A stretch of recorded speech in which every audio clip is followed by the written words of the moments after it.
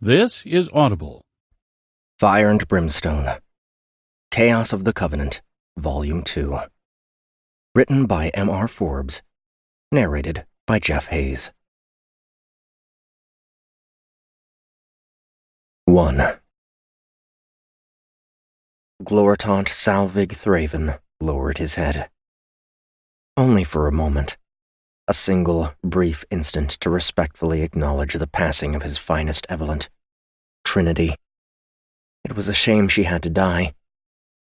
When he raised it again, he smiled. "Is this how it begins?" he said to himself. The great return, the promise of the Covenant, a new Evelyn in the making, perhaps the strongest of them all. Perhaps stronger than me? He laughed at the idea. He was a gloritant of the Nephilim. He had survived the wars. He had seen civilizations rise and fall. He had been in the extant for millennia, tending to his flock, preparing them for the future when the promise of the Father would be fulfilled. A promise born of the cycle of all things: chaos, strife, death, power, control. The outworlds, the Republic. They were labels. 2 shards of a broken whole, but only 2 shards. He would unify them as he had been ordained to unify the extant. He would harvest them as the Father had promised the harvest. 900 planets, 22 species of advanced intelligence, the most successful evolutions to arise from the countless seeds that his kind had helped God sow across the universe. Until the rebellion, until his demise at the hands of the Father, when the Nephilim no longer followed his commands or accepted his rule, when his technology became their technology, when his blood was filtered to become their gift. It had been left in ruin, primordial, basic. It had taken time to start over. They had waited in the extant for the crops to grow. They had been patient, as their father told them to be patient. Their civilization rose and fell and rose again, and he remained above it all. He never forgot the Covenant. He never lost hope. It was promised to them, and the Father didn't break promises. He stood up and walked over to the transparency, through which he could monitor the construction of his fleet. 99 ships rested across the plains of Kel. The Fire was the largest. It sat at the head of the group. Peaceful, calm, patient. It was proof that the ways of the past, the technology of the first Nephilim, would see them rise once more. He would be the uniter. He would bring his flock back where they belonged, never to flee again. He had taken a risk putting the Brimstone into the field, dangling it in front of the Republic so brazenly. He had taken a bigger risk allowing the imbecile Ursan Gall to go to Droon with the hopes of rescuing his wife. He had never expected the Outworlder to be sensitive enough to feel the change in her gift. While Ursan had accepted it, he didn't believe in it. He wasn't capable of believing in it. His mind was so filled with vengeful hate that he couldn't see how the power of the gift could carry his potential beyond his emotions. He had taken it because Trinity had asked him to. Whether that decision would transform him or devour him was still to be determined. Thraven had known his Evelyn would revive after her first mortal wound. He also knew she wouldn't revive after the second. Abigail Cage, an unlikely potential, had taken her head. Would she take Ursan's as well? He laughed at that thought too. With the Fire under his control, the Brimstone was expendable to serve a greater purpose. With Trinity's death, a new force would rise. By the time it did, his fleet would be completed, the war machine of the Nephilim revived once more, the promise set to be fulfilled. The harvest was nearly ready. 2. Abby sat up. She blinked a few times. She turned her head toward the medical bot standing beside her, staring at her. "I'm not dead," she said. "No," the medical bot agreed. "I should have been dead." "Yes." "Why am I not dead?" "I do not know." I am currently in recovery mode due to a system's fault. I am unable to diagnose. Abby looked down at herself. Bits and pieces of her hellsuit rested across her flesh and on the table, expelled from her body as it knitted itself back together. The suit was still intact on her feet and calves and missing from her upper torso where she had taken the most damage. Dried blood was caked across her skin, marking her everywhere. When she thought about it, she could still feel the bullets hitting her. She could still feel the pain of the mutilation. And that was what had happened. She hadn't just been shot. She had been mutilated, torn up by the collective firepower of an entire platoon of soldiers, most of them in battlesuits. Where had that shuttle come from? And who the hell was the asshole that ordered them to kill her? She reached up and rubbed her face, picking some of the blood away. She held it between her fingers, staring at it. The blood of life. That was what Thraven's killer, Trin, had called it. The gift that had made her somewhat bulletproof, and now seemingly immortal. You only have half, she remembered Trin saying to her. Half of the gift. Half of the power. What could she do with the rest? Set herself on fire? Ben Hill called her the Demon Queen. That didn't mean she wanted to be one for real. That wasn't right. She wasn't immortal. As far as she knew, she had never stopped breathing. She had never stopped living. She had come as close to the edge as anyone would ever want to be, but she hadn't gone over. There was a distinct difference. Somehow, her team had gotten her out of there. Somehow, she had survived. She leaned over, pulling the scraps of her hellsuit off her body. "Do you have a robe?" she asked the bot. It walked over to a nearby shelf and retrieved a thin, white cover, holding it out to her. "Thank you," she said, as she took it and slipped it on. "I'll send Gant back and reset you. If I have time later, I'll see if I can update your programming to accept miracles as a potential cure." And that's what it was, wasn't it? A fragging miracle. She wished it were that simple. She was afraid of what it really meant. The only things she knew about Glortant Thraven scared the shit out of her. He had access to a power unlike anything she had ever seen or heard of before, something a part of her wanted to call magic, while the other part wouldn't believe such a thing existed. He was building an army that included any number of warships. He had control over the Fire and the Brimstone, the two most powerful starships the Republic had ever made. Oh yeah, and some of the soldiers in that army could only be stopped by removing their heads. What the frag? "I will look forward to that," the bot said. It used an appendage to reach into a cabinet behind it and retrieved 2 pills, holding them out to her. Another limb produced a cup of water. "Take these." "Painkillers?" Abby said. "Yes." She smiled. "I'm not in pain." It froze for a moment, clearly trying to process the statement. Then it put the pills and water back. "I will prepare your discharge report. You are free to go." "Thank you," she said. Not that she needed the bot's permission to leave. She hopped off the table, looking back at the mess she had left behind. "Are you able to sterilize the room in recovery mode?" "Yes. I will clean up." She didn't envy the bot. There was blood everywhere. Only the gift had saved her.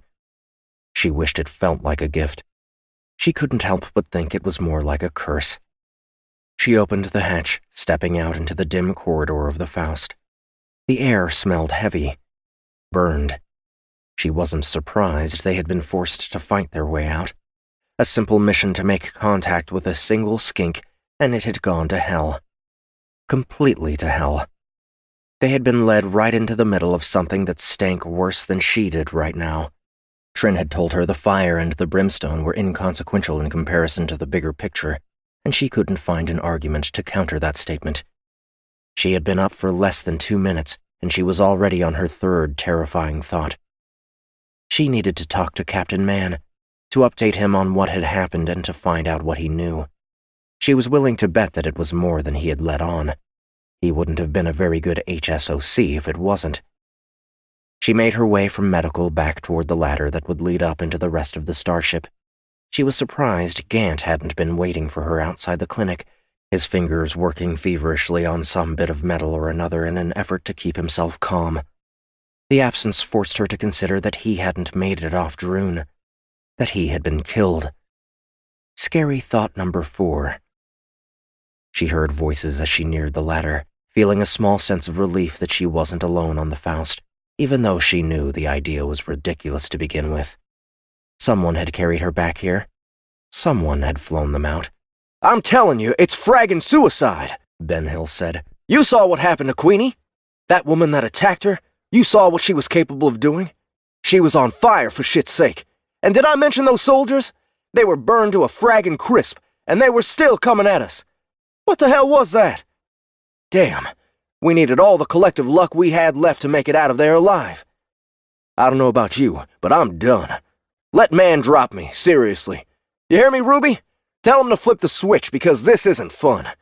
I'd rather die easy than go back out there and get thrown around like the invisible hand of God is bitch-slapping me or get taken out by a fragging piece of toast." "It was always 99% suicide, Jester," Irie said. "Do you think rotting in hell is better?" I think anything is better. Whatever the frag is happening out there, it isn't normal. It isn't even human. Neither am I, Pick said. That's not what I mean. I don't know. It's like a horror stream. Demons, you know? For real. Monsters. Nightmares. Shit. "Can you just cool it for a minute?" Bastion said. "Ruby, don't tell Man to kill Ben Hill just yet." "I have no intention to," Ruby replied. "Yet. I may be synthetic, but I still understand emotions." "Jester, the mission is to recover the fire and the brimstone. We do that, and we're free and clear. We don't have to fight the boogeyman. We just have to get the ships back." And how the frag are we supposed to do that? We ran away, which means we don't even know where the hell they are. Which means we're back to square one. Your whining is giving me a headache, Pick said. Frag you, Pick! Seriously, Bastion, our only lead was on Droon, and even if he isn't dead, there's no way we're going back there. Gant is missing, Queenie is dead. We're screwed, even if none of you want to admit it. I don't want to die, but letting man do it is a hell of a lot less painful than what's in store otherwise. Abby decided she had heard enough. She could feel herself getting more and more angry, the sensation of motion beneath her skin beginning to return as she did. She wanted to shower and change, to get back into a suit and have the familiar pressure on her flesh again. She was glad to hear the others standing up for one another and the mission. Or maybe it was self-preservation and denial. It didn't matter.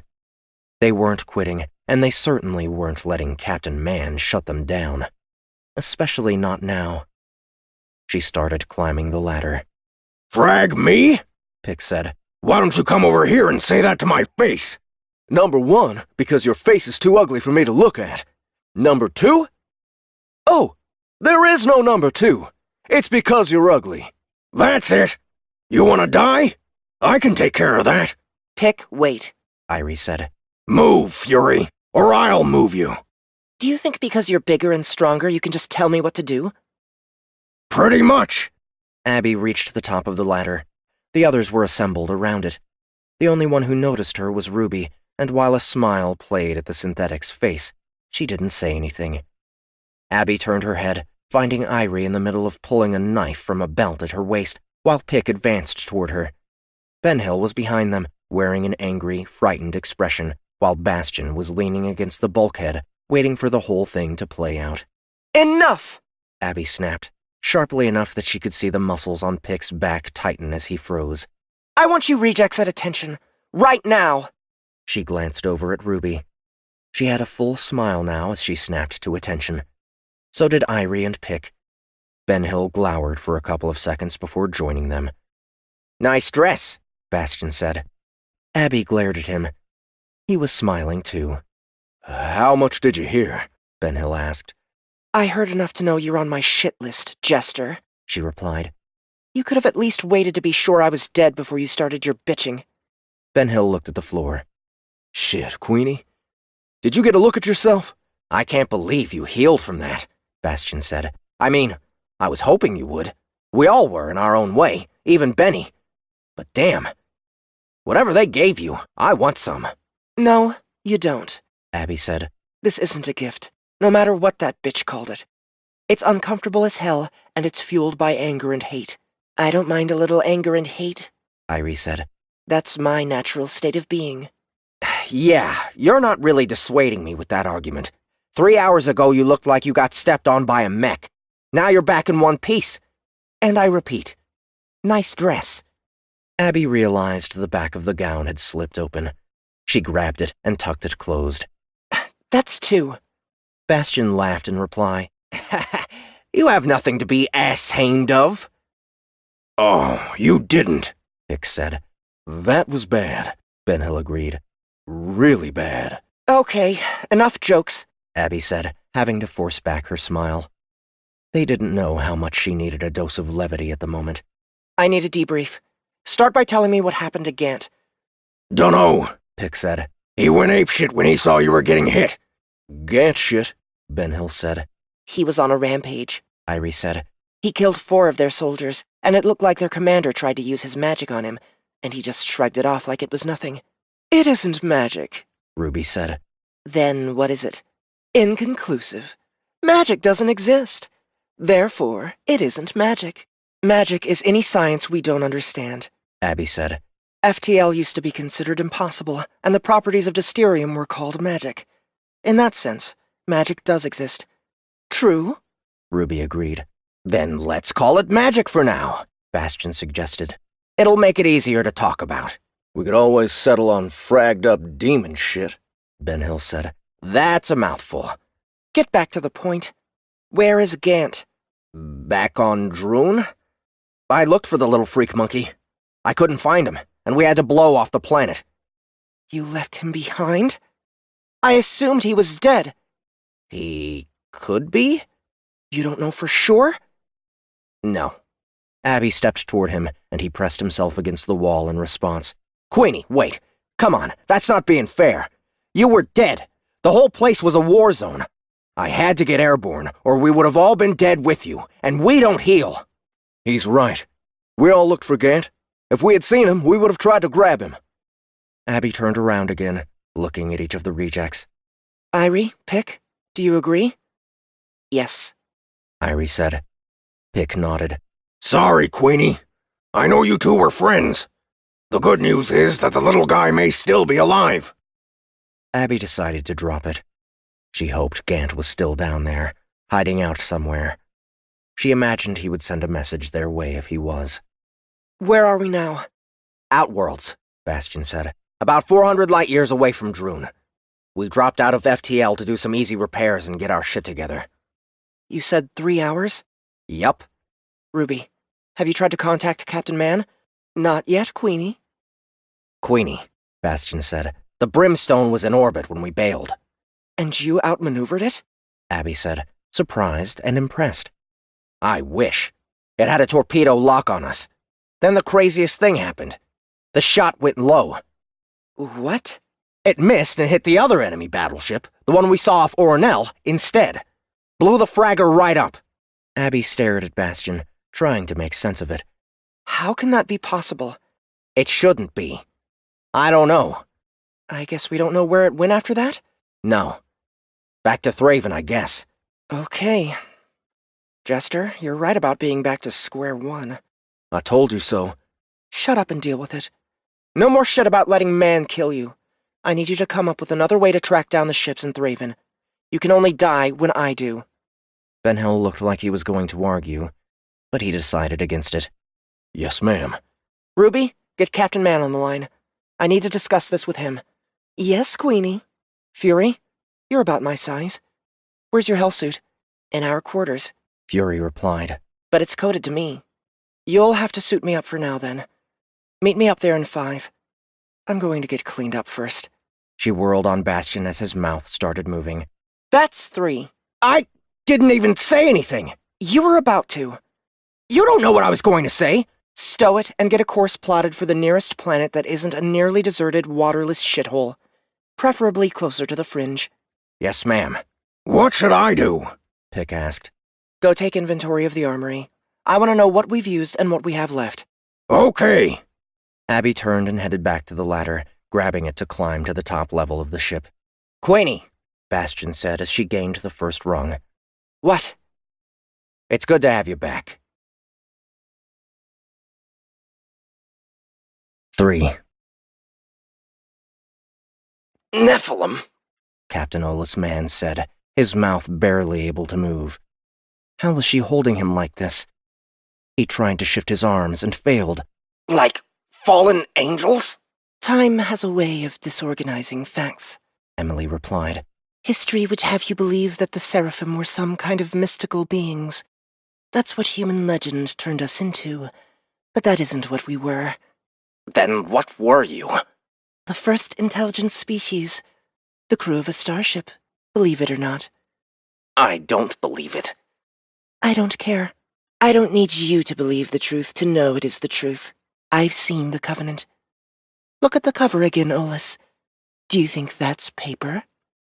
Olus found his head was suddenly free. He turned it to look at the projection again. It looks like paper to me. The discoloration is from data loss. My version is a copy, of course, a duplicate of the original carried from this part of the galaxy nearly 10,000 years ago.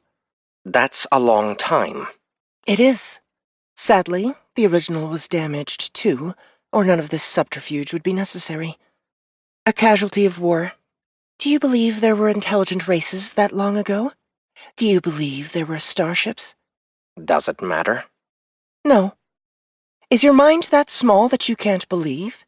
And Gloritant Thraven speaks of you with such respect. You should be honored by his caution. For all the good it's done me? How did you know I was here? I could smell you. I saw your live stream. I know what you were doing in there. Did you enjoy it? Mars is old, but her body is in good condition. Why do you drink her blood? I enjoy it. You enjoy it? That's all? It's a long story, going all the way back to the origin of the Nephilim. I'm sorry, Olus. I don't have time to tell it to you. She moved to him, leaning past and reaching to where he had placed the extender.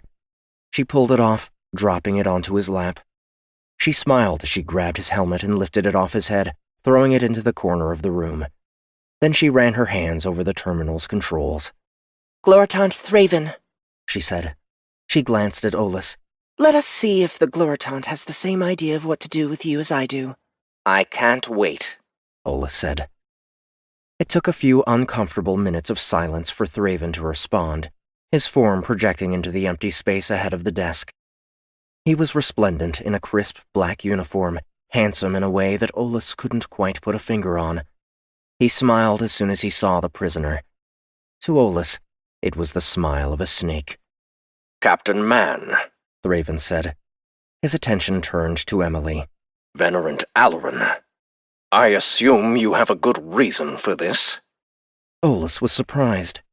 Thraven didn't sound happy.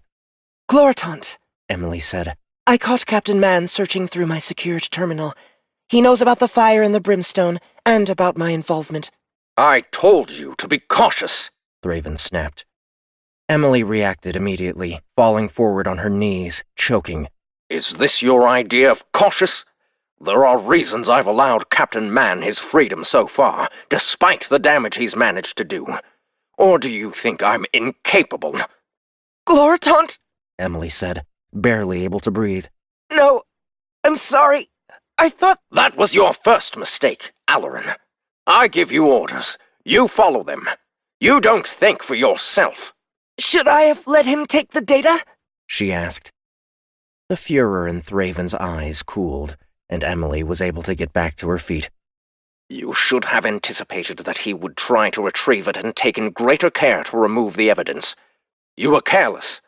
You've created another complication. Be thankful I still have need of you.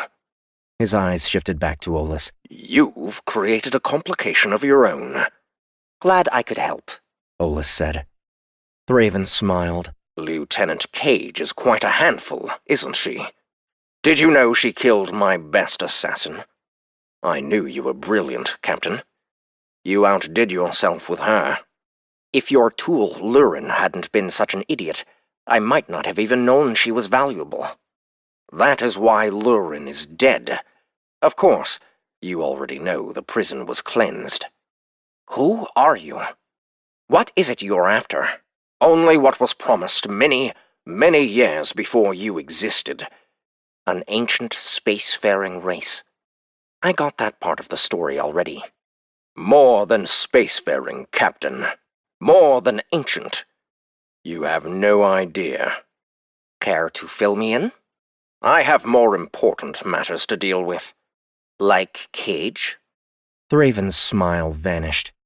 I would prefer that you were still in play, Captain. As long as you were investigating the disappearance of the ships, the Republic was willing to sit on the sidelines and wait for your reports, to give you time to handle the matter quietly. With the help of your plants on the committee, I'm sure. Like Omsala. I'm not quite ready to go to war with the Republic just yet. The fire and the Brimstone are powerful, but even they wouldn't survive a joint assault by multiple fleets. Olus felt a chill as he realized what Thraven was suggesting. You're building more of them. The smile returned. Many more. We didn't have the resources for all of the research and development that went into the prototypes. The specifications were damaged, and time also erased portions of the data. Now that the technologies have been reintroduced and reintegrated, it is simply a matter of time before we fulfill the promise of the Covenant and make our great return. Return to where? Earth? No. Though the path leads through Earth, through the worlds of your charted universe, and through the beings of the one you call God. We intend to return home, Captain. Our true home. We intend to finish what we started here and free our brothers and sisters from the yoke of control they've been under for countless ages. We killed one shard of God, and we will not rest until we've killed them all, along with the Source. Olus continued to feel the cold chill wash over his body. He had no doubt about Thraven's seriousness, even if he wasn't quite sure of his sanity. Then again, the fact that he was being held paralyzed by nothing at all did lend weight to the man's statement, as outlandish as it seemed. In the end, it didn't matter if what Thraven believed was true or not. The Gloritant still wanted to do harm to the Republic, and that meant he had a responsibility to do everything in his power to stop him.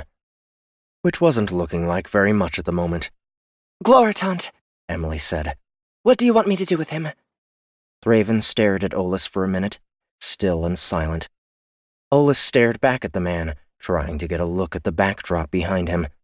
The comm projection blurred it intentionally to keep focus on the subject, but maybe he could spot something that would give him an idea where he was preparing his assault. I need time, Venerant. Time to finish preparing the fleet. I will inform General Omsala of Captain Man's condition, but I expect we'll need more than that to convince the rest of the Republic Council that the Director is part of the problem and not part of the solution. You want to frame me? Olus said. I can't simply kill you. Or I would have beforehand. Your position and reputation require a more delicate touch. Venerant Alarin, you are personally responsible for Captain Man. What do you want me to do with him? I had thought to convert him. In time, perhaps. For now, ensure that he does not escape Faerû. Olus stared at the image. There was nothing there he could use. The background seemed to be a transparency of some kind, with a flat plane spread behind it. He could make out the shape of starships there, confirming Thraven's statement that he had a fleet in production. So what? They could have been on any one of hundreds of planets. That's all? You want me to hold him prisoner? Yes, that's all. The link was broken, the projection vanishing. Olus looked into the empty space for a few more seconds. He knew exactly what Thraven intended. Even worse, he had created the conditions for him to do it. 4. Abby watched the dried blood fall off her, the cleanser pulling it away as it rained down from overhead. Slightly thicker than water, the gel captured dirt and grime and dead skin, sloughing it off as it fell to the floor, sinking into a tube where it would be carried to recycling and treated for another use. It only took a minute for it to get her completely clean, and she stepped out of the stall and grabbed the robe the medical bot had given her, wearing it as she crossed the short open space to the quarters she shared with Irie. Irie was already waiting there, having placed her hellsuit on Abby's mattress in anticipation of her return.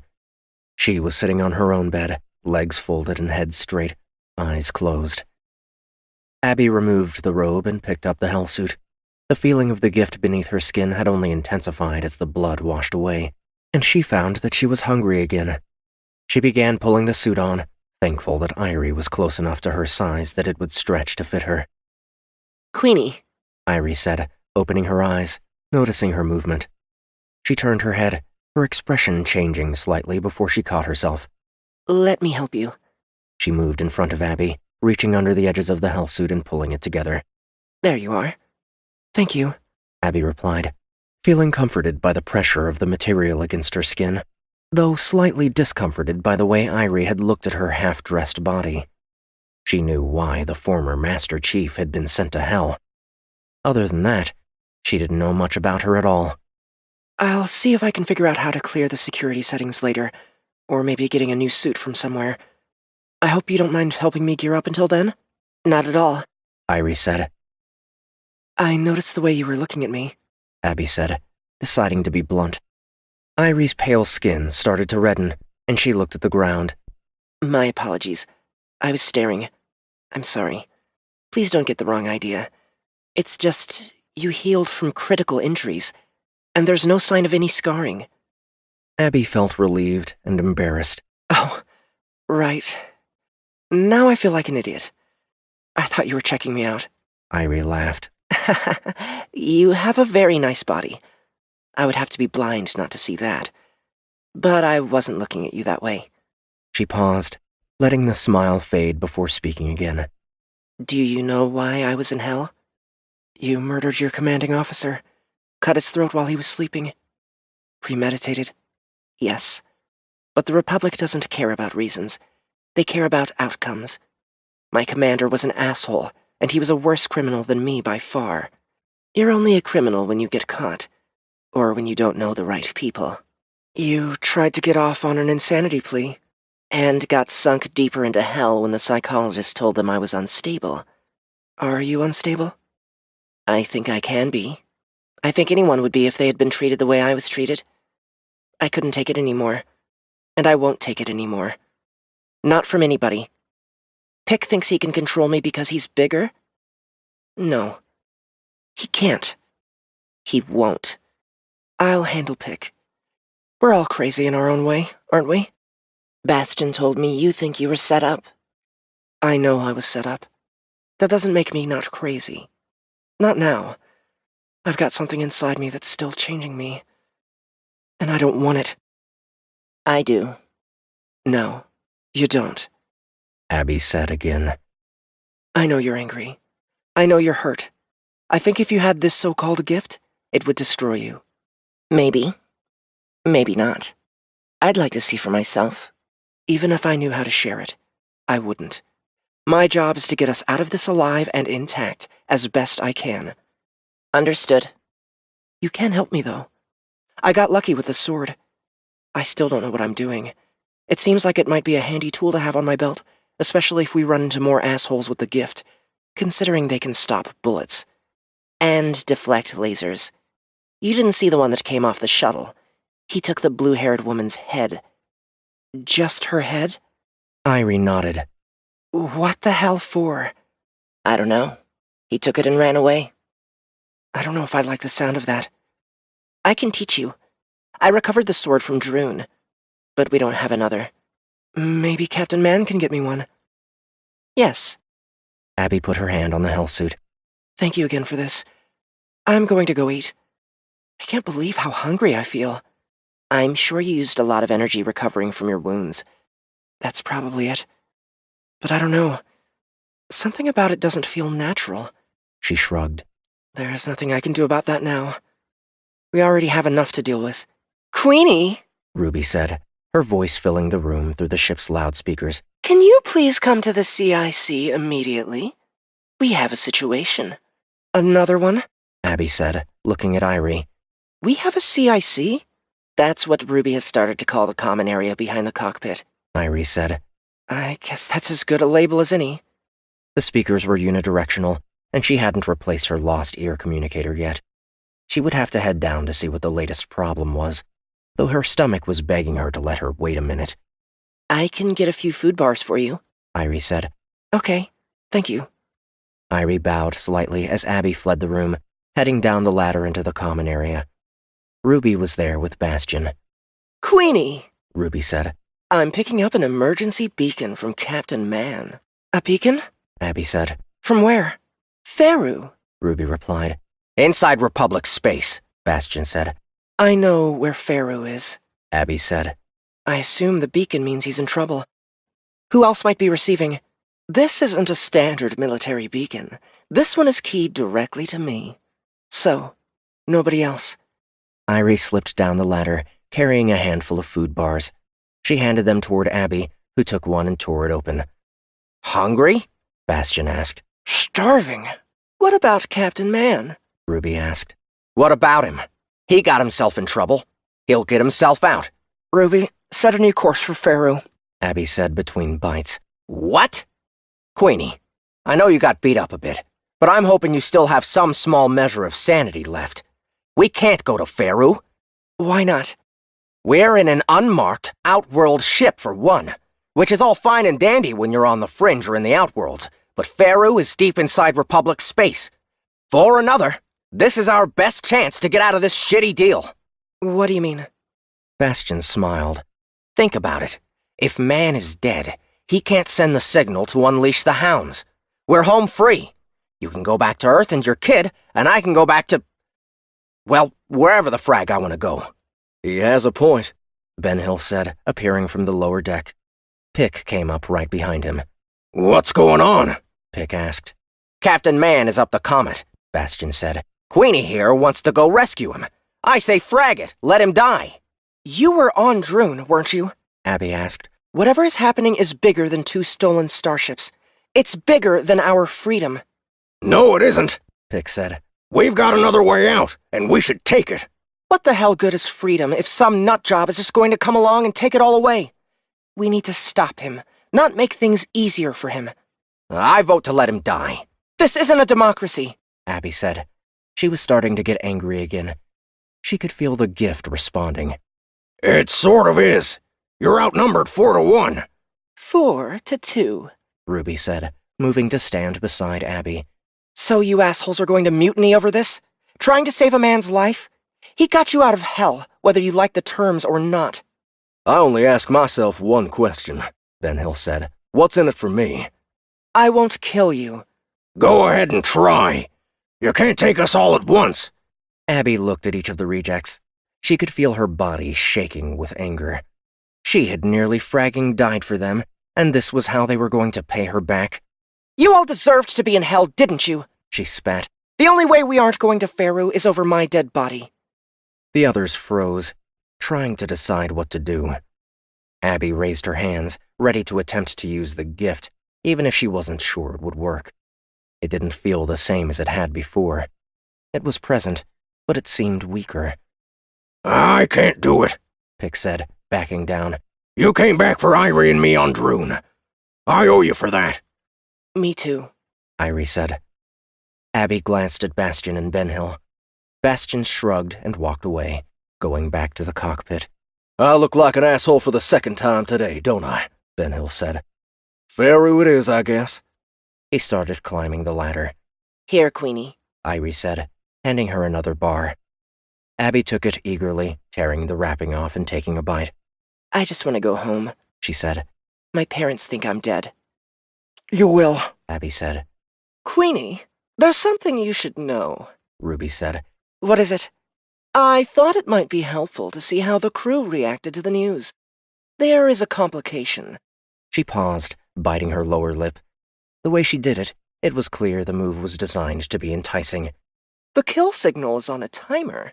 If Captain Man doesn't reset it, the clock will hit 0, and the transmission will go out.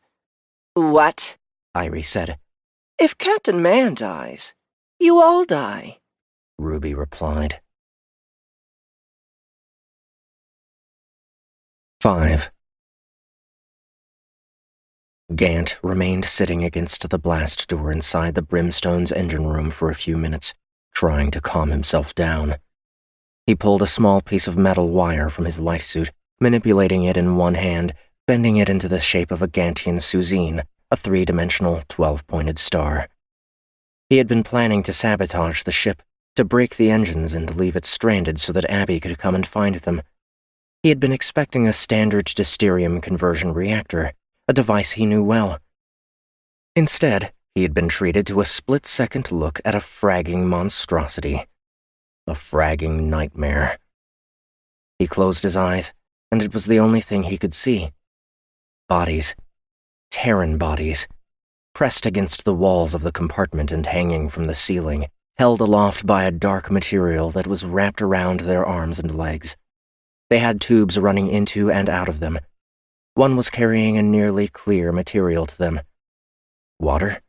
Nutrients? The other tubes were blood red and connected to a machine in the center. The Terrans were alive, their eyes open, their chests moving slightly up and down as they breathed. There were at least 100 of them, though he was sure it was more. He couldn't see all the way to the back of the space. The device in the middle was tech of some kind.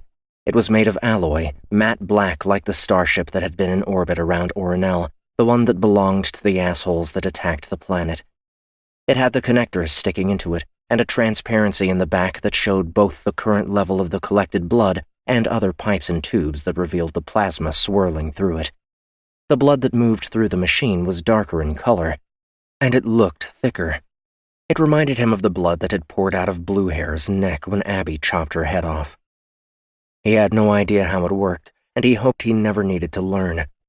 Whatever this was, it wasn't right. It wasn't sane. How could the Republic have created something like this? How could they approve of it? He didn't have a high opinion of the masters he had once served, but he was pretty sure they wouldn't have. That meant Egan Heavyworks knew what this ship was. And if that were true, didn't it also mean they had helped Thraven steal it? And what the hell was the ship? How could he even define it? It was using Terrans as some kind of horrible fuel source? What might it be using for weaponry? Fragging fetuses? The idea made him nauseous. His fingers worked more quickly, folding the metal into a suzine. He had to do something. But what? Obviously, his original plan wasn't going to work. If he could get in, could he save the poor bastards inside? Could he at least put them out of their misery? What if life support was dependent on the reactor? He would be killing himself, and while it might get one of the ships out of Thraven's control, it would make it harder for Abby to find out where they had taken the other one. Plan B, he said to himself, swallowing his fear. Get the beacon up. Let Abby figure out what to do with this horror show. He pulled himself up on shaky legs, making his way over to the terminal on this side of the blast doors. He activated it, hopeful that the system wouldn't report its use. It didn't matter. It was secured. He would need the command key to get in. He backed away from it.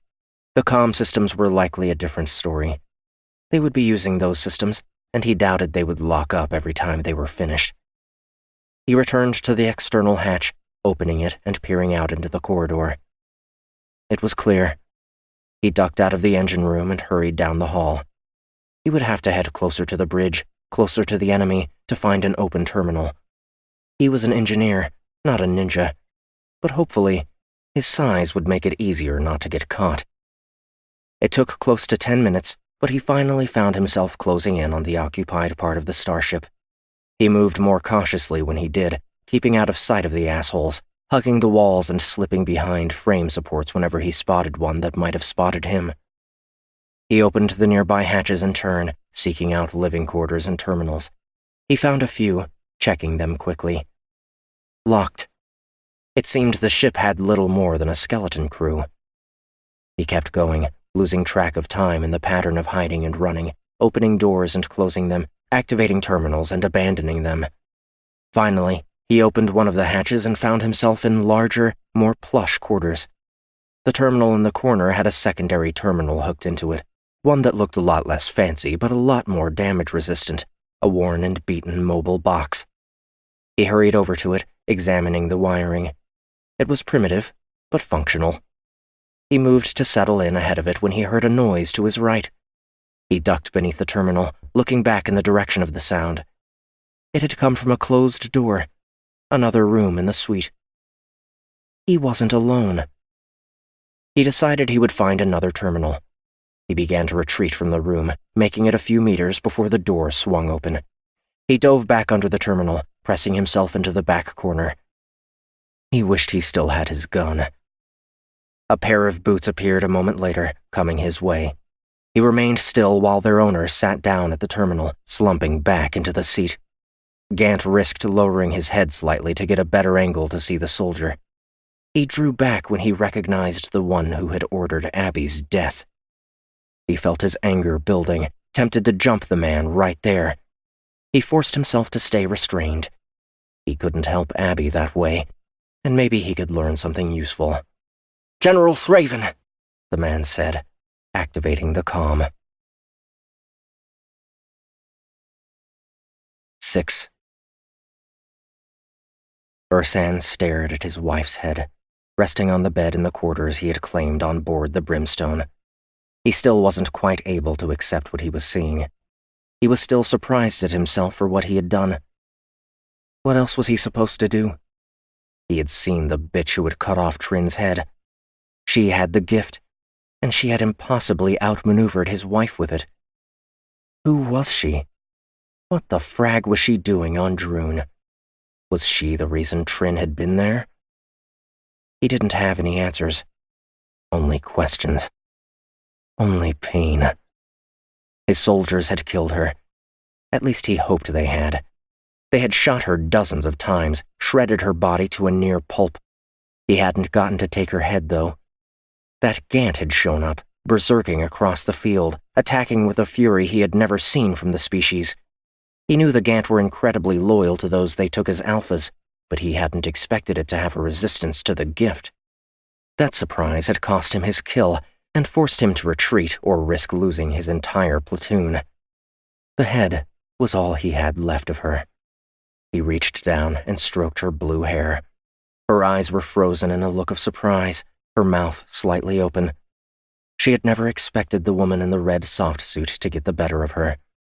She hadn't expected to be torn in half by a gift-enhanced sword.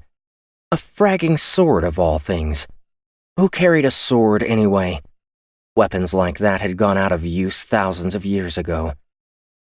Trin was dead, and he wanted to know why.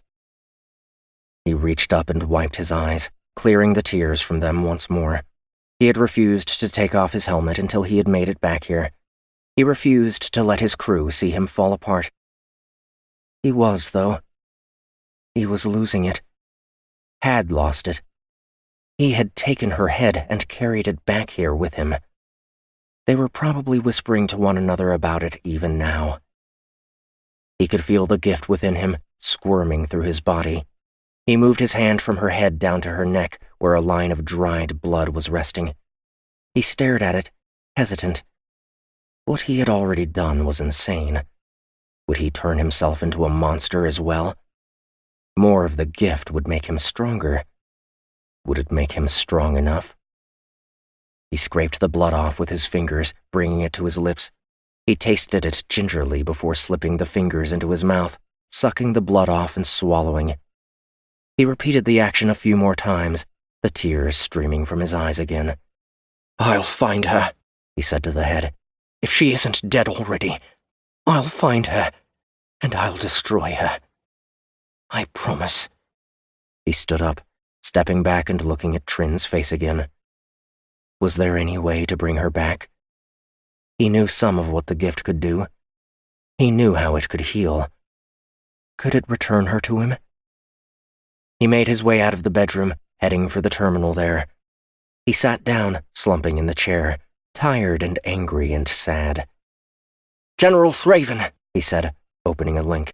Then he leaned back further, wiping away the wetness on his face while he waited. Captain Gall, Thraven said, responding a few minutes later. She's dead. Ursan said. I'm aware. Who is she? Who is who? Don't frag with me, General. The other one. She had the gift. Who the hell was she? Oh, you mean Lieutenant Cage.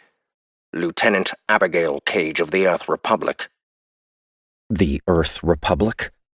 Ursan could feel the gift burning within him.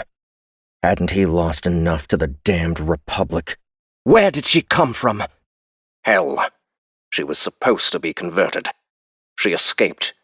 I sent Trin to find her. You sent Trin to die, you son of a bitch! Thraven raised a hand, and suddenly Ursan was choking. Watch yourself, Captain, Thraven hissed. I allowed you to make an attempt to save her. Did you arrive too late? The failure is yours, not mine. He felt his throat clear. She shouldn't have been there. Not alone. I told you we're better as a team. This woman, Cage, wouldn't have been able to stand up to both of us. Your wife was the best assassin in the Outworlds, Captain. I had no reason to believe she would fail against a woman who had only been given the gift days ago. Ursan put his head in his hands. I know. I'm sorry, General. I'm not handling this well. You're only human, Captain. The gift. I know if we lose our heads, we can't regenerate. But what if we have the head? Can we bring it back? Maybe attach it to a synth body or something? Thraven's eyes narrowed, and he looked disgusted. Did you take Trin's head, Captain? I might... There's nothing anyone can do. Your wife is decapitated. I'm afraid it's fatal. The gift isn't magic. It can't do the impossible, only things that seem impossible to those who don't know any better. Ursan nodded. He had been hopeful. That didn't mean he was going to throw Trin's head out of an airlock. What about Cage? Do you know if she's still alive? I fired a torpedo at her ship, but it missed. Thraven's whole face turned dark. What? It hit the Lahar. I don't know how. We had a lock. You hit the Lahar? Destroyed it, I think. I'm sorry, General. I don't understand it. We couldn't hit that damn ship no matter what we did. All of our shots seemed to go around it. I see, Thraven said, his expression turning curious. Ursan was surprised by that. He should have been furious for the loss of the battleship. He expected to find himself choking again. He didn't. You disobeyed my orders. You destroyed one of my ships. You should be thankful I don't kill you where you stand. I know. Please, General. If Cage is alive, I want to find her. I want to be the one to catch her and kill her. Your wife couldn't do it, but you believe you can? I have a lot of motivation. Thraven smiled. Return the Brimstone as you were ordered, Captain. General, are you resisting me again, Ursan? Are you questioning my ability to lead this war again? I want revenge. I want the Brimstone. That is an order, Captain. Do not disobey me. Ursan scowled, but nodded. Yes, sir. We're on our way. Thraven cut the link, his projection vanishing. After Abigail Cage is dead, Ursan said, getting to his feet. Once I've had her blood, I'll kill you too, you son of a bitch. 7. We're almost to Faru, Bastion said, glancing back at Abby as she entered the Imp's cockpit. I hope Fringe Patrol doesn't catch up with us too quickly. He shook his head, still not happy about the idea of trying to rescue Captain Man. I hope we can avoid orbital patrols and planetary defense, too. The place has to be crawling with Republic assets after what happened here. I told you what Ruby said, Abby replied. Regardless of what you thought you wanted, and whatever you were willing to do to get it, if we don't make an effort, then we're all dead. That doesn't mean I have to like it. I haven't liked anything since they sent me to hell. I'm still here. I'm still fighting. Better go strap in, Queenie. I have a feeling this is going to be a hell of a ride, and we don't have Gant here to fix our shit if it decides to break. You'll get us down. I have faith in you. She tapped him on the shoulder and then headed to the rear of the shuttle. Pick, Ben Hill, and Irie were already strapped in, looking almost like a real team in their dark light suits. She was the one who stood out. Her soft suit and the HUD Gant had made her were both destroyed on Droon, and they didn't currently have another that would fit her, which meant she was going in unenhanced. It wouldn't be the first time she had made a drop without augmentation. She had done a job in a short dress and high heels once, a mission to get some data from some rich corporate asshole who turned out to be funding a mercenary unit for the Outworlds. The hellsuit was still a step up from that. She just wished she had more pockets, a tactile interface, and some breaker gear. Brute forcing her way into anything just wasn't her style. At least she had an ear communicator, though it was a pretty lousy setup compared to the TCUs the rest of the rejects were wearing. It was enough to connect her to the network and send orders, but she would be relying on them to do most of the heavy lifting. Ruby, she said, contacting the synth. ETA? 97 seconds, Queenie, Ruby replied. Abby took a seat, pulling the built-in straps over her chest and attaching it between her legs. She glanced over at the others. Pick raised his hand in acknowledgement. Speed is key here, rejects, Abby said. Ruby will dump the imp near Faru's orbit and head into FTL again, taking up a position still in sensor range, but hopefully far enough out that PD and any Republic orbital defense will decide to observe and let Border Patrol deal with the problem. It's not like our space bird is all that imposing, and I think her presence will leave them a bit confused. Meanwhile, we'll have 20 minutes total to find Man and get him out. We have to make it back into orbit for the rendezvous, or the odds are high that the Faust is going to get blown apart by a Republic warship while we're fragging around on the surface. If that happens, none of us go home, and we all die. If Man dies, we all die. If the imp gets knocked out, we all die. Is there a scenario where we don't die? Ben Hill said. Because this is the worst battle cry I've ever fraggin' heard. You want me to hold you while you piss too, Jester? It's honest. We have to be clean and on point or we're fragged. There's only one way we live, and it's by doing everything right. I've got your back, Queenie, Pick said. Do you okay? Abby replied, not letting him off the hook for his earlier resistance. Yeah. I'm sorry about before. I just thought we had an easy way out, you know? No offense, but I'm a little claustrophobic riding around in this thing. And Jester smells. I smell. Try getting a whiff of yourself sometime. Pick laughed. 20 seconds, Queenie, Ruby said. Lucifer, are you set? Roger. Firing her up now. The imp shuddered for a moment as the reactor came online. Abby put her hand on her thigh to the belt wrapped around the hellsuit. A pistol with an extended magazine sat on her left side. A Republic Army standard-issue knife rested on her right. 10 seconds, Ruby said. Abby leaned her head back. 20 minutes. They had a general idea where on the planet Man was because of the beacon, but otherwise they were going in blind. What were the odds they could get in, grab him, and get out in 20 minutes?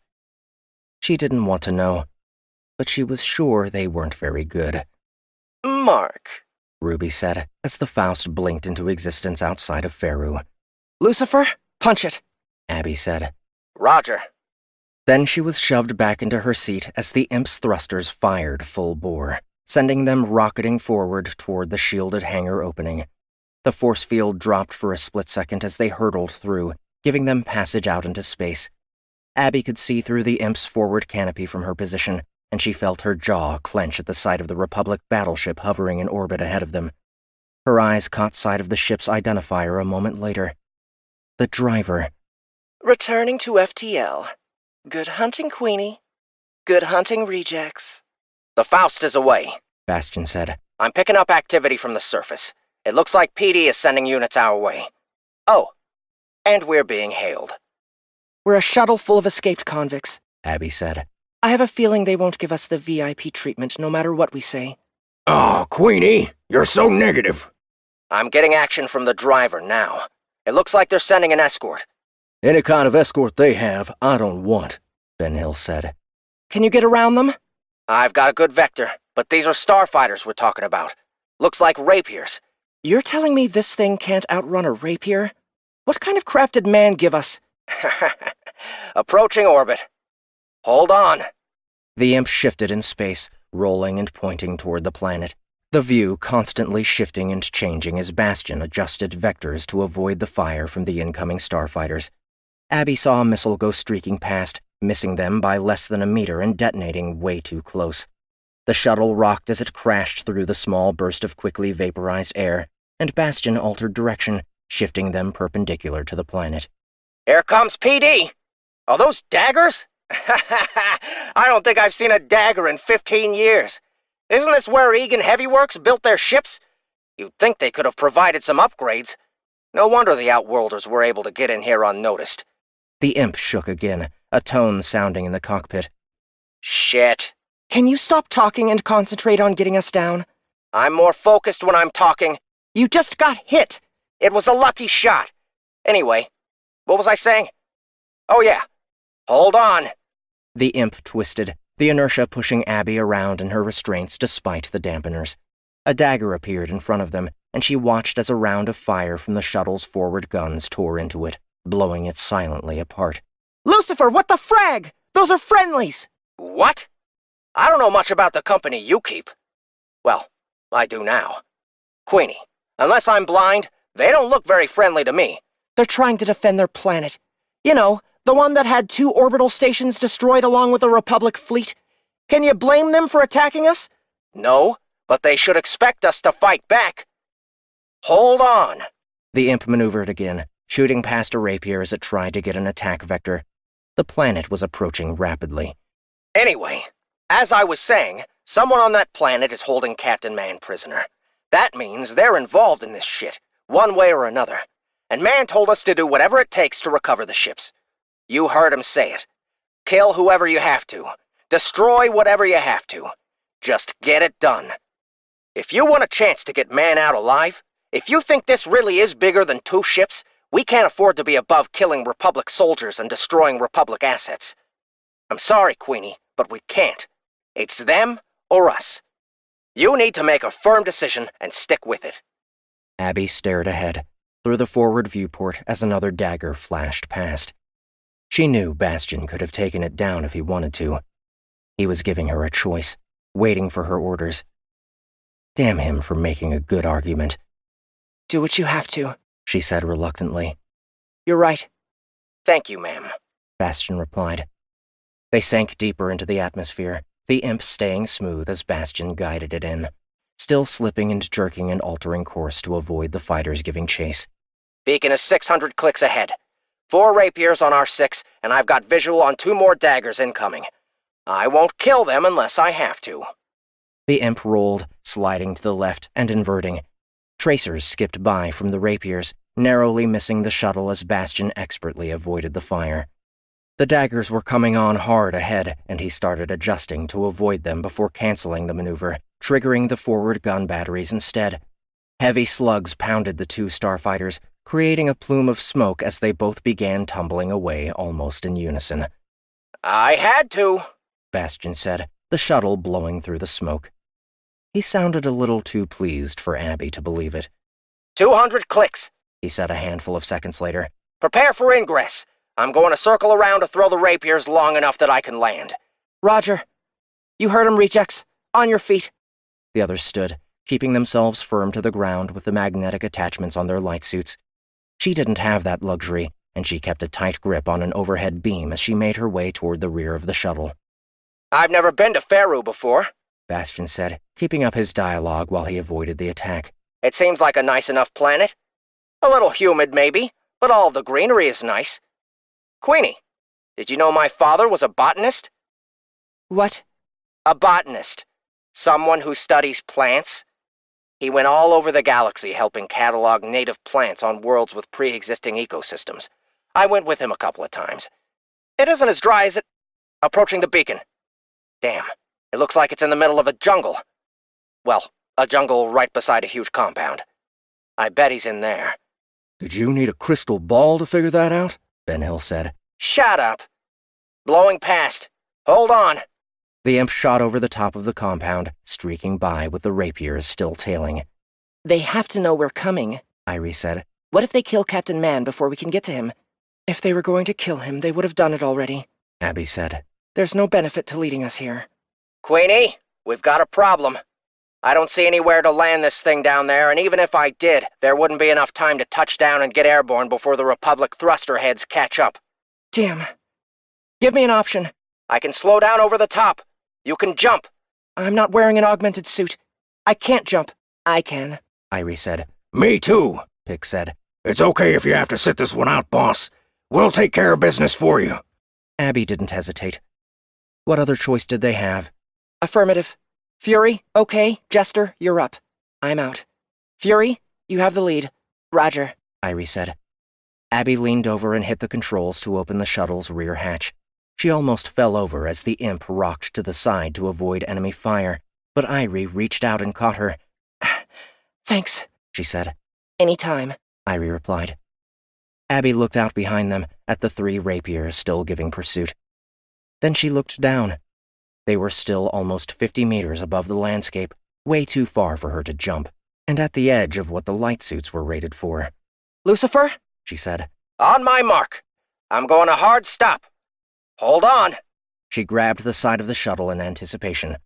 Mark! Bastion said. The reactor screamed, the thrusters shutting down, the anti-gravity coils going to full power to compensate. They came to a shuddering slowdown, the rapiers shooting by on both sides, sending a final volley as they did.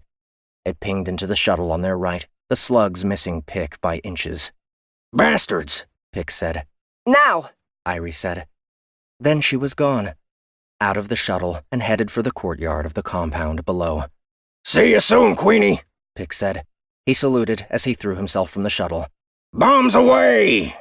Ben Hill watched from the edge for a second and then turned to salute her as he threw himself out. Clear your head. We're on the move, Bastion said. How the hell are we going to retrieve them? I can outfox those tools and the fighters with my eyes closed. I'll get a better approach set up while they're inside. Watch your head, Queenie. The rapiers are circling back, and I don't want you to lose it to the hatch. Abby watched the falling rejects extend their arms, the gossamer film between flowing out to slow their descent. She looked to the cockpit, where Bastion was leaning over, looking back at her. What's the holdup? He asked. Lose my head? Abby said. Maybe I can make the jump after all. I don't think... She didn't wait for him to finish. She threw herself from the shuttle. 8. She didn't think all that much about the fall. After all, it wasn't the fall that would kill her. Then again, after what had happened on Droon, she was pretty sure the landing wouldn't kill her either. It would just hurt real bad. She watched the scene below her. Ben Hill, Irie, and Pick were almost on the ground. A squad of guards had emerged from one of the doors and was moving into a defensive position, spreading out behind a half-wall ahead of the main structure. The rejects spotted them immediately, finding their own cover and prepping their rifles. Nobody seemed to notice her. She could feel the gift beneath her skin. She reached inward for it, trying to use it to help break her fall, even if she wasn't sure how. She didn't feel it burning. She didn't feel it responding. She only had a few seconds. She knew there was one thing that had seemed to cause it to react. She needed to get angry. She turned her thoughts to Haley. These assholes were trying to keep her from her daughter. They were trying to kill her teammates. They were holding the key to her survival captive. And if she hit the ground without the damned gift, she was going to break her damned legs and probably get shot to hell again. She felt the burning beneath her skin, rising up from her feet and into her ankles, from her ankles to her knees. Gloritant Thraven had given her this. He had hoped to control her, to use her. Man was using her too, but at least he had good intentions. At least he wanted to help protect people. Thraven had forced her to agree to kill innocent individuals. He was pushing her toward a place she didn't want to be, whether he knew it or not. The ground came on hard and fast. She hit it feet first, the impact sending out a shock wave that seemed to spread around her, the kinetic energy being pushed outward instead of absorbed into her body. Her knees flexed slightly, and then she was still, standing and unharmed. She allowed herself a slight smile. Then she got to work. Fury, okay, I'm down, she said. We can't afford to get pinned here. We have 10 minutes. That's not a lot of time. Affirmative, Irie replied. Cover me. Okay, boss, Pick said. Abby pulled the knife and the pistol as she ran toward the side of the main building, perpendicular to the guards. They still hadn't noticed her, and they were even more distracted when the rejects started firing on their position. Bullets bit into the wall in the side of the building while the guards hunkered down behind it. Abby stayed close to the wall, coming at them from the side, raising her pistol and aiming without the assistance of the TCU. She fired, 2 bullets for each guard, hitting 3 of them before they realized they were under attack from their flank. They turned her way, staying low while Benhill, Irie, and Abby continued to fire. They didn't see Pick running toward them, and he vaulted the wall, grabbing 2 of the guards and throwing them hard into the side of the building. The remaining soldiers stood to run, only to be hit by Irie's assault. clear, Pick said. Abby joined him at the door the guards had streamed from. He tapped the controls, but it didn't open. locked. He said. I thought you couldn't make the jump, Irie said, reaching them. but I'm not surprised you changed your mind. Or that you survived the fall. If I had my soft suit and gear, I could open this in seconds. Abby said. We'll have to do it the old-fashioned way. Pick said. He stepped back and waved his arms. Get ready. They might have more guards on the other side. The rejects leveled their weapons. Pick charged the door, turning to put his shoulder against it. Trovers were big and strong on their own.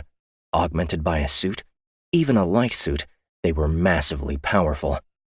The door agreed, bending inward as he slammed into it. One more, He said, backing up and ramming it again. It folded under the pressure, breaking off its guides and collapsing loudly into a kitchen. Pick held his arm out toward it. Ladies first. Too kind. Abby said, moving into the building. She scanned the kitchen. Clear. How do we find Captain Man in here? Benhill asked. This place is huge. We don't need to find him. We just need to find somebody who can take us to him. In other words, don't kill anyone else? Pick said. Not yet. Okay. They moved through the kitchen and out the doors into a large, open space with tables arranged around the edges and clear floor in the center. It was vacant as well, and they followed the doorway into a wide corridor. Queenie, Bastion said. how's it going down there? We're inside, trying to find Man. How are things with you? Getting a little bored with flying circles around these monkeys. I really want to shoot them down, if only for their incompetence. If it buys us time, do it. Abby said, drawing a look from Pick. What? Is there a difference between killing 1 and killing 1,000? It's still killing. Pick smiled. Welcome to my worldview. Abby moved out into another hallway, keeping her posture alert and ready. Irie stayed close, her rifle positioned on her left side. I'm reading something on IR, She said. Coming this way. How many? I got something too. It looks like they're trying to surround us. This way. Abby said, leading them forward at an increased pace. She wished she had a TCU so she could see what they saw. How far?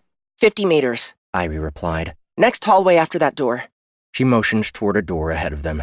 It looked like it was made of actual wood. It's going to get ugly in here, Pick said, turning around as the first of the squads behind them closed in. He started shooting, backing them off.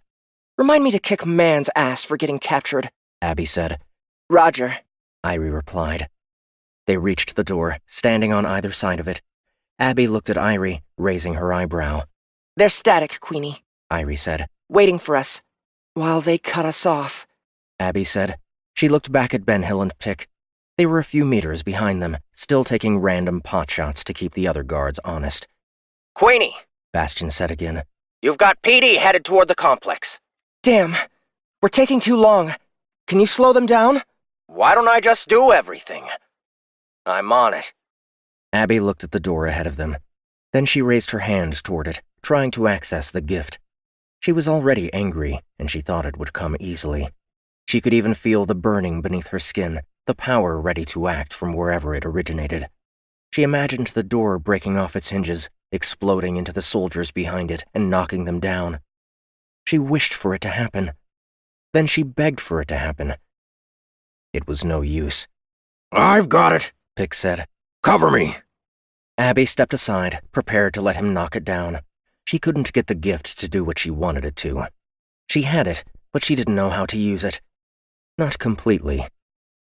Pick approached the door while Irie turned to shoot at the soldiers at their backs. Abby remained beside the trover, ready to shoot into the next room once the door was out of the way. Pick turned his shoulder, preparing to charge. Wait! I want to try something. This isn't the best time to experiment, boss. I don't know about that. Her heart was pounding, her pulse heavy, her body burning. She was angry about being here, angry about being shot at, angry about someone wanting to do harm to the Republic, and by extension, her family.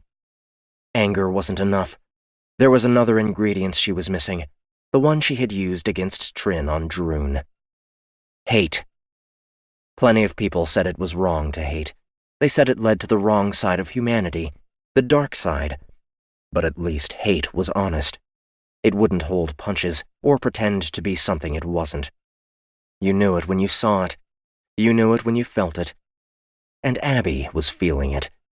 She hated that the guards on the other side of the door were in her way. She hated that they were slowing her down. She hated them for keeping her here while planetary defense closed in and time ran out. She put her hand up again, holding it out. She could feel the energy of the gift pooling there. She thrust her palm forward, and all of that energy poured out and into the door. It exploded from its hinges, hurtling backward, slamming into the soldiers behind it and shattering into splinters. Oh, shit, Pick said. At the same time, he began firing into the group. Alive, damn it! Abby shouted, shoving him without thinking. Pick stumbled sideways into the wall, knocked off balance by the blow. He glanced at Abby with fear and respect in his eyes. Abby didn't notice. She charged into the corridor, grabbing one of the guards and slamming him into the wall, jumping up and kicking a second in the head and knocking him down. She took hold of a third, pulling him roughly to the side of the hallway and holding him there, both hands under his helmet and wrapped around his throat. Where do you keep prisoners? She asked. What? We don't... Where? Abby said, bringing her knee up into his gut. She could hear his ribs crack beneath the blow, and only then did she realize how strong she had become. She let him go, stumbling back, suddenly feeling sick. Pick caught her, helping her stay on her feet before grabbing the guard. Answer the lady, or I'm going to snap your fragging neck, he rumbled. That way, the guard said, pointing down the hall. There's a stairwell down at the end. He started to laugh. What's so funny? Abby said, recovering from her shock. The Venerant is down there. Good luck. He kept laughing. Venerant? Probably another pain in the ass like that bitch on Droon. I'll take care of her. Let's go. Jester, Fury, let's move. Roger, Irie said, backing up toward them. Pick punched the guard in the head before letting him go. He crumpled to the ground and didn't move. I like them better that way, he said, before joining them in a lumbering sprint toward the end of the hallway. The rear guards piled into the corridor behind them, sending bullets into the walls and floor around them. Go! Abby said, slowing down and turning. She had seen Trin stop bullets with the gift. Could she do it too? At the moment, she had no shortage of anger, no shortage of hate. She raised her hand. She couldn't see the rounds, but she could feel the way the gift burned under her skin, somehow warning her that they were coming. She held her hand out, so furious that she barely noticed how the slugs seemed to strike an invisible wall only centimeters from her hand, the heavy metal rounds flattening and dropping to the ground. The soldiers stopped shooting a few seconds later, realizing that their attack was ineffective. They didn't seek out another way to hurt her. Instead, they ran. Abby smiled as she watched them go. Trin had said she only had half of the gift. What could she do if she had it all? How much power would she have? She froze, recognizing the temptation. She was using it to protect her team, to protect herself. That was all. She turned and ran back to where the others were waiting, clearly shocked. Unbelievable, Ben Hill said. Stop wasting time, Abby replied. The door to the stairwell was open, and she headed into it. We have work to do. 9. They hurried down the steps, a winding set that dove at least 100 meters underground. Abby took the lead, bouncing down them 4 at a time, with the other rejects following close at her back. The guard's topside didn't follow, preferring to stay away from her after seeing what she could do. There was a dark metal gate at the bottom of the steps. It looked old, and it separated easily from its moorings beneath Abby's influence, clattering loudly on the floor as it toppled. Abby cringed at the noise out of habit. Did it really matter? She was sure the Venerant, whoever that was, already knew they were coming. The gate fed out into a long stone corridor, lit through spaces in an uneven cobblestone floor. It was an interesting design, unlike anything Abby had ever seen before. She followed it past a series of doors, all surprisingly made of wood, with small, barred cutouts in the center that allowed them to see in. The spaces were small, carved into stone, and containing only a small mattress and a primitive-looking toilet. It reminded her of hell. There was a second gate at the end of the corridor. Abby broke through that one as well, and they emerged into a central area. A woman was sitting at a simple table, a projection of different parts of the compound floating ahead of her. She was young and wearing only a nightgown that was semi-transparent in the light of the flames that ringed the space. She smiled when they entered, her eyes locking onto Abby as she turned off the projection. The Queen of Hell, she said mockingly. And you are? Abby asked, accepting the title. That depends, she replied. Some people know me as Emily Egan, wife of Mars Egan. Others know me as Venerant Alarin, a servant of the Nephilim. Which do you prefer? I prefer you dead. She laughed. You have a taste of the gift, Lieutenant Cage. You've obviously learned to command it to some extent, a feat which is not achieved lightly. I applaud you for that. I know you killed Evelyn Trinity, another success not easily earned. But she was a convert to the cause. A Terran, not a Nephilim. Not like me. What's a Nephilim? Pick asked. The future, Emily replied. And the past. And the present. Abby said. Your Evelyn said the same fragging thing before I cut her head off. I don't have time to bullshit, so either hand over Captain Man or do something violent so I can do something violent back. Emily smiled. I appreciate the no-nonsense attitude, Lieutenant. It's refreshing after all of these years. She didn't even lift her hand. Irie, Benhill, and Pick grunted as an invisible force pushed them backward, slamming them into the wall and holding them there. You have no idea what you've walked into, do you? Emily asked. No idea what the Nephilim are, where we came from, or what that means to you and your kind? I understand now why Thraven wanted me to wait here with Olus. He knew you would come for him. He wanted to bring you to me so that I could finish the job that Trinity failed to do. It's his way of allowing me to make up for my error in judgment. Are you going to stand there and talk? Abby said. I can do two things at once, Emily replied. She flicked her wrist like she was swatting a fly, and Abby found herself flying back and hitting the wall between Irie and Pick. The impact cracked the stone and her spine, and Abby fell to the ground, paralyzed. Do you think you're strong because you have a piece of the gift? Emily asked. Do you think you know what I'm capable of because you defeated an Evelyn? She moved her hand again, and Abby flew across the room, slamming into the far wall. She felt the tears flow from her eyes in response to the pain. What the hell had she just gotten herself into? What the hell had she gotten her team into? She had walked into the room like she owned the compound. When had she gotten so reckless, so stupid? She was paying for it now. They all were. It will heal, Emily said. Even with only part of the gift, you're a difficult kill. Well, as long as you keep your head attached. But you already know that. The question is, how quickly will it heal? Have you fed the gift? Have you kept it strong? Abby lifted her head. Fed the gift? No wonder she was so damn hungry all the time.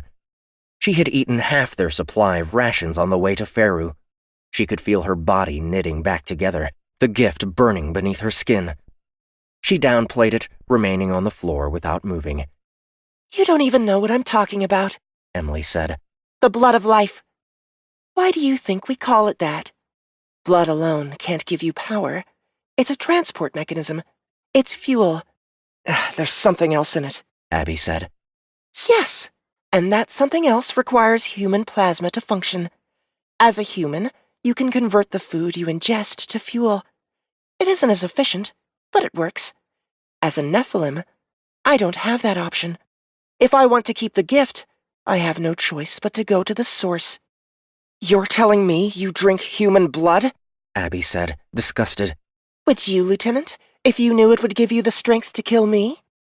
She moved her finger, and Irie was thrown from the wall, landing in front of Abby. Abby could see how tense Irie's muscles were as she tried to free herself from the invisible hold. You have to be fragging kidding me, Abby said softly, shifting her attention from Emily to Irie and back. I'm not a monster. No? If you don't do it, she's going to die anyway. So are your friends. So are you. You can save her. You can save yourself. All it takes is a little taste. Abby wanted to vomit. She'd rather they all die than become something inhuman. Go frag yourself. Emily laughed. Why do I have a feeling you told Evelyn Trinity the same thing? Come on, Lieutenant. All it takes is a bite. Right here. She leaned her head over and put her fingers to her neck. There's an artery there. Good flow, and easy to stop the bleeding when you're done. The gift will thank you for it. Abby looked at Irie's neck without thinking. Irie noticed, her eyes growing wider. Was it the worst thing she could do if it saved all of their lives? Oh, I can see it, Lieutenant. The temptation, the hesitation. You know there's no other way out of this. No other chance that you and yours survive. Go ahead. She shifted her finger again, and Irie slid a little closer, her head beneath Abby's, her neck in easy reach. Once you've done it, the next time is easy. Abby looked down at Irie. Her heart was beating so fast her whole body felt like it was shaking. The gift burned within her, urging her to do as the venerant suggested. Take it. Taste it. Tears ran from her eyes, dripping onto Irie's face. She clenched her teeth. Who was in control here? Her or the gift? What the hell did all of this mean? Emily started laughing. You can try to fight it all you want, Lieutenant. The gift is in you. It's only a matter of time. Thraven wants you, and I'm going to deliver you to him to redeem myself, all prepped and ready for what comes next. He knew you would come. He knew I could convince you. Just one taste, Abigail. Just one. Her speech was interrupted by the echoing of gunfire from the entrance, and bullets ripping into and through her body. She turned her head, caught by surprise, thrown backward by the force of the assault. Bastion stood in the doorway, emptying his rifle's magazine into her. He kept shooting until he was dry and she was a bloody mess on the floor. The bad news is, they sent reinforcements, Bastion said. Like 3 squadrons. The good news is, shooting me down means I'm here to help you out. They shot you down? Pick said. He had fallen to the floor when Emily dropped. Has that ever happened before? Shut up, Bastion said. Abby ignored them. She grabbed her knife, rising to her hands and knees. Then she shoved herself forward, launching through the air on the strength of the gift, headed toward the downed venerant. She almost made it. She was only inches from landing on Emily when the woman's hand shot up, and an invisible fist hit her in the gut, knocking her up and over. She hit the floor and rolled to her feet, coming up facing the woman. Oh, frag, Bastion said, releasing the empty magazine and reaching for another. Emily Egan stood up, the bullet wounds vanishing as she did. Hell no, Irie said. This is bullshit. Emily threw her hands out to both sides. A wave of something spread out in front of them, slamming into the rejects and knocking them from their feet once more. All except Abby. She absorbed the blow, grabbing her knife tighter in her hand. She felt like she was on fire. If anger and hate were the keys to getting the most out of the gift, she was ready to take the fragging kingdom. She jumped forward, going back at Emily Egan with even greater speed than before.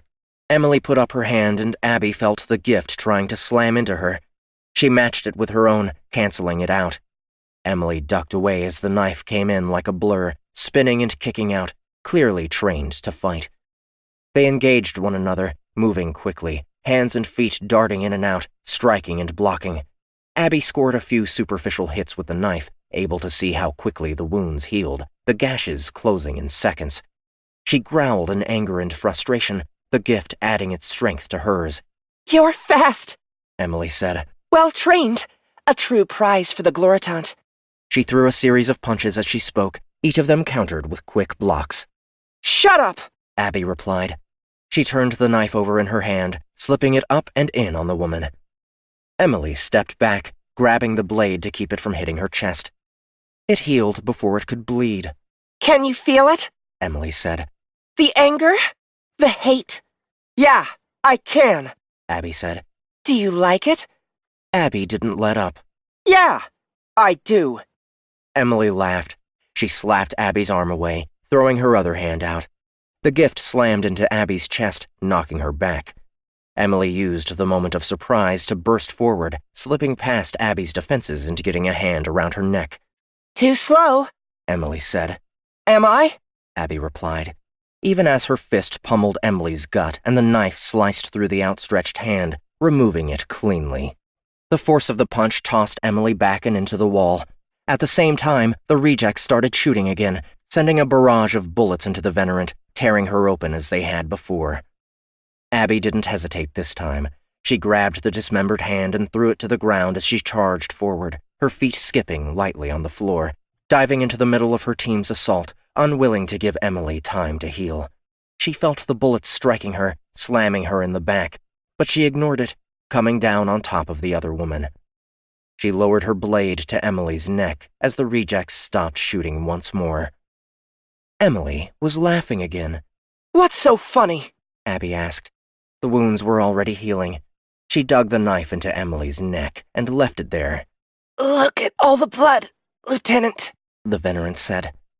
Abby glanced down. The nightgown had been shredded, leaving Emily's regenerating body naked and bloody. She felt a sudden urge to lean down into it, to consume the thick red liquid right then and there. "If you partake of the blood of life, your gift becomes greater," Emily said. "You're already so strong for one so new. Don't you want it, Lieutenant? It's there for the taking, even after I'm dead." Abby licked her lips almost unconsciously. She swallowed hard, fighting the desire. The need. Gloritant Thraven was more powerful than Emily Egan, and Abby had only beaten her with the help of her entire squad. As much as she despised the concept, was there any logical reason to resist? She had promised Haley she would make it home. Whatever it took. "That's right," Emily said. "Nobody can resist. Not once the gift is inside of them. Not forever." Abby stared at the blood. She wanted it. She looked into the Venerant's eyes. "Then I guess I should thank you," she said. Then she pressed down with the knife, more than hard enough to end the fight. She sat on top of the dead woman's body as the blood oozed from the arteries, so much thicker and darker than normal. She blinked, trying to fight the urge. She turned her head, finding the rejects behind her, guns still raised and ready for round 3. She looked back at the blood, lowering her hand to it. She collected a small sample onto her index finger and raised it to her face, smelling it. It was metallic and heavy. She rubbed it between her fingers. It had a subtle roughness to it. Was there something alive in there? Was that the coarseness she felt? What was it? She brought it toward her lips. "Queenie?" Bastion said, putting his hand on her shoulder. "We need to grab Man and get our asses out of here." Abby shivered, her concentration broken, her mind returning to its rightful place. She looked up at Bastion and then held out her other hand. He grabbed it and pulled her to her feet. "Thanks for the save," she said. "You won't be thanking me when we get outside. The entire jungle is filling up with planetary defense militia, and the Republic's got 3 squadrons in the air. I have no fragging clue how we're going to survive this." "We'll do whatever it takes." "Queenie!" Irie shouted from the corridor adjacent to the room. "I found him!" Abby let Bastion go in front of her, hanging back. When nobody was looking, she brought her fingers to her mouth, letting them enter and sucking Venerant Alarin's blood away. She shuddered as she swallowed, a sudden fear working its way through her. What were they turning her into? What was she allowing herself to become? 10. Gant waited for a while after Ursan left the room, remaining hidden in the shadows of the desk, pressed tight against the corner. It wasn't an uncomfortable position to be in. On Ganymant, his kind had long lived in hollowed-out stone and slept in chambers that weren't much larger than where he was now, preferring the cozy warmth of small, dark spaces to the noise and openness of Terran living. Of course, since the Terrans had arrived on their planet, more and more of their construction had been sized to accommodate larger beings, and that part of their history was quickly getting lost. It was the price of progress, a price he had never minded paying. As one of only a few thousand Gants who had ever left Ganymant, he was proud of his adventurous nature, even if it had cost him everything in the end. Almost everything. He had a second chance, a new Alpha, and now he knew for sure that Abby was still alive. It had taken all of his will to keep from chittering with excitement at the news, to remain silent while his body vibrated with warmth over the fact. Not that it had calmed his anger against this man, Ursan Gall, or his soldiers much. They had still tried to kill her, and nothing else had changed. He was going to kill them all, one way or another. The timing was everything. He slipped out from beneath the table, jumping onto it and kneeling in front of the terminal. He wasn't as good with computers as he was with mechanical parts. The shape of his hands didn't lend itself to working projections, and most software didn't recognize the twin thumb configuration. Even so, he had enough experience that he should at minimum be able to trace the route back to the main comlink array, and then make his way there to physically frag with it. He activated the terminal. It wasn't locked. What would be the point?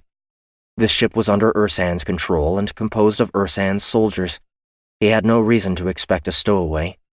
It took some work to navigate through the menus, as he was forced to hold his hands together to mimic the shape of a human hand, and then work the whole thing with just that. It was awkward and slow, and he kept looking over his shoulder every 10 seconds and pausing to listen for approaching footsteps. He was thankful his hearing was better than a Terran's. The terminal had no idea where the comlink was located on the ship. Fortunately, he knew enough about Republic Navy internetworking services to backtrace the physical location based on pings to the specific modules. Any Republic Navy craft in the fleet would have both long and short-range comms, as well as quantum filtering for signal processing during FTL. While ping times were in the 0.00001 millisecond range, the precise reporting had a lot of meaning, especially to an engineer. By also accessing one of the unsecured reactor services, he was able to correlate times to guesstimate distance. In this case, the comlink was likely a few hundred meters closer to his position than the engine room he had come from. He used that term loosely, considering what he had seen there. The thought of it still made him nauseous. Of course, that wasn't much of a definitive position, and it wasn't good enough to know it was closer. Was it up, down, port, or starboard? He had another way of determining that, thanks to the organization of Republic Navy networks. Every node on the ship was designated and numbered nearly identically across the board, with codes that stood for relative position in the ship starting from the ass. By pinging each node and checking the time, he could eventually triangulate the location down to a few dozen meters. Of course, it would take hours to manually ping the nodes. Fortunately, some clever ensign somewhere had already added a command to do just that, and that command was standard issue on all Republic Navy ships. Gant executed it, watching the numbers output across the projection in a list that seemed almost endless. He eyeballed it quickly, matching the last few digits in the response times against what he had gotten back from the link. It took a few minutes, but he wound up with a general idea of where the frag he was going. Deck 13, Node 67, about 3/4 of the way down from the central crossbeam. Meaning the link array was in the belly of the ship, and since the Brimstone had 16 decks, that meant it wasn't positioned at the bottom of the hull either. Gant motioned with his false hand to clear the list, pausing before he completed the gesture, his ears picking up the sound of feet on the metal floor beyond the room's hatch. He froze momentarily, waiting while the feet stopped in front of the door. Then he jumped off the table, his hand hitting the projector control as he dropped, turning it off. He scurried back to his hiding place, watching as Ursan Gall's boots made their way across the room to the adjacent bedroom. He could only hope the man didn't come to use the terminal. If he had, he would realize immediately that someone had been doing something interesting with it, and that the someone was probably not supposed to be on board. "I can't do this without you," he heard Ursan say. "I don't want to. We'll figure something out. Dak says he knows an expert on Anvil who may be able to help. Says he does all kinds of augmentation. Shit that doesn't seem like it should even be possible. I know Thraven wants the Brimstone, but he'll thank me if I can get you back. I'm sure he will."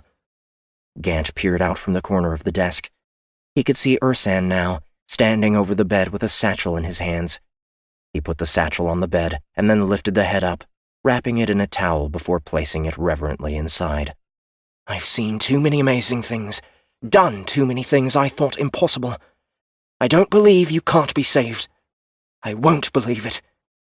Once you're awake, we'll find this Abigail Cage, and we'll do unto her as she did unto you. An eye for an eye. Then we can kill Thraven, and we can take over the war. We'll bring the damn Republic to its knees in the name of the Outworlds, in remembrance of Caliban."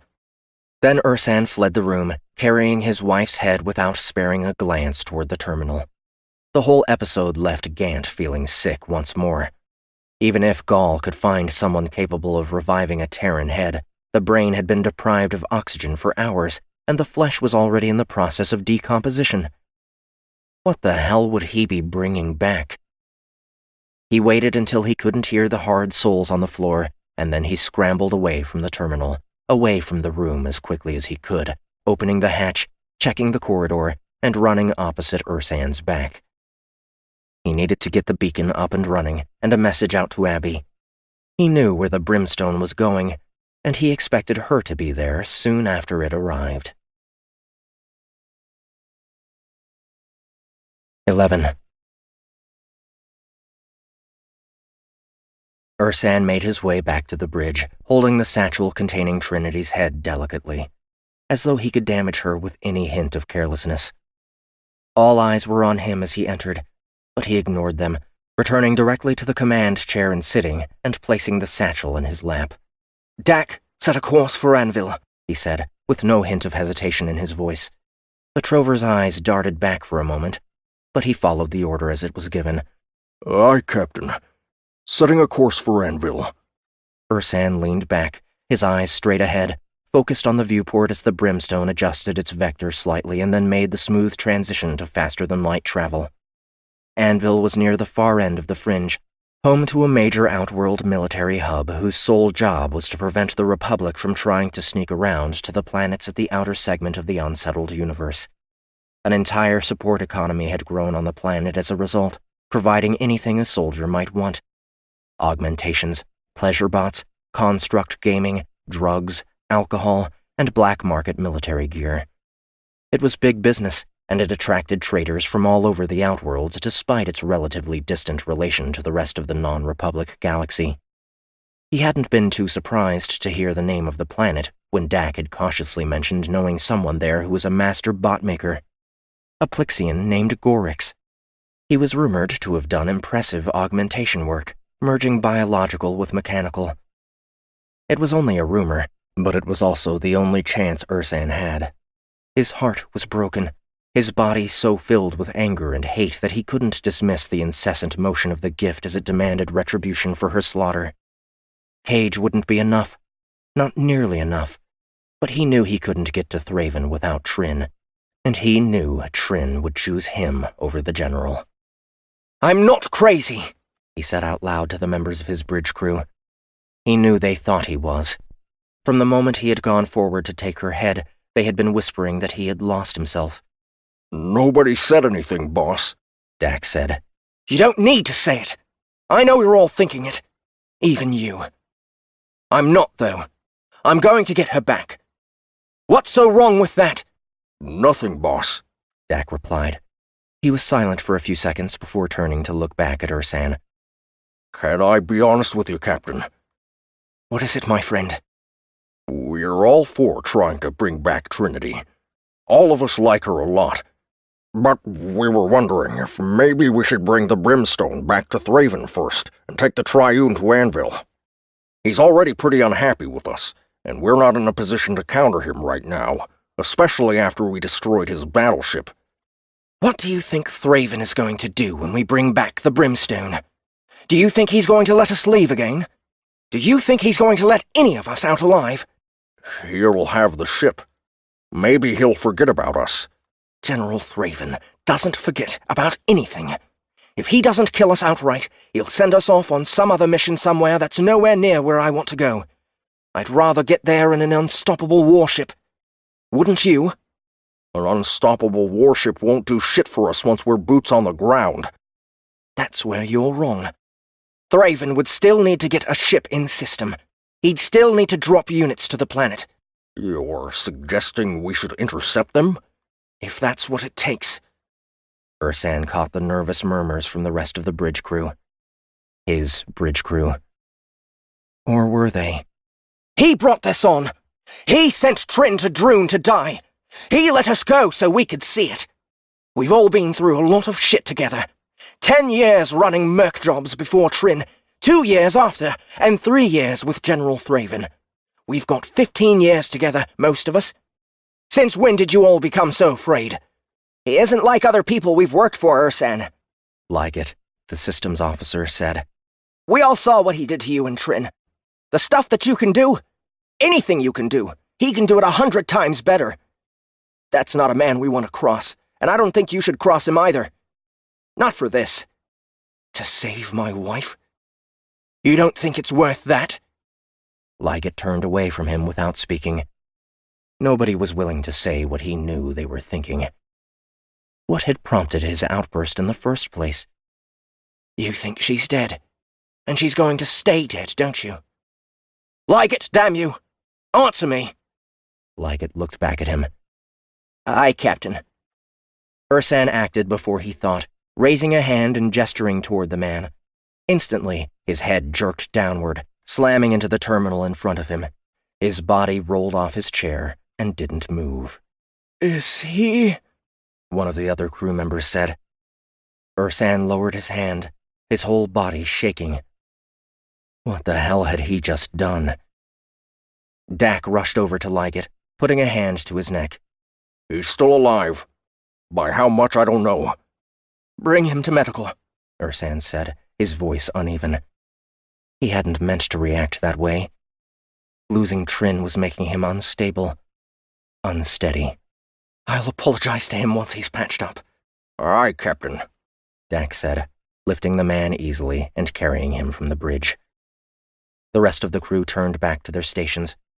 Ursan could sense the sudden fear and tension surrounding them. Everything would be better once they reached Anvil. Once Trinity was back in his life. Once Abigail Cage was dead. 12. Olis looked up when Irie's face appeared in the cutout of the door. Queenie! She shouted. I found him! He cringed at the words. Damn Thraven.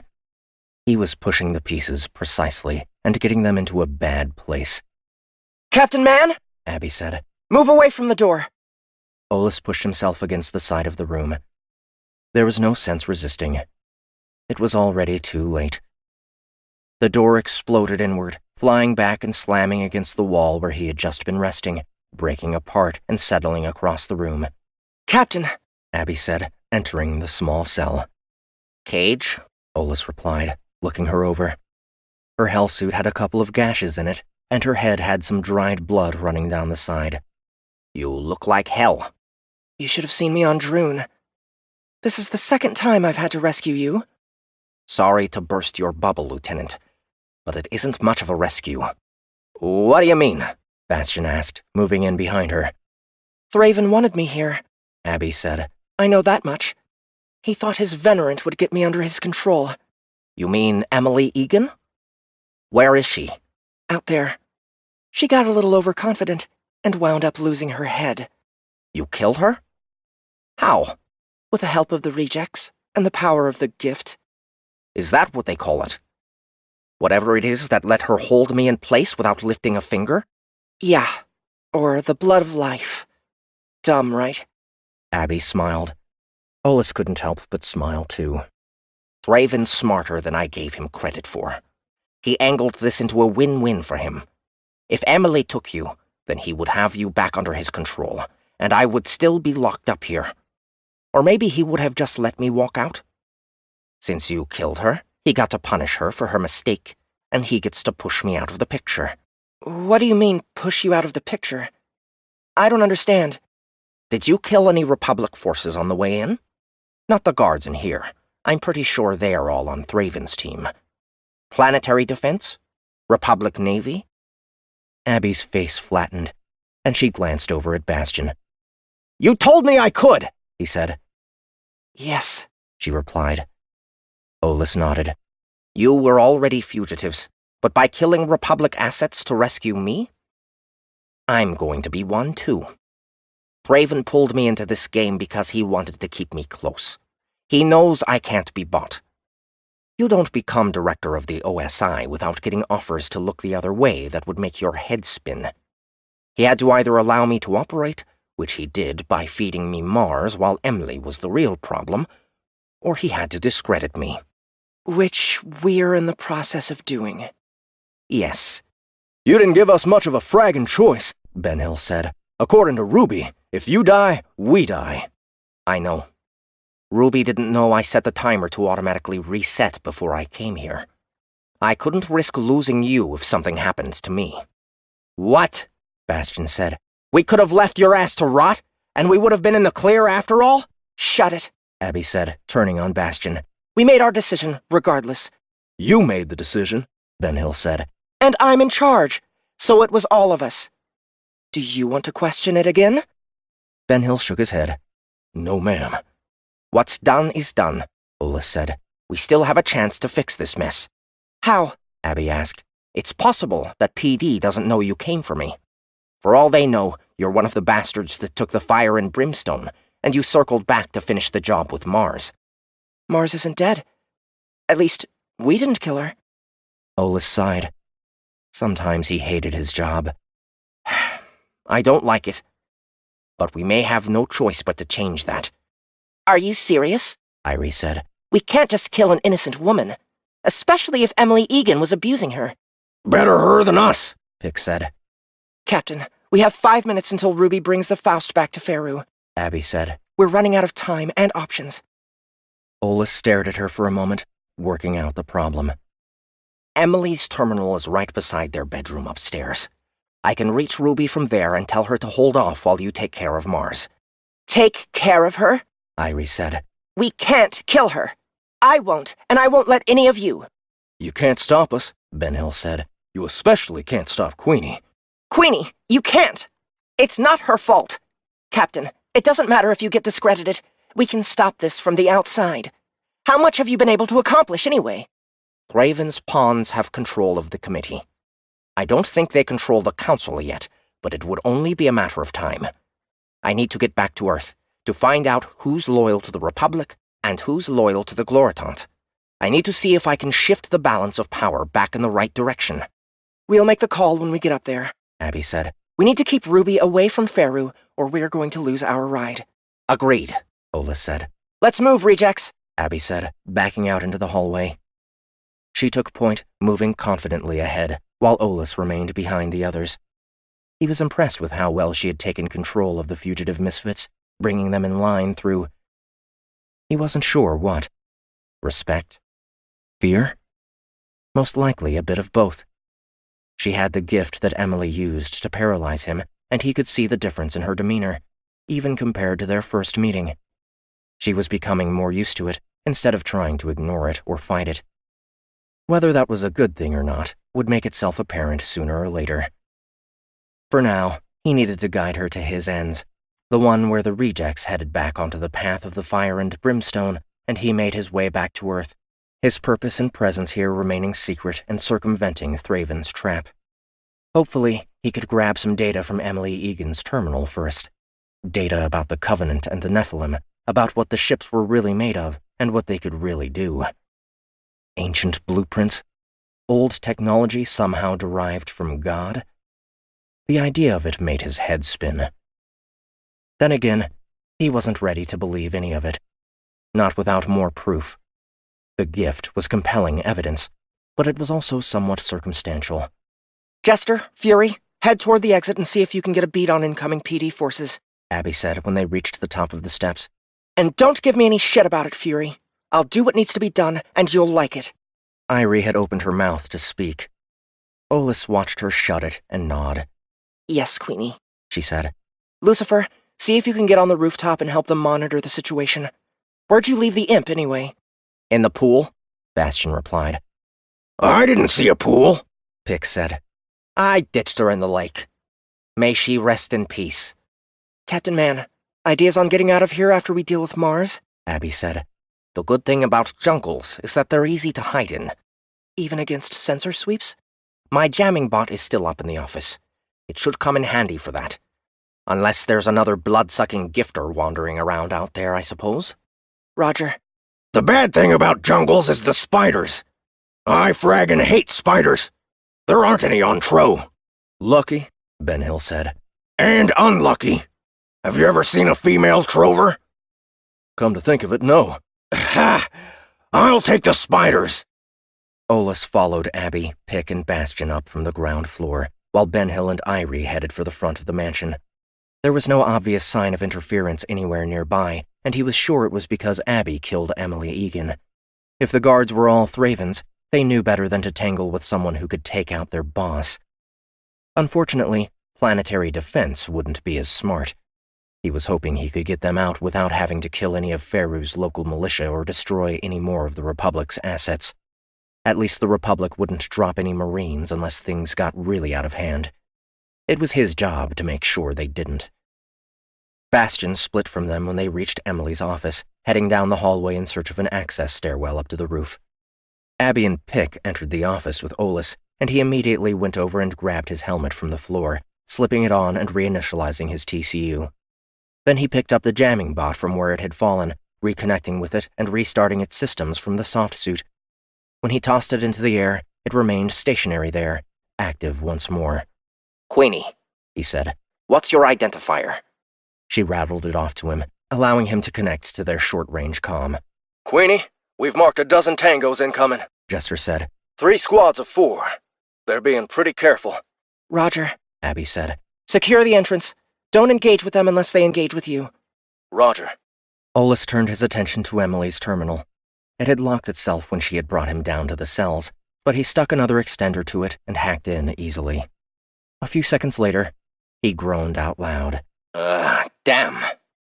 What is it? Abby asked. It's been wiped. I was hopeful. He leaned back in the chair for a moment. We need to make a decision on Mars. He looked at her. Are you asking my opinion? Abby said. He nodded. You have a lot of the same training I do. What do you think? I hate to say anyone's life is less important than anything else. But in this case, I think we have to say it. She let the Venerant in. She's not completely innocent. I'll take care of it. Queenie, wait. Pick said. I'll do it. No, I'm not going to ask you to do something I won't do myself. You aren't. I'm volunteering. He paused, introspective. Won't be the first time I killed someone while they were sleeping. The statement sent a shiver down Olis's spine, even though he already knew why Pick had been in the deepest pits of hell. Abby responded by turning toward Olis. Pick grunted and headed for the door adjacent to the bedroom. Queenie, it looks like the skies are opening up, Bastion said. But ground forces are heavy. 2 more personnel carriers are en route, and it looks like they've got a Springer. The Springer was a light mech designed to maneuver through rough terrain. It wasn't common for planetary militias to have any, but the machine was manufactured by Egan Heavy Works, making its presence less surprising. It doesn't matter what they have once we get away from the compound, Olis said. I'm contacting Ruby now. He switched comm channels, using the terminal's connection to send a long-range ping. Ruby, he said. Captain Man? The synth replied a moment later. Are you well? I've been better. I'm here with Lieutenant Cage and her team. We need to delay pickup. Roger. How long? Olis considered. We'll let you know. Is your position secure? For now. I don't expect that to stay true forever. Neither do I. If you have to move, move. Just keep your comm lines clear. Roger. Olis closed the link, turning as Pick re-entered the room. He looked confused. She was already dead, he said. What? Abby replied, a hint of disbelief in her voice. Are you trying to make me feel better? I swear, Queenie. No pulse, no movement. If I had to guess, I'd say she died the same time you popped the head off the bitch downstairs. Olis and Abby locked eyes. Emily had been drinking Mars's blood with regularity. It was an interesting outcome. At least I don't have to feel guilty. There's nothing to get here, Olis said, giving up on the terminal. If he had a few hours, he could try to restore something, but he didn't even have minutes. He would have to be satisfied with his memory of his first view of the so-called Covenant. Then it's time to evac. Agreed. We head into the jungle. We try to steal a ride back to Fairoo City. I'll get you on a transport hush-hush, and then I'll return to the driver. Commander Usiari doesn't know I was here. Or if he does, I'll make sure he won't be able to prove it. I just have to figure out what bullshit to feed General Amsala. He paused. Actually, I can use that as a reason to go back to Earth. Abby nodded, but looked concerned. How do you plan to let us have our freedom once the whole fragging Republic is hunting us? It's one thing to escape from hell. It's another thing to murder the director of Egan Heavyworks. I know. I'll figure it out. You had enough faith in me to come break me out. Trust that I'll do you right. I've heard that bullshit line before, Pick said. What about the timer? You die, we die? That isn't going to work. You're right, Olis agreed. Queenie, I'm going to give you the codes. What? I'm assuming the virus wouldn't be able to kill you anyway. I'm sure you considered the same. I did. I got shot at least 100 times on Droon and came back. I don't think a superbug could knock me down. Not now. What? Pick said. If he can't off you, then why the frag are you still here? You could be on your way to Earth to get your kid. Abby turned toward him, but she sent her words over the team channel. Because this is bigger than me, okay? Bigger than all of us. I swore an oath to defend the Republic, and it doesn't matter if I wound up in hell. It doesn't matter that it wasn't my fault. Whoever Thraven is, whoever the Nephilim are, they threaten everything I've always believed in protecting. The same things you all believed in protecting at one time or another. If this asshole gets his way, there isn't going to be anywhere to go. There isn't going to be anywhere to hide. We'll be as much a prisoner to his will as we are the Republic's. I want my daughter to live free. But you'll let us go, won't you, Queenie? Ben Hill asked. You'll let us decide for ourselves? Why the frag would I do that? She replied. You're in hell the same as me. You're going to earn your freedom, just like I am. Ben Hill was silent. Olis could imagine him cursing off the comm link. I'm with you, Queenie, Bastion said. You don't have a choice, Irie said. None of us do. Then I'm choosing to pretend I have a choice. Bastion said. This is a lot more fun than hell ever was. You can't deny that. Nope, Pick said. I'm having a fraggin' blast. Except for that part where I got slammed into the wall and held there with magic. That kinda sucked. Lucifer, clear the rooftop. Meet OK and Killshot at the entrance. Killshot? That's me, Olis said. Cool Nick. Roger. What are you going to do? Olis asked. I'm going to create a diversion. She looked at him, a devilish smile playing across her face. I've got an idea. 13. Abby moved out onto the rooftop of the Egan mansion, quickly scanning the skies before making her way from the emergency access stairwell to the edge of the building. She didn't try to stay low or hide as she looked down at the area around them. Planetary Defense had taken a defensive position around the cleared area beyond the compound, a collection of vehicles lining the area, soldiers hiding behind them with rifles up and ready. There were more soldiers closer in, hanging near the walls and the foliage that surrounded the property, waiting for the signal to close and engage.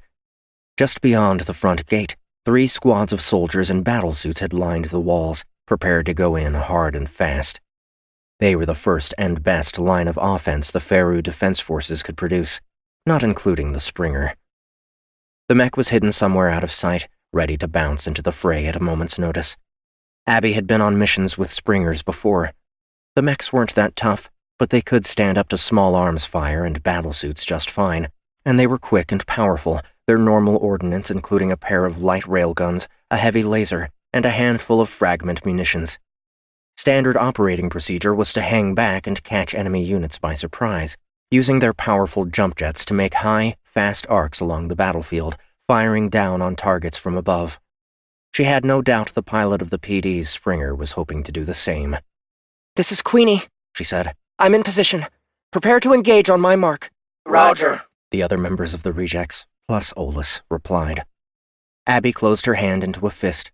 She could feel the gift throbbing beneath her skin, still hyperactive after her fight against the Venerant. She had tasted the woman's blood, thick and metallic and gritty, taking it and swallowing before she could reconsider, and then questioning the decision when she felt the change in her system. It reminded her of a warrior's high, only more crisp and defined. She knew she had made a mistake because she wanted more. Emily had warned her that a taste would break her. She had laughed about it right before she died. Then why had she tried it? Why had she been unable to resist? Did the individual control the gift, or did the gift control the individual? She had to get her team out of here, away from the mansion, away from Faru. She needed to find the fire and the brimstone and stop Thraven.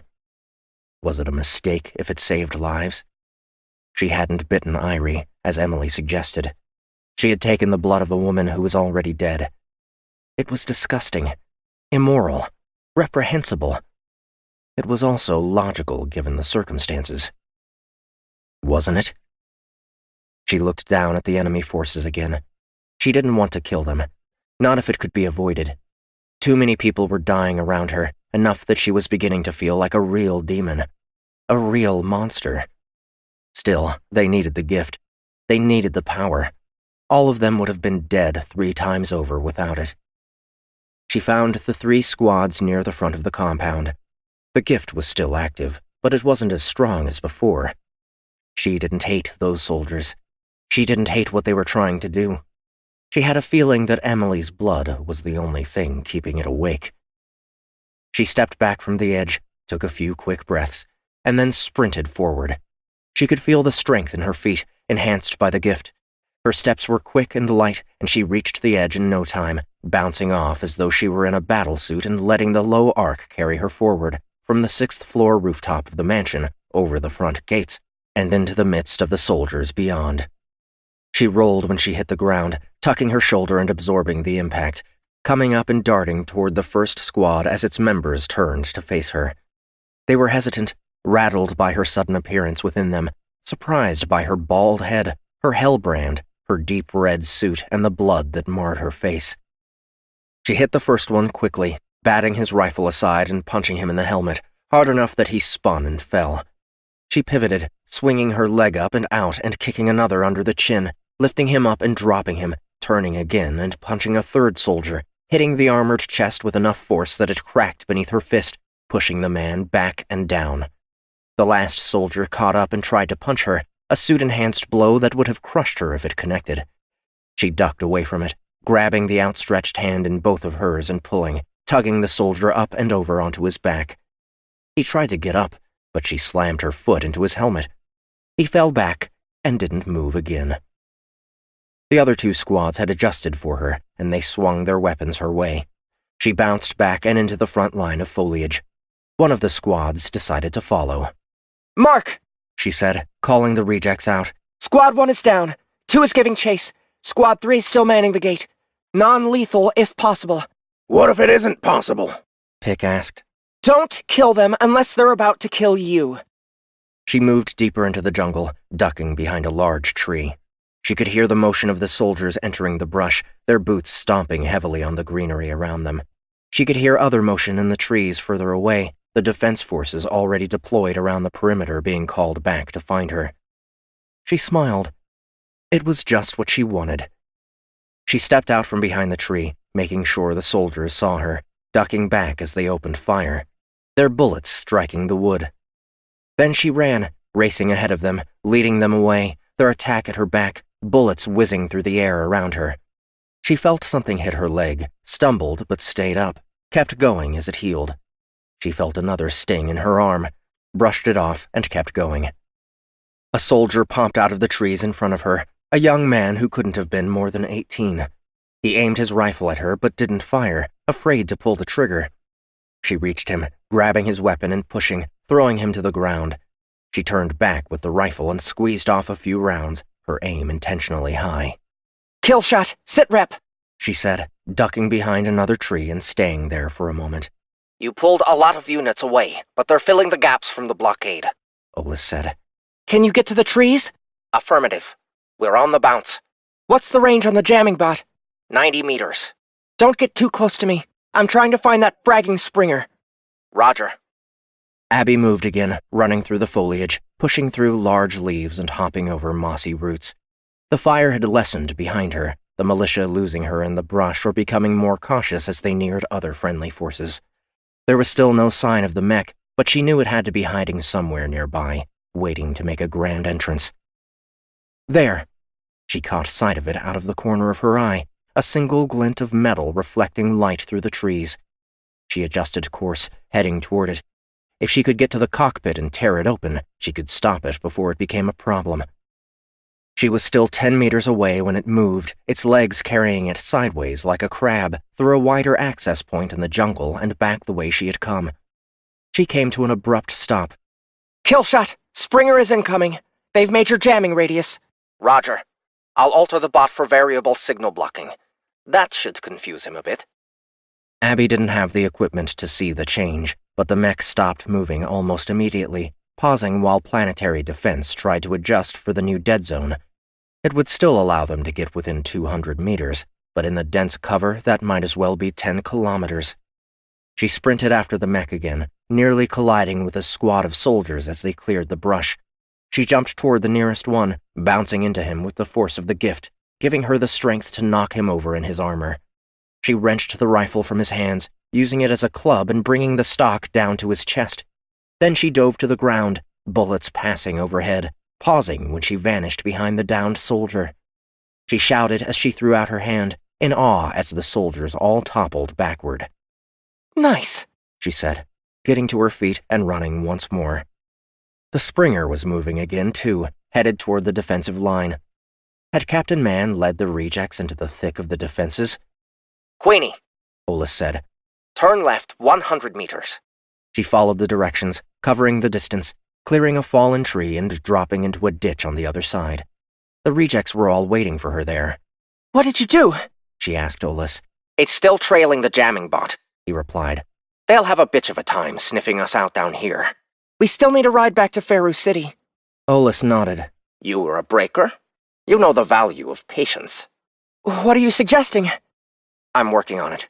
She noticed his fingers tapping at the invisible pad embedded in his soft suit. That was your big plan? Bastion said. Jump into the middle of them and run? It worked. So? I thought you had training. Training to infiltrate. They don't give us much on escaping. Usually, if a breaker gets caught, they get dead in a hurry. Good point. Queenie, get ready, Olis said. I'm directing some big traffic. Abby grabbed the side of the tree and pulled herself up, peering over the top to the jungle ahead of her. The Springer was coming back again, trailed by a troop transport. How? Little trick I picked up 20, 30 years ago. Jamming bots are good for more than hiding you from scanners. If you shape the frequencies right, you can pretty much lead anyone who doesn't know any better anywhere you want them to go. And planetary defense on a planet like Faru is as unlikely to know any better as you can get. They think they're right behind us. The mech is yours, DQ. DQ? Demon Queen, Ben Hill said. Sounds right to me. Shit, you'd have to be a demon to knock out a mech without a mech of your own. Or a suit, at least, Pick said. Is that a challenge? Abby asked. Call it whatever you want, Cage. Olis said. That mech needs to go, or we aren't leaving this jungle. You're a breaker, Ben Hill said. Go break it. Irie, can I borrow your sword again? Abby asked. No. Irie replied. What? You killed an innocent woman for no other reason than because it suited your selfish needs. You can go to hell. She was already dead. It doesn't matter. You were going to do it. You were ready to kill someone whose only crime was getting involved with someone false. Demon Queen is a good name for you. Abby stared at Irie, getting angry at her suggestion that her motives were selfish. She was trying to save the whole fragging republic, maybe even the Outworlds, from Thraven's control. She didn't need to be chastised for having the guts to make the hard decision. We'll talk later, she said, furious. She turned and found the mech only 20 meters away. There was a chance it would spot them once it cleared the fallen tree. She couldn't afford to let that happen. She bounced up onto the tree. The Springer's torso turned immediately, spotting her and bringing its guns in line. She jumped as it fired, springing up high while the tree was blasted open by the heavy flechettes of the railgun. Her leap brought her over the cockpit, her arc leading her to the mech's shoulder. She landed on it, making eye contact with the pilot as he turned, eyes wide with surprise. She ran along the top of the mech, managing to keep her balance as she cleared the shoulder and headed for him. The Springer dipped, forward legs dropping. Abby started to fall, reaching out with the gift to stay upright. The back legs crouched too, and then the mech's jump jets fired, sending it launching into the air. She looked up just in time to see a heavy branch approaching, and she threw herself from the top of the mech, reaching out and barely getting a hand on its back, her fingernails digging into the metal. What? She looked at her free hand. Her fingers had elongated into what looked like claws, holding her fast to the machine as it crashed into the branch, breaking it off before dropping back to the ground. She shook at the impact, her muscles wrenching, her shoulder threatening to dislocate. She pulled herself up, back to the top of the mech. It started firing, sending rounds into the brush at a target she couldn't see. Any day now, DQ, Olus shouted through the comm. She growled as she dove forward, reaching out and getting her hands on the cockpit transparency, digging into the material and holding herself steady, inverted on top of the mech. The pilot looked terrified, and he reached for a sidearm, pointing it toward the shell. She drew back her arm and punched, the force putting a crack in the cockpit glass. The pilot was shaking as he brought the sidearm up and started shooting. The first 3 rounds were blocked by the transparency. The next 3 went into Abby's stomach. She gasped at the pain, letting it make her more angry. Then she broke through, reaching down and grabbing the pilot by the collar, lifting him easily in one hand. She could smell his urine as she dropped him over the side of the mech. She maneuvered herself into the cockpit, taking the controls and turning the torso back around. She didn't have the TCU to pick out targets, but she didn't need it. She fired the railguns, the rounds breaking through the trees too high to hit anyone on the ground, but loud and messy enough to hopefully frighten them off. Branches shattered under the assault, and she kept shooting until the noise stopped, the internally loaded flechette cartridges empty. Frag, she said, still feeling the pain in her stomach. She looked down at the blood there. It was slightly thicker than normal human blood, but pitiful compared to Emily Egan's. She was healing slowly. Too damn slowly. Queenie, we're clear, Olus said. The transport is ours. I've convinced the pilot it's in his best interests not to mention this to the rest of PD. In fact, today may just be our lucky day. I don't feel that lucky right now, she replied. She stood up in the cockpit, climbing back to the top of the mech and looking behind it. The transport was there, Bastion standing outside and waving to her. She hopped down, landing hard. She could feel the gift calming inside her. She put her hand on her stomach. It was still bleeding. She wasn't invincible after all. She stumbled over to Bastion, allowing him to take her arm and support her as they boarded the transport. Olus was telling the pilot what to tell Command to get clearance to head back to the city. Queenie, Pick said. You get shot a lot, don't you? I haven't learned to dodge bullets yet, Abby replied. You're still bleeding. I know. It isn't healing like it should. She clenched her eyes, fighting the pain. Food. I need food. Protein. Or human blood, Irie said. Frag off! Abby replied. Food bars. Anything like that. The pilot turned in his seat, pointing to a storage locker on the side of the transport. There are ration bars in there. I've got it, Bastion said, opening the locker. He found the bars and tore the packaging off, handing them over. Abby started eating, unable to chew as fast as she wanted to down the bars. No wonder blood was better. Liquid was a hell of a lot easier to ingest in a hurry. She pushed the thought away. A blender would do the same fragging thing. The pain started to subside by the time she finished the fourth bar, and she sat in the transport in silence as it cleared the area and headed back toward the city. She wasn't quite sure what she felt, or what she should feel. She was losing herself to this thing that had been forced into her against her will. For all the power it gave her, what it took seemed so much greater. Her soul hadn't been sold. It had been stolen. Would she ever find a way to get it back? 14. Captain Mann, we're here. Thank you, Lieutenant. Ola said to the pilot of the transport. You're sure about this, son? Yes, sir, Erlan replied. If you say there's something foul going on, I believe it. Heck, I believed it the second we found Miss Egan alive on that shuttle. I never expected it to be Emily, though. She was kind to me when we visited the estate with you. Snakes usually are, Ola said. Where are we? Abby asked. Her hunger was finally satiated, her wounds finally healed. It had taken nearly the entire stock of rations and the entire ride back to Fairuz City for her to recover from the damage. Time she had spent trying to rediscover herself. Or at least, to not lose herself. She looked at her fingertips again. They had gone back to normal, leaving her wondering if she had imagined the claws that had sprouted from the ends. Except she had seen them on Trin and felt them during her fight with Thraven's assassin. Fairuz City, Erlan said. Planetary Defense Depot N3. Planetary defense? Abby said. Don't worry, Ola said. We're making a short stop here for equipment, and then we're on our way. Equipment? You need a new soft suit, and all of the supplies that come with it, among other things.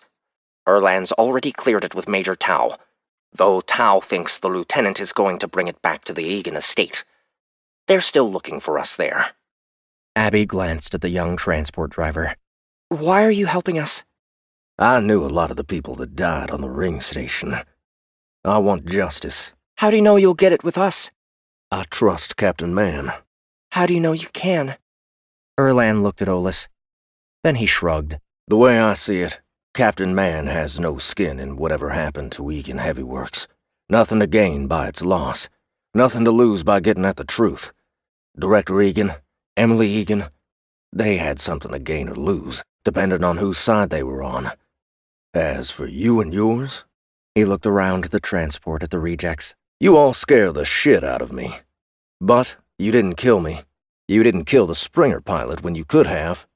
My gut tells me you're not exactly nice individuals, but you're fighting on the right side.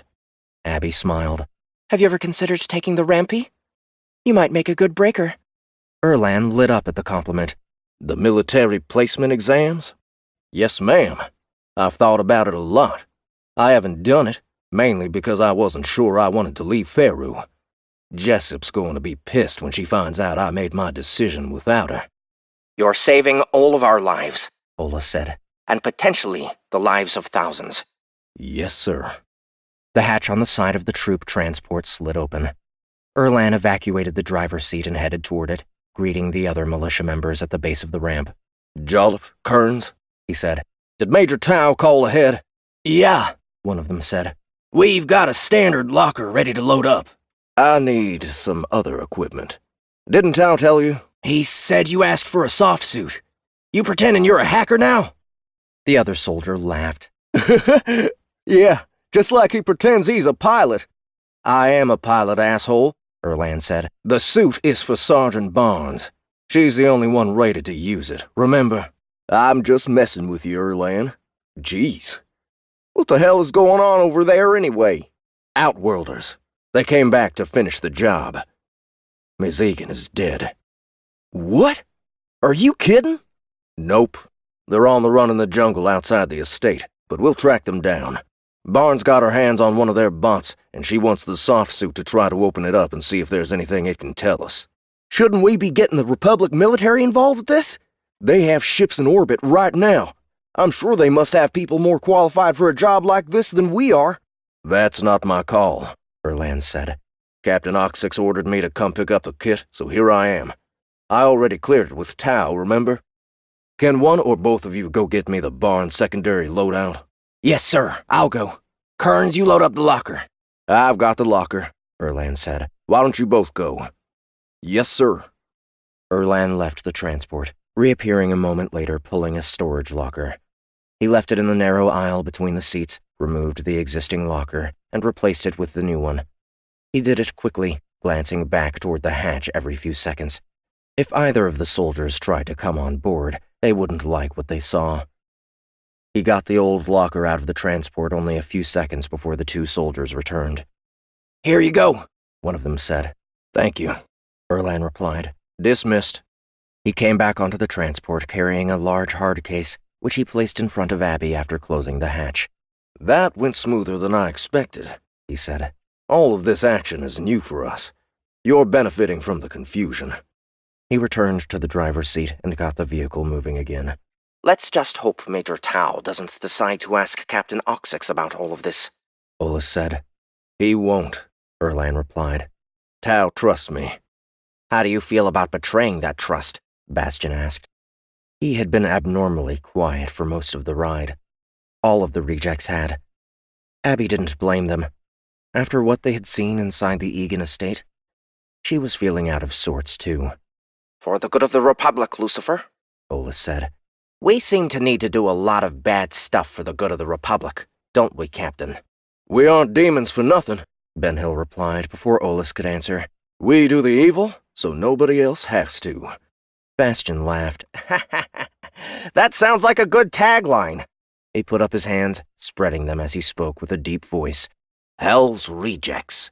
We do the evil, so nobody else has to. The comment drew a laugh from the others, all except Irie. Abby could tell she was still sour about her decision to kill Mars Egan, and who could blame her? She had been sent to hell for doing something about the way her superior officer was treating her. She had suffered at his hands, and then because of her need to stop his hands. Mars had suffered too, and her only reward was going to be death.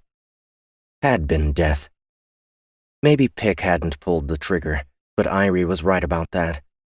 He had been willing, and Abby had given the order. She wasn't sorry about it. It was still the right call.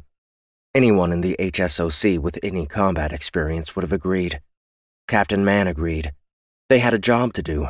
A shitty job that the Republic didn't want to touch. Not that they could be trusted at this point anyway. She wished it was a decision she never had to make, but wishing didn't make things different. Irie could learn to deal with it, or not. It didn't matter.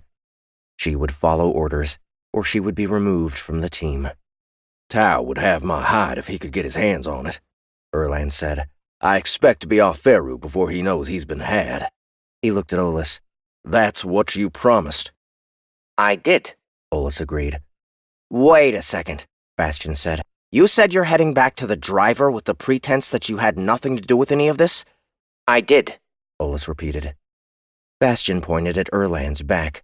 So what about him? Lucifer, cool it, Abby said. 2 ships, remember? The Fire and the Brimstone? Yeah, but 2 ships, 2 pilots. Ruby's capable. And she needs to stay with the Faust. Besides, unlike you assholes, he actually wants to be a part of this. Are you questioning my loyalty? I don't know. If I promised not to drop you, would you still be here? Bastion hesitated. My point exactly. He doesn't have the same training. He doesn't have the same experience. We were handpicked because of what we can do. He's just a planetary defense grabber pilot on yet another Republic planet whose name I'll quickly forget. A puddle jumper pilot who's in the process of committing treason to save your lives, Erlan said. I might not be on par with a lot of you, but if nothing else, I'm an extra target for the bad guys to shoot at. He has a point, Pick said. Abby looked over at the Trover. She had thought he was sleeping. His eyes were still closed. Shut up, Bastion said, looking at Abby. I'm not going to win this argument, am I? You lost it before it started, she replied.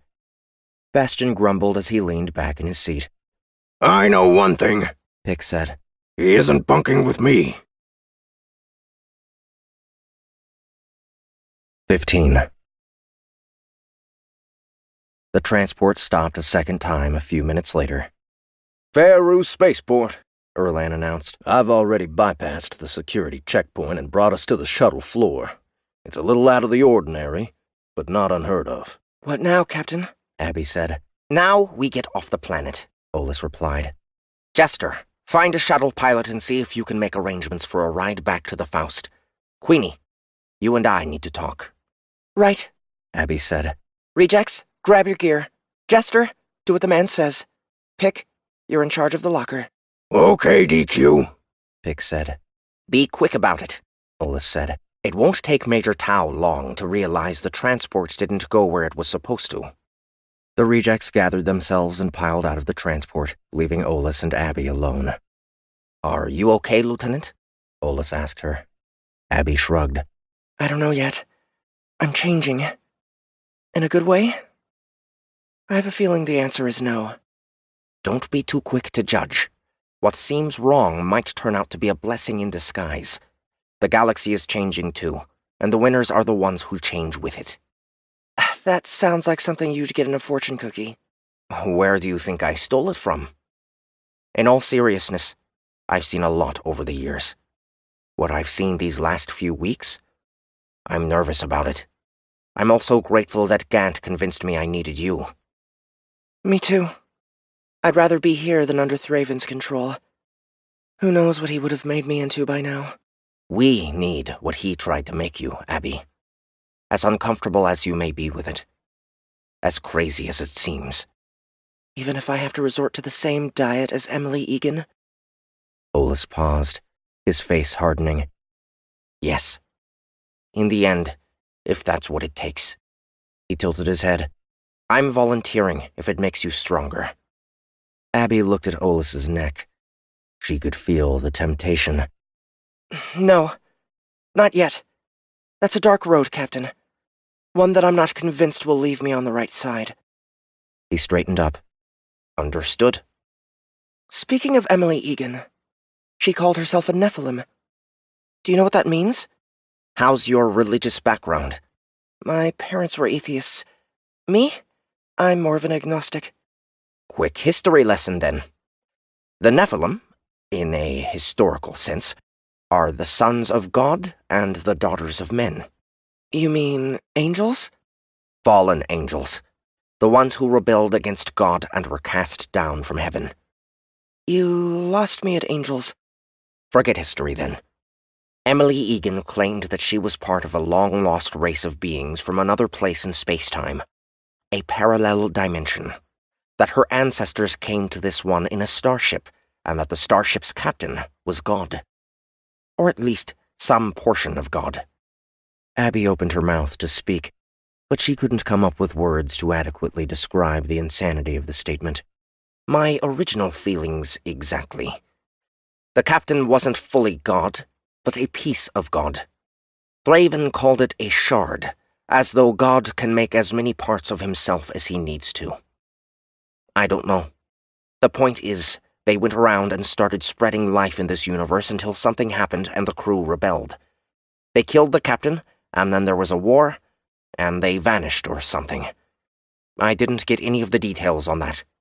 I did speak directly to Thraven, though.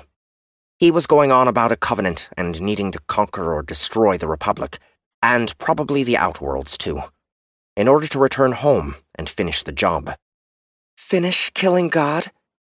Do you believe that bullshit? I believe that Thraven believes it, and a lot of others do, too.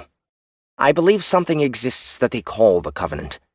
I saw part of it before Emily caught me. The Fire and Brimstone aren't normal ships. They're based on technology supposedly from the time of the rebellion against God. Why here?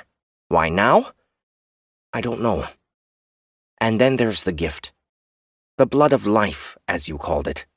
That's nothing I've ever heard of or seen before, and I would think if there was a power like that in this part of the universe, there would at least be myths and legends about it.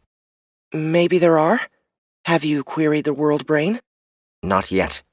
I intend to when I get back to Earth. Either way, that doesn't mean they're from a parallel universe if such a thing exists. There's plenty of unexplored space left out there.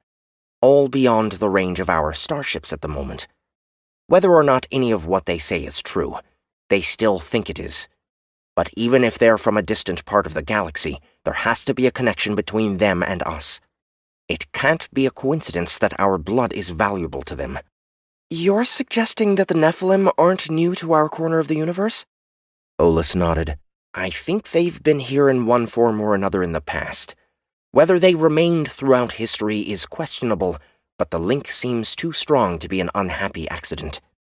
Well, wherever they came from, however long they've been here, it seems they intend to do harm, regardless of the backstory. I can't argue with that assessment. If they want to harm us, then I want to harm them back. I can't argue with that either. At the same time, we need to know as much as we can about what we're up against. Sun Tzu? Know your enemy. Yes. I'll add hacking Thraven's data storage to my to-do list. Thanks.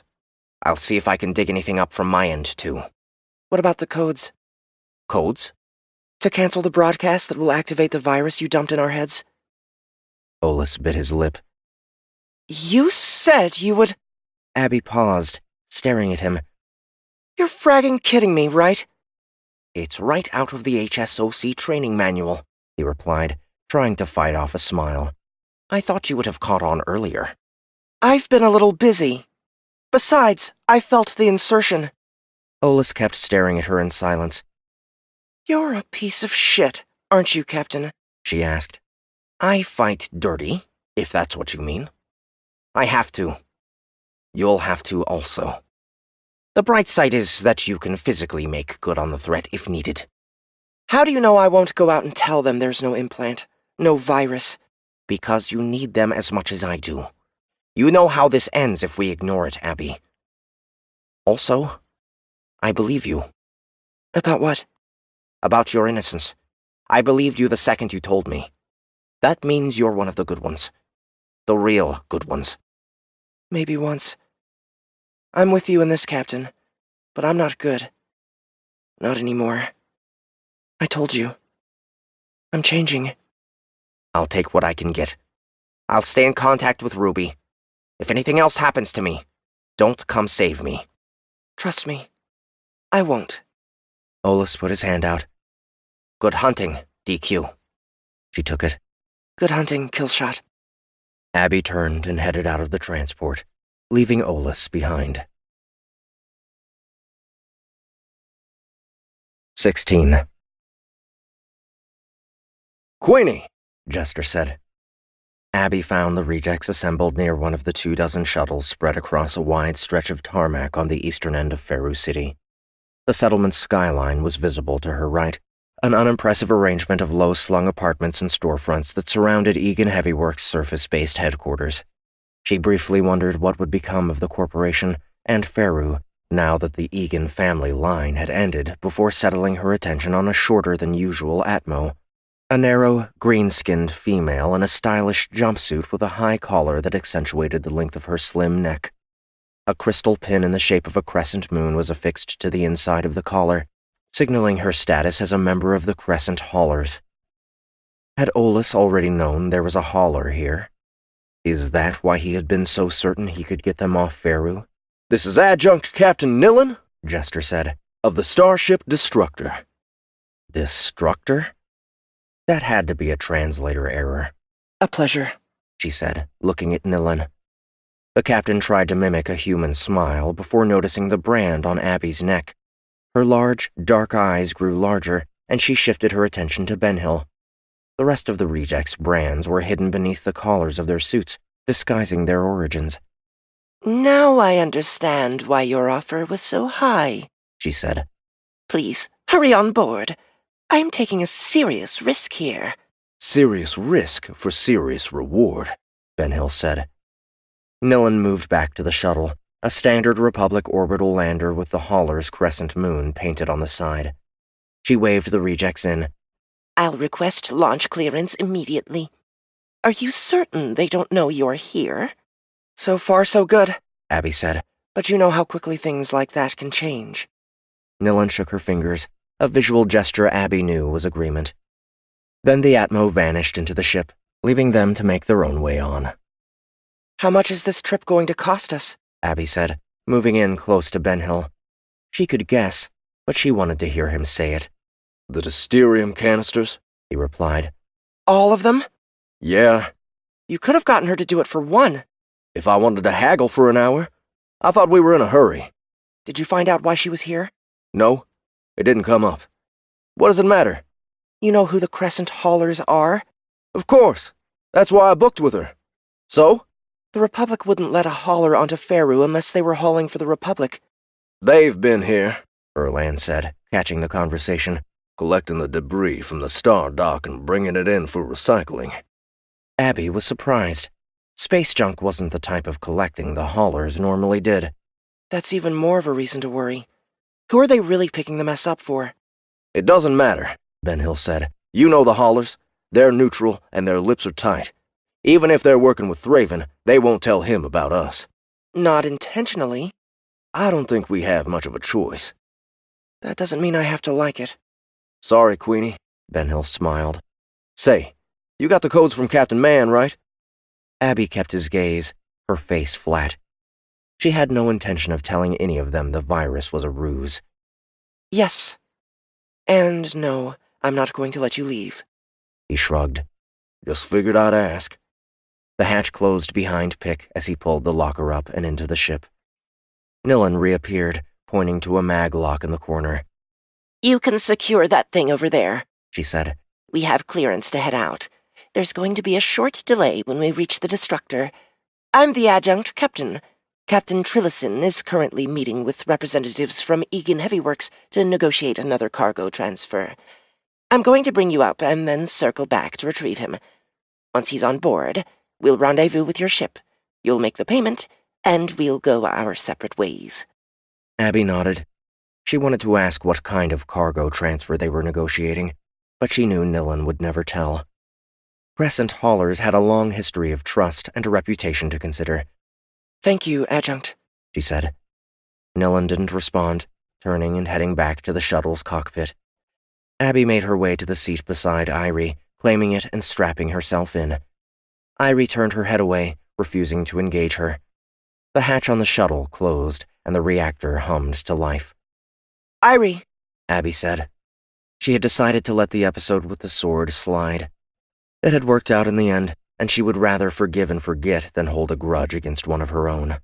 You've made your position clear already, Queenie, Irie said. We have nothing to talk about.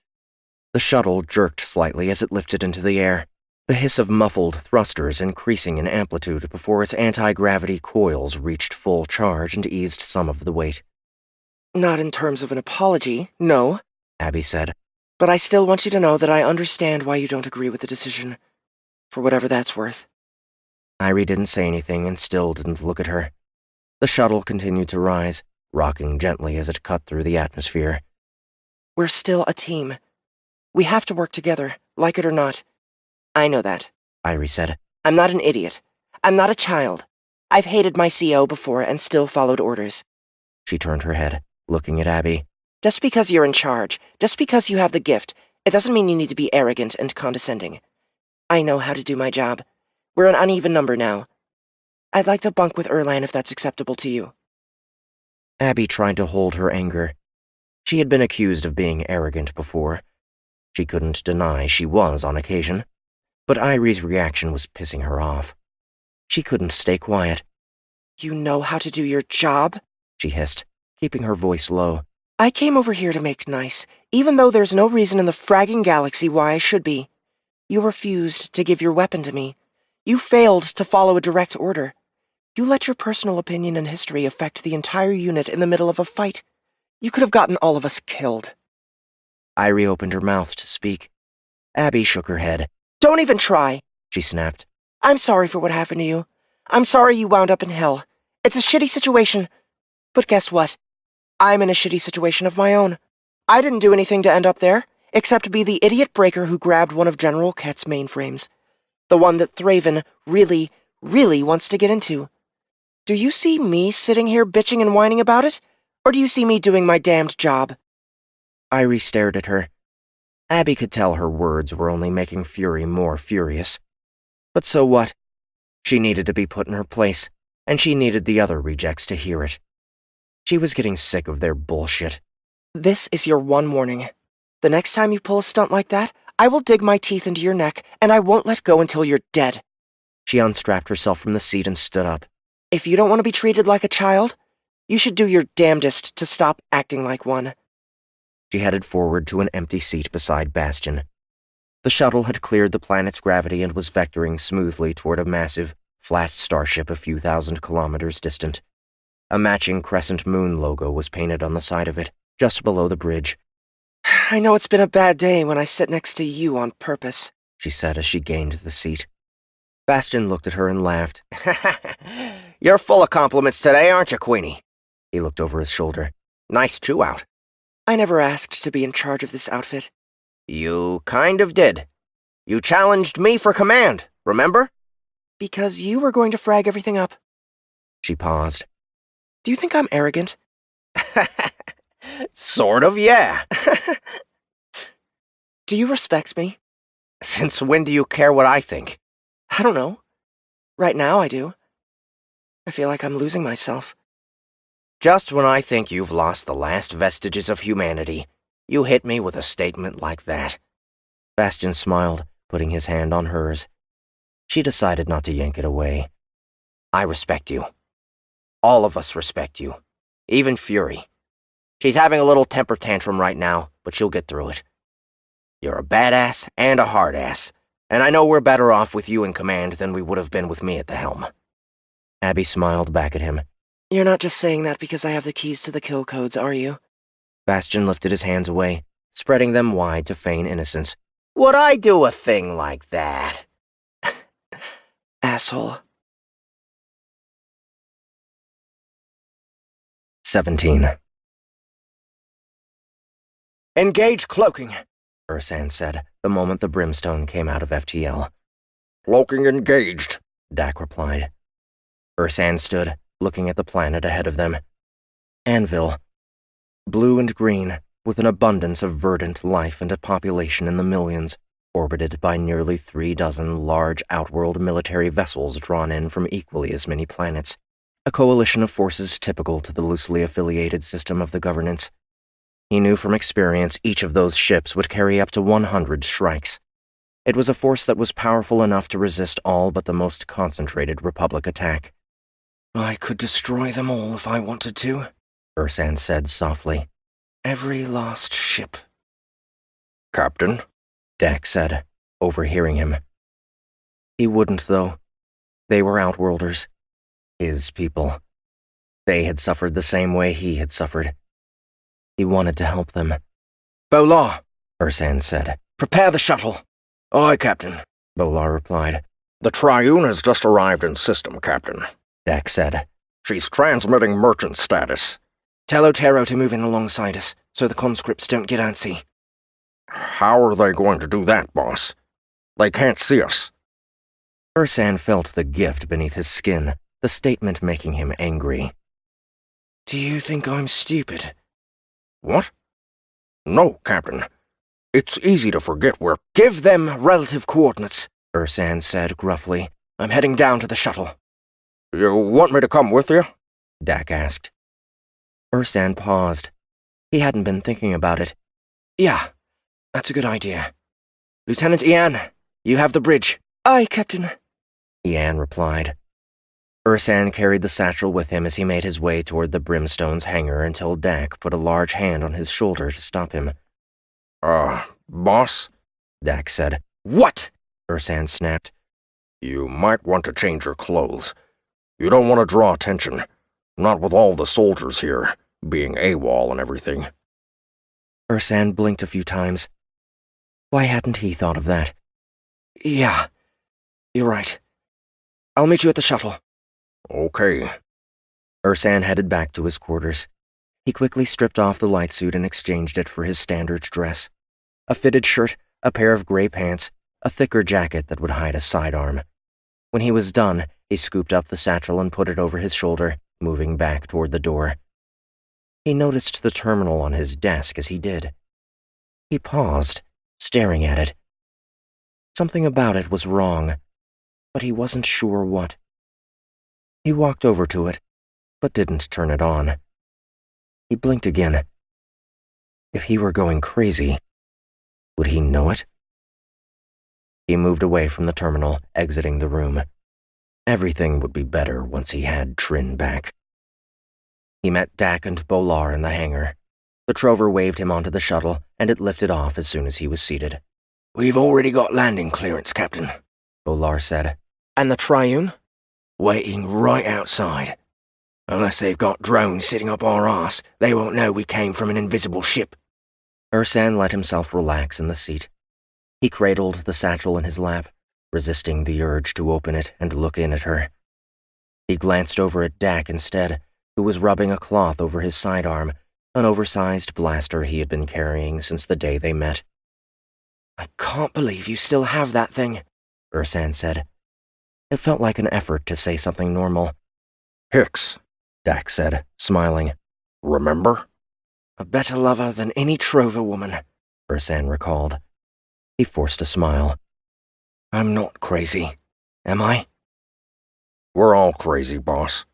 That's why we do this for a living, instead of staying planetside and waiting tables, or building bots, or whatever." Ursan looked down again.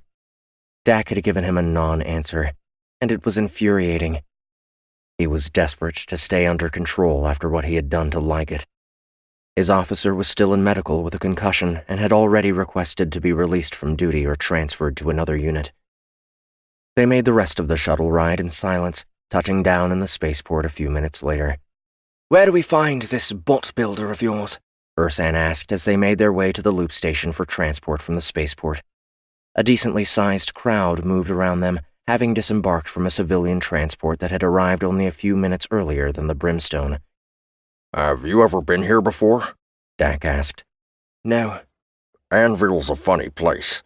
You've got thousands and thousands of soldiers, both up there in those ships and down here on the ground. Because of all the soldiers, part of the place is totally on the level. No dirty business. Squeaky clean. That's what you see from the spaceport." He waved his arm out at the city's profile. "Lots of financial institutions have headquarters here despite the relative distance from the meat of the outworlds, mainly because they feel safe. You get bankers, you get corps. You get corps, you get money. You talk protection, you talk serious firepower, even among the law enforcement. Yeah, and Anvil has a lot more laws than most other outworlds. It's almost like being in the Republic." He laughed. "The up level is where everything legal happens. The down level is where everything illegal happens. The local government keeps it under tight control. Whatever happens down level stays down level, or you'll regret it. At the same time, that makes it a little wild." "Your man is there?" "Not a man. Gorix is Plixian. Anyway, you're carrying around a severed head, boss. What do you think?" Ursan glared at Dak, causing his friend to take a step away. "Sorry," Dak said.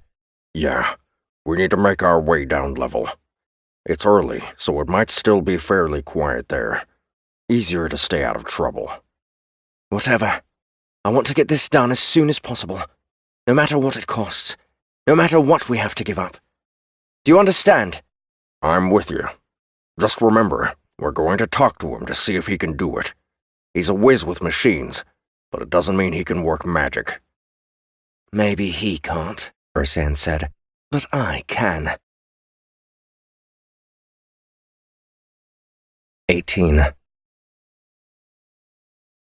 Gant paused at the junction between two of the crossing corridors, leaning over to glance around the corner before pulling his head back just in time to avoid notice from the incoming soldiers.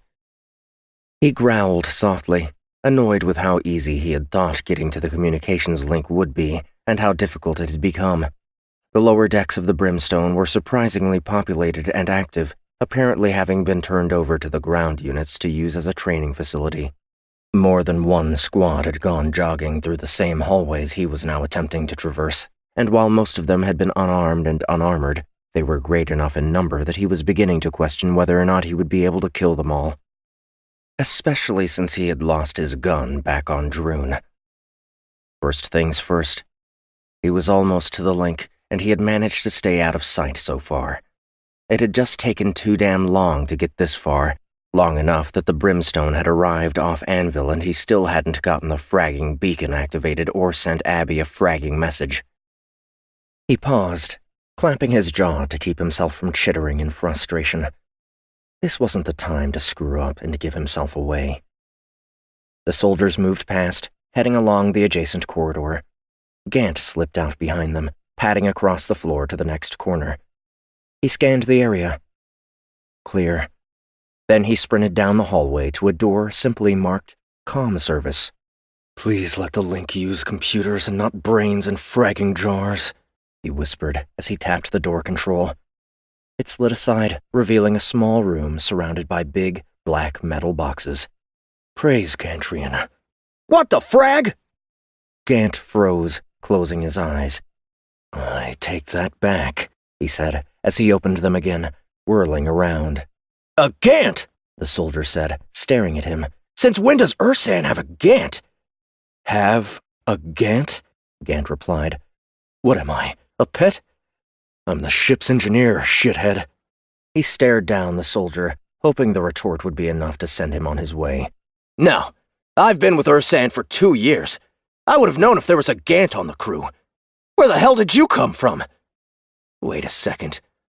Bolar mentioned some crazy-ass Gant that attacked them.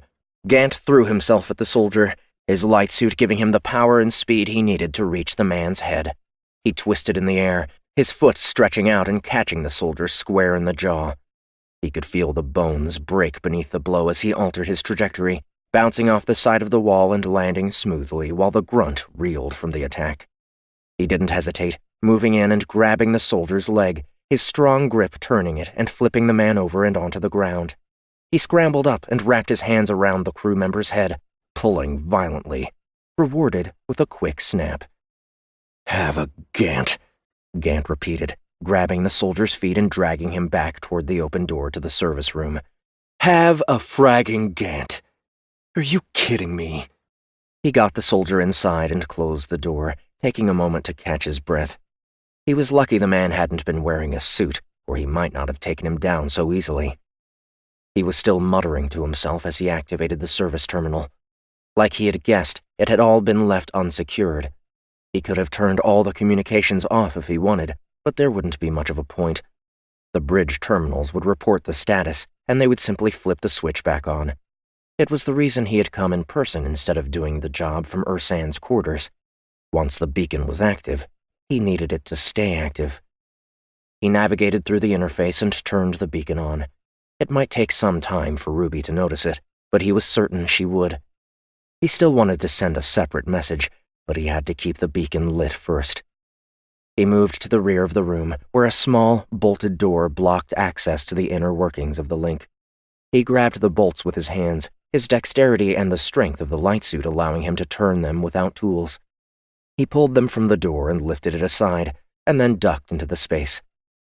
Service lights activated at his presence, giving him a clean look at a narrow corridor that skirted around to the back of the black boxes. He followed it until he reached the smallest box. It was the only one marked with the Republic Armed Services logo. The rest was all tech purchased from contractors. He slid it out, careful not to disconnect the wires attached to it, and then unscrewed the outer shell that protected the electronics inside. A simple red light flashed every 3 seconds, indicating the beacon was active. He was going to make sure it stayed that way. He reached down, finding the thin wire that connected the beacon to the network. He pinched it between his thumbnails, severing the line cleanly. A soft chitter of laughter, and he reassembled the box and put it back into place. Then he retreated from the service space, returning to the dead soldier. Why couldn't you have been carrying a knife or something? He asked the man, grabbing his legs and pulling again, dragging him into the small corridor. Only then did he return the panel and the bolts to their proper position, hiding the rest of the evidence. He returned to the terminal again, noting the beacon was still active.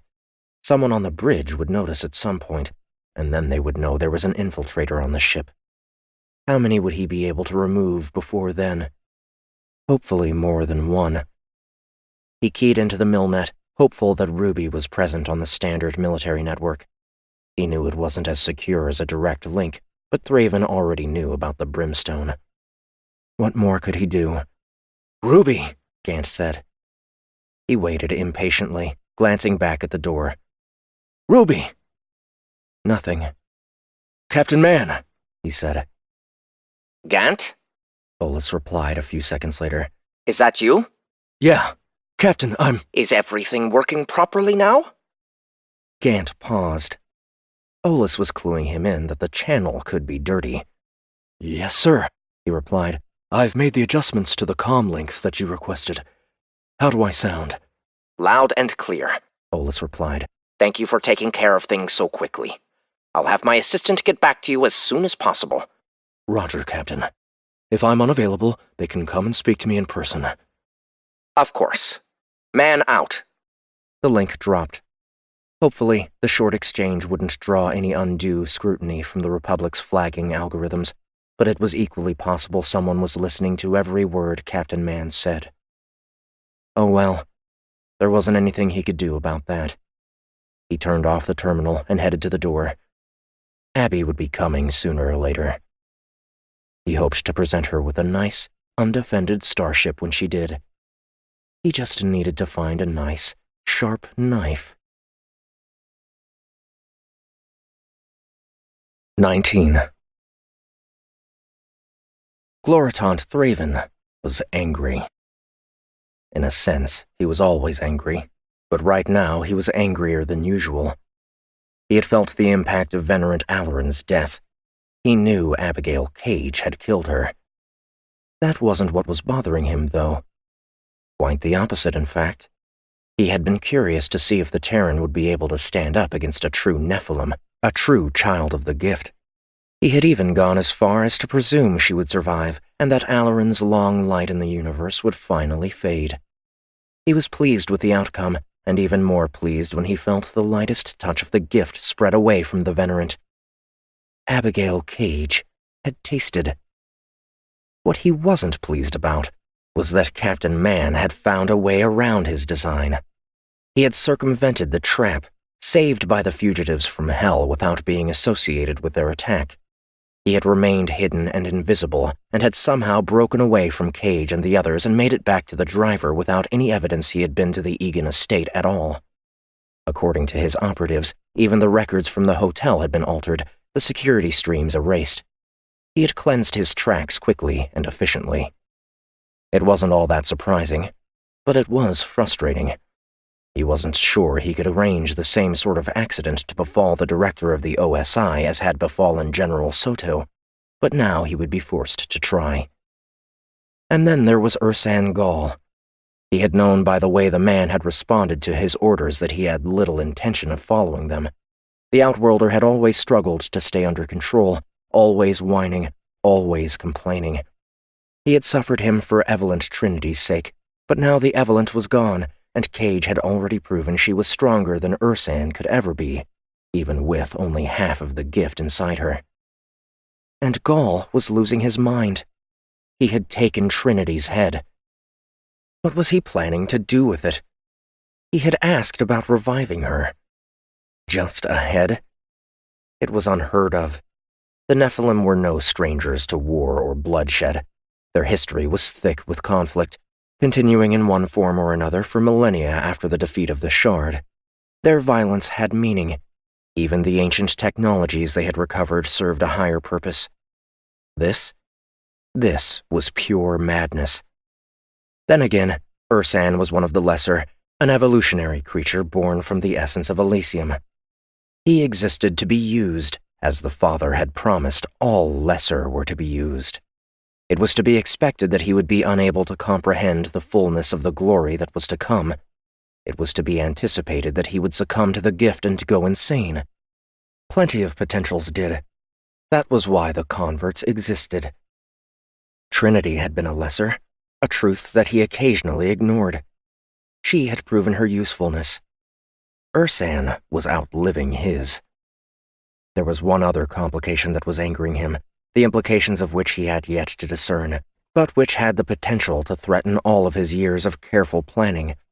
He already knew the Watchers were out there, somewhere, He also knew Sylvan Kett had aligned with them, making him increasingly eager to crack the mainframe they had captured and hopefully uncover his, and by extension their, whereabouts. What he hadn't expected was that they would get involved now and in such a direct way. That they had used the focus to aid Abigail Cage? On one hand, they had done him a favor in saving Cage. On the other, it meant they knew of her as well. If they got to her first, there was no telling what might happen. Plus, they had cost him his flagship and a number of assets he had already allocated elsewhere. At least he had a new flagship. Honorant Gizlan, Thraven said.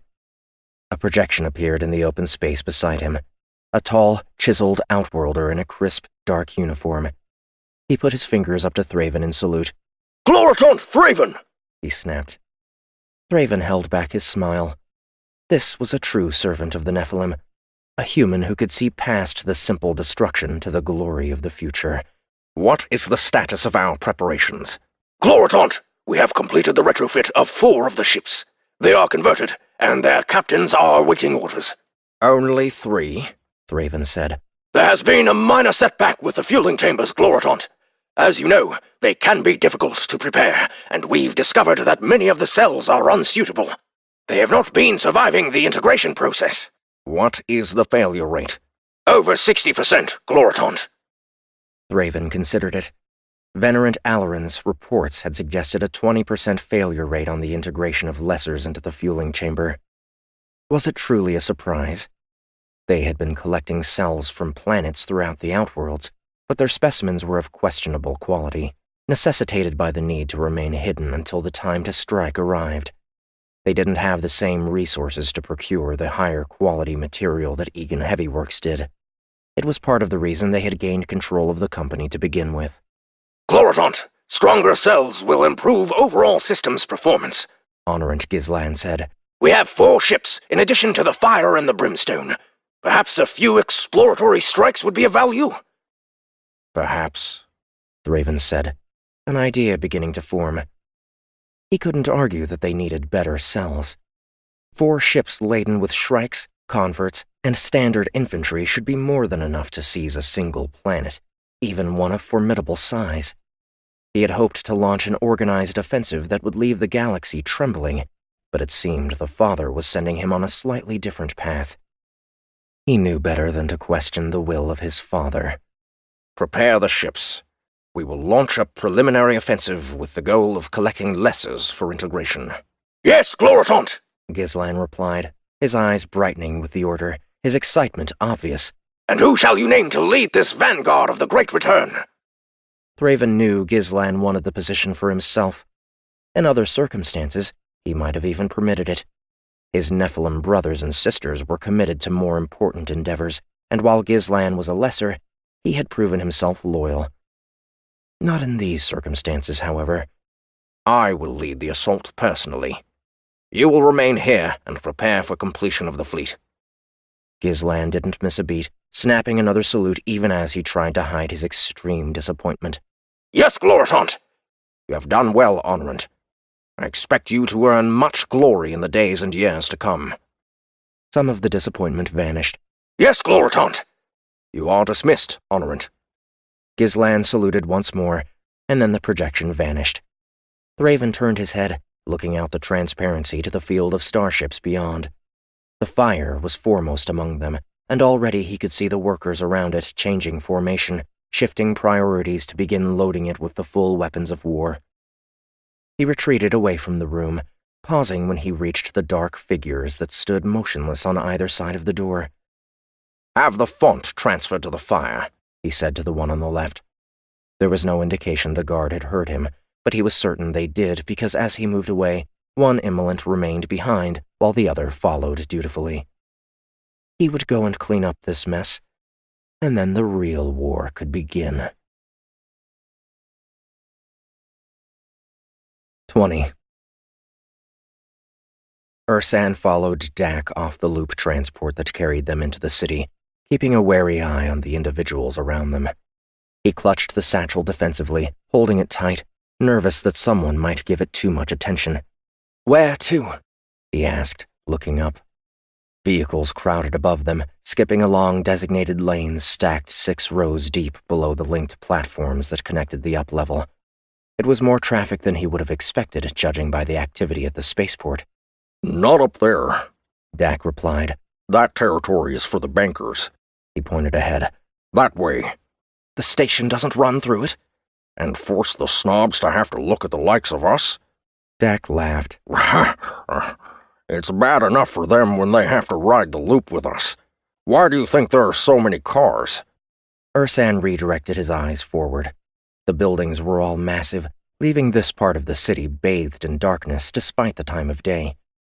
It felt hotter down here, too, and more moist, like the wealthy were sweating on the poor. Or pissing on them. This part of the city reminds me of Caliban. I think I'd be worried if things were too clean. "You and me both, boss." They walked for a while, following the flow of foot traffic through a number of alleys between buildings, the landscape becoming more industrial and aged as they did. Ursan noticed soon after that the composition of the individuals had slowly changed, the number of soldiers mingled in with the crowd increasing as they drew nearer to Central. There was no sign announcing when they arrived, but it was clear all the same. Residences, storefronts, and eateries gave way to brothels and drug dens, clubs and construct nodes, black market surgeons, and armories. They weren't advertised on signs or anything, but he knew how to identify them from his time frequenting similar locations on other planets. He was a career soldier after all. "1 second, boss," Dak said, pausing in the middle of one of the streets. Ursan stood with him, eyeing a pair of barely clothed human synths gyrating behind a large window. One of them caught his gaze, smiling and sticking her hips out provocatively before gesturing and causing the window to turn opaque. "Recreation later, huh, boss?" Dak joked. Ursan glared at him, and he lowered his head. That kind of maneuver might have been tempting to him before Trin. Not now. "What's the holdup?" he asked. "I was just a little confused. Things have changed a bit. That pleasure house wasn't there before. It's this way." Ursan followed him down an adjacent street. A vent from the upper levels was dumping steam out nearby, casting a haze on the entire area. He found his hand moving toward the blaster hidden under his coat as they walked. Something about this area didn't feel right. He heard the clicking and smelled the salty brine before the Plixians appeared from a side alley, rushing toward them in a group, their legs tapping along the pavement. Ursan had the blaster out before he thought about it, but Dak's hand landed on top of it, pushing it down. "Hold up, Captain," he said. 5 of the 6 Plixians remained back. The other one approached quickly, scuttling forward and reaching out toward Dak, putting a pair of 3-fingered hands on his shoulders and clicking in a tight cadence. "Dak, you meaty bag of putty. You're the last individual I expected to trip my trap." He hissed in laughter. "Gorix, you cockroach," Dax replied. "How long has it been?" "For Earth standard?" Gorix guessed. "Earth standard," Ursan said. "We're in the outworlds, aren't we?" Gorix's head turned, 2 beady eyes landing on Ursan while his antenna shivered. "Earth standard is an accepted and easily understood metric, even here on Anvil." He looked back at Dak. "Who's the hairless Curleton?" Ursan Gol. Captain Ursan Gol. Gorix made a dismissive clatter. "Captain. Dak, you brought a soldier my way?" "It isn't like you think," Dak said. "Captain Gall has funds. He can pay." "Are you vouching for that?" "Yeah." Gorix's mandibles moved quickly in excitement. "In that case, follow me, Captain Ursan Gall. I've got a lot of good stuff I can show you." "I'm not interested in it." "No?" "There's only one thing I need from you." He shifted the satchel so he could open it. "Boss, maybe we should wait until we're inside." "We don't need to go inside if he can't help me," Ursan replied. He opened the bag, gently reaching in and wrapping Trin's hair in his hand. Gorix sank from his thorax as he tried to see what Ursan had. snapping back in surprise when he lifted Trin's head and held it out. My wife. Dak told me you make bots. I want you to make one that will allow her to walk again. Gorix's head rotated toward Dak, whose expression told the Plixian that Ursan was serious and that he should respond seriously to the request.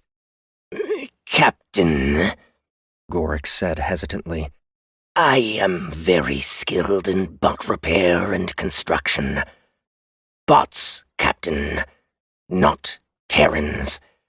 Even if I could rig a system that would mobilize the head, I mean your wife, I can't return life to dead things.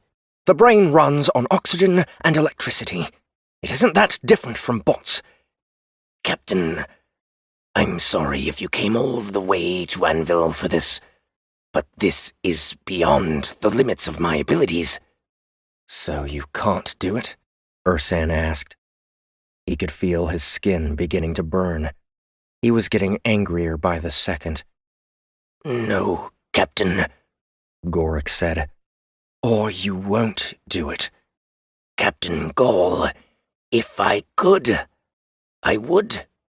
Liar! Ursan shouted. It was Thraven, wasn't it? He got to you. He told you not to help me. What? I don't know who— Lying again! Ursan said. He lifted his hand, throwing the gift into Gorix. The force pushed the mechanic backward, sending him crashing into the other Plixians. Boss! Dak said. I came in good faith, and you attack me? Gorix said angrily, twisting on the ground to get his legs back under him. Kill them both! Gorix, wait! Ursan, shut up, Dak! Ursan said. The Plixians around Gorix produced sidearms from packs strapped close against their backs, wasting no time unloading the rounds within. Most of them were aimed at Ursan, but one of the Plixians had targeted Dak, and he dove to the ground as the slugs whipped past him, one of them grazing his shoulder. Mother fragger! Ursan was burning with fury and despair. He held up his free hand, and the bullets headed his way all came to a stop, hanging uselessly in the air. He wanted more than anything to send them back to the individuals who had fired them, to watch their heads snap as the rounds struck them between the antennae with more force than their guns could manage. He held himself in check, shaking from the effort. I could kill all of your guards. A thought, a gesture. They would all be dead. I don't want to kill right now. I want to save. Gorix remained still, his mandibles dancing as he stared at the frozen bullets. I'll do what I can, he said at last. I may be able to rig something up, but I'm going to need to call in a specialist on the organic to mechanical interchange. I can do larger work like muscle connectors, bionics, even implanted weapons. But what you want is at the near microscopic level. Bring whoever you need, Ursan replied. I can pay. My starship, the Triune, is in orbit. That should cover it, shouldn't it? Boss? Dak said, getting back to his feet. You can't sell your ship. Why not? I have the other one for now, and the only way I'm going to lose it is when I die. Probably at Thraven's hands. What about me? What about the rest of your crew? Thraven won't blame you for following orders. He'll keep you on. This isn't your decision to make, Dak. She isn't your ship. That will cover it, Gorix said. Assuming it's at least Castle class. Castle? Frag that. She's way above Castle. Then we have a deal. Gorix hesitated. I will require the head. Ursan looked down at Trin's face. He didn't want to let go of her. I'll stay with her. This work is going to take some time, Captain. A week at the soonest. Most likely more. We can get a room nearby, Dak said. You won't have to be far. Ursan was motionless for a moment. Then he nodded and put Trin's head back in the satchel, zipping it closed. Only then did he allow the bullets to fall. They clattered to the ground as he stepped through them, holding out the bag to Gorix. If anything happens to it, I'll kill you slowly, he said. Gorix clicked, his posture fearful when he took the satchel gingerly in one of his narrow hands. Understood. No progress, no payment, Ursan said. Gorix's head tilted as though he was going to complain. He nodded instead. Dak knows where my workshop is located. Give me one local day to contact my specialist and do some preliminary research. Fine. One local day. Dak, let's go before I change my mind about leaving her. It'll be okay, boss, Dak said. Gorix turned his head and clacked something to the other Plixians, something Ursan's translator implant wasn't able to convert. He was about to question it when Dak put a hand on his shoulder. They're talking about what they want for dinner. How do you know? I spent some time with Gorix before I started running with you. I know the customs. Come on. Dak started leading him away. The Plixians retreated as well, making their way back into the side street where they had appeared. Ursan paused, looking back, a sudden panic gripping him. They're going to hurt her. Gorix can be trusted. Besides, you scared the hell out of him. Didn't you notice that line of green running down his foreleg? Ursan was confused for a second. Then he started to laugh. No, I didn't notice. There's a shitty dive I know a couple streets from here. It's friendly to assholes like you and me, and it isn't a paradise, but the living's at least as good as it is on the Triune. We can wait there if you want. Anywhere close, Ursan said, starting to rub his hands together. She had only been gone for a minute, and he was already losing it. He needed to get a grip. I'm not crazy. Am I, Dak? You keep asking me that, boss. Another non-answer. Never mind. 21. There were a few tense minutes during the shuttle ride when Abby wasn't sure if the haulers were as trustworthy as their reputation had led her to believe. After the craft had cleared the atmosphere, Nilin had adjusted course and put them on a direct heading toward one of the Republic battleships orbiting the planet. Not the driver, Olus's ship, but another, older ship whose tags were obscured by a smaller cruiser beside it. She had felt herself tensing, only to feel like an idiot as the shuttle had passed over the top of the ship, the maneuver revealing the destructor behind it. The cargo ship was nearly 3 times the size of the battleship, the bow facing toward them, the body stretching off almost endlessly into the black. Like the prison ship that had transferred her to Hell, it was composed of a fixed forward crew area and a detachable and replaceable aft where all the cargo was stored. It was essential both for quick transfer of big loads and for more effective escape in the event of an emergency. Not that there were many emergencies in Republic space. Not that a company like the haulers needed to worry about it anyway. Everyone knew to leave the Crescent haulers alone. Their founder had seen to that years ago, building the business on an uncanny ability to travel the universe safely. Doing that had meant some allegedly seedy deals with some allegedly seedy people, and the untimely deaths of more than a few government officials, military leaders, mercenary commanders, and heads of criminal enterprises that were thought otherwise untouchable.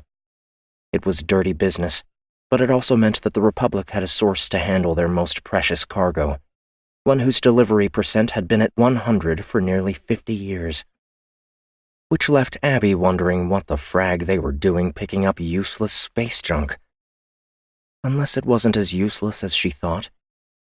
Unless it wasn't the Republic that had hired them. She was thinking like a breaker, trying to untangle the knots in front of her eyes. While the questions were disconcerting, the activity was comforting. She had been questioning her sanity too often lately. She knew she was changing, and Olus had even suggested she embrace the change.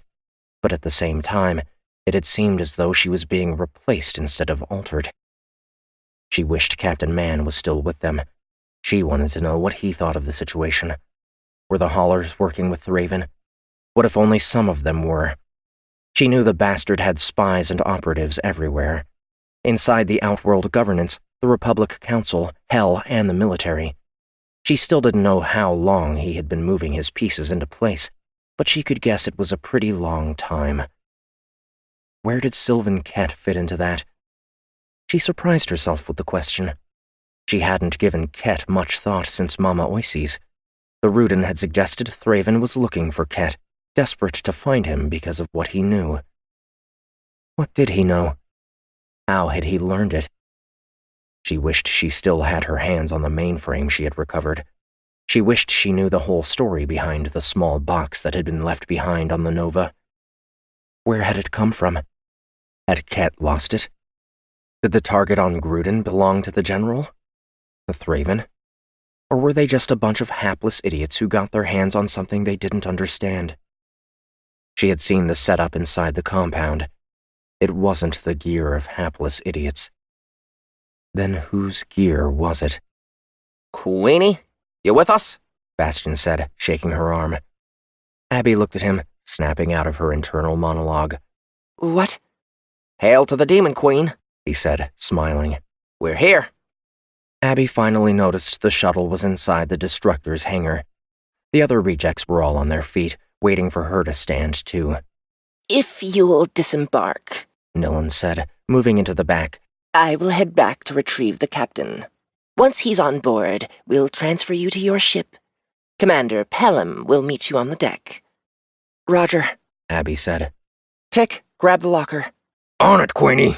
You can leave your weapons and gear outside, Nilin said. I expect you'll have the courtesy not to bring it into the populated areas. Of course, Abby said. The shuttle's hatch opened, and they made their way off. A skink was waiting for them there, a female dressed in intersecting layers of tightly wound and brightly colored cloth. Commander Pelham? Abby guessed. A tri-forked tongue skipped out from the skink's mouth, slipping along the lips to moisten them. Confirmed, She replied. Her small eyes landed on the Hellbrand. Interesting. Pelham, show our guests to the mess. Nilin said. They can wait for the captain there. Aye, Adjunct, She said. She looked over at the rest of the rejects, a hint of amusement rippling across her scaly face. Quite a collection. We do our best, Abby said. Follow me. They dropped their equipment where Nilin had pointed and trailed behind Pelham, out of the hangar and into a wide corridor. There were other crew members present, moving from one place to another on the ship. It didn't take long for Abby to notice that none of them were human. The haulers don't like Terrans? Abby asked, curious. Excuse me? I noticed there are no humans on board. I admit we haven't seen much of the ship or the crew yet, but standard rosters are 80% Homo sapiens or more. A keen eye. No crescent humans on the Destructor. Captain doesn't approve. Why not? Unreliable. What do you mean? Terrans are unreliable, accustomed to being above. Use status to do less. You tell it, sister, Pick said from the back. Abby looked back at him. What? You did notice I'm the one dragging the locker around, right? You did notice you're 3 times the size of any of us, right? Abby replied. I'm just saying. Who saved your life on Droon? Yeah, but you aren't human. Not exactly. Not anymore.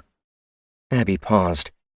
He was right, even if his presentation of the facts sucked. Not human. Pelham asked. Long story.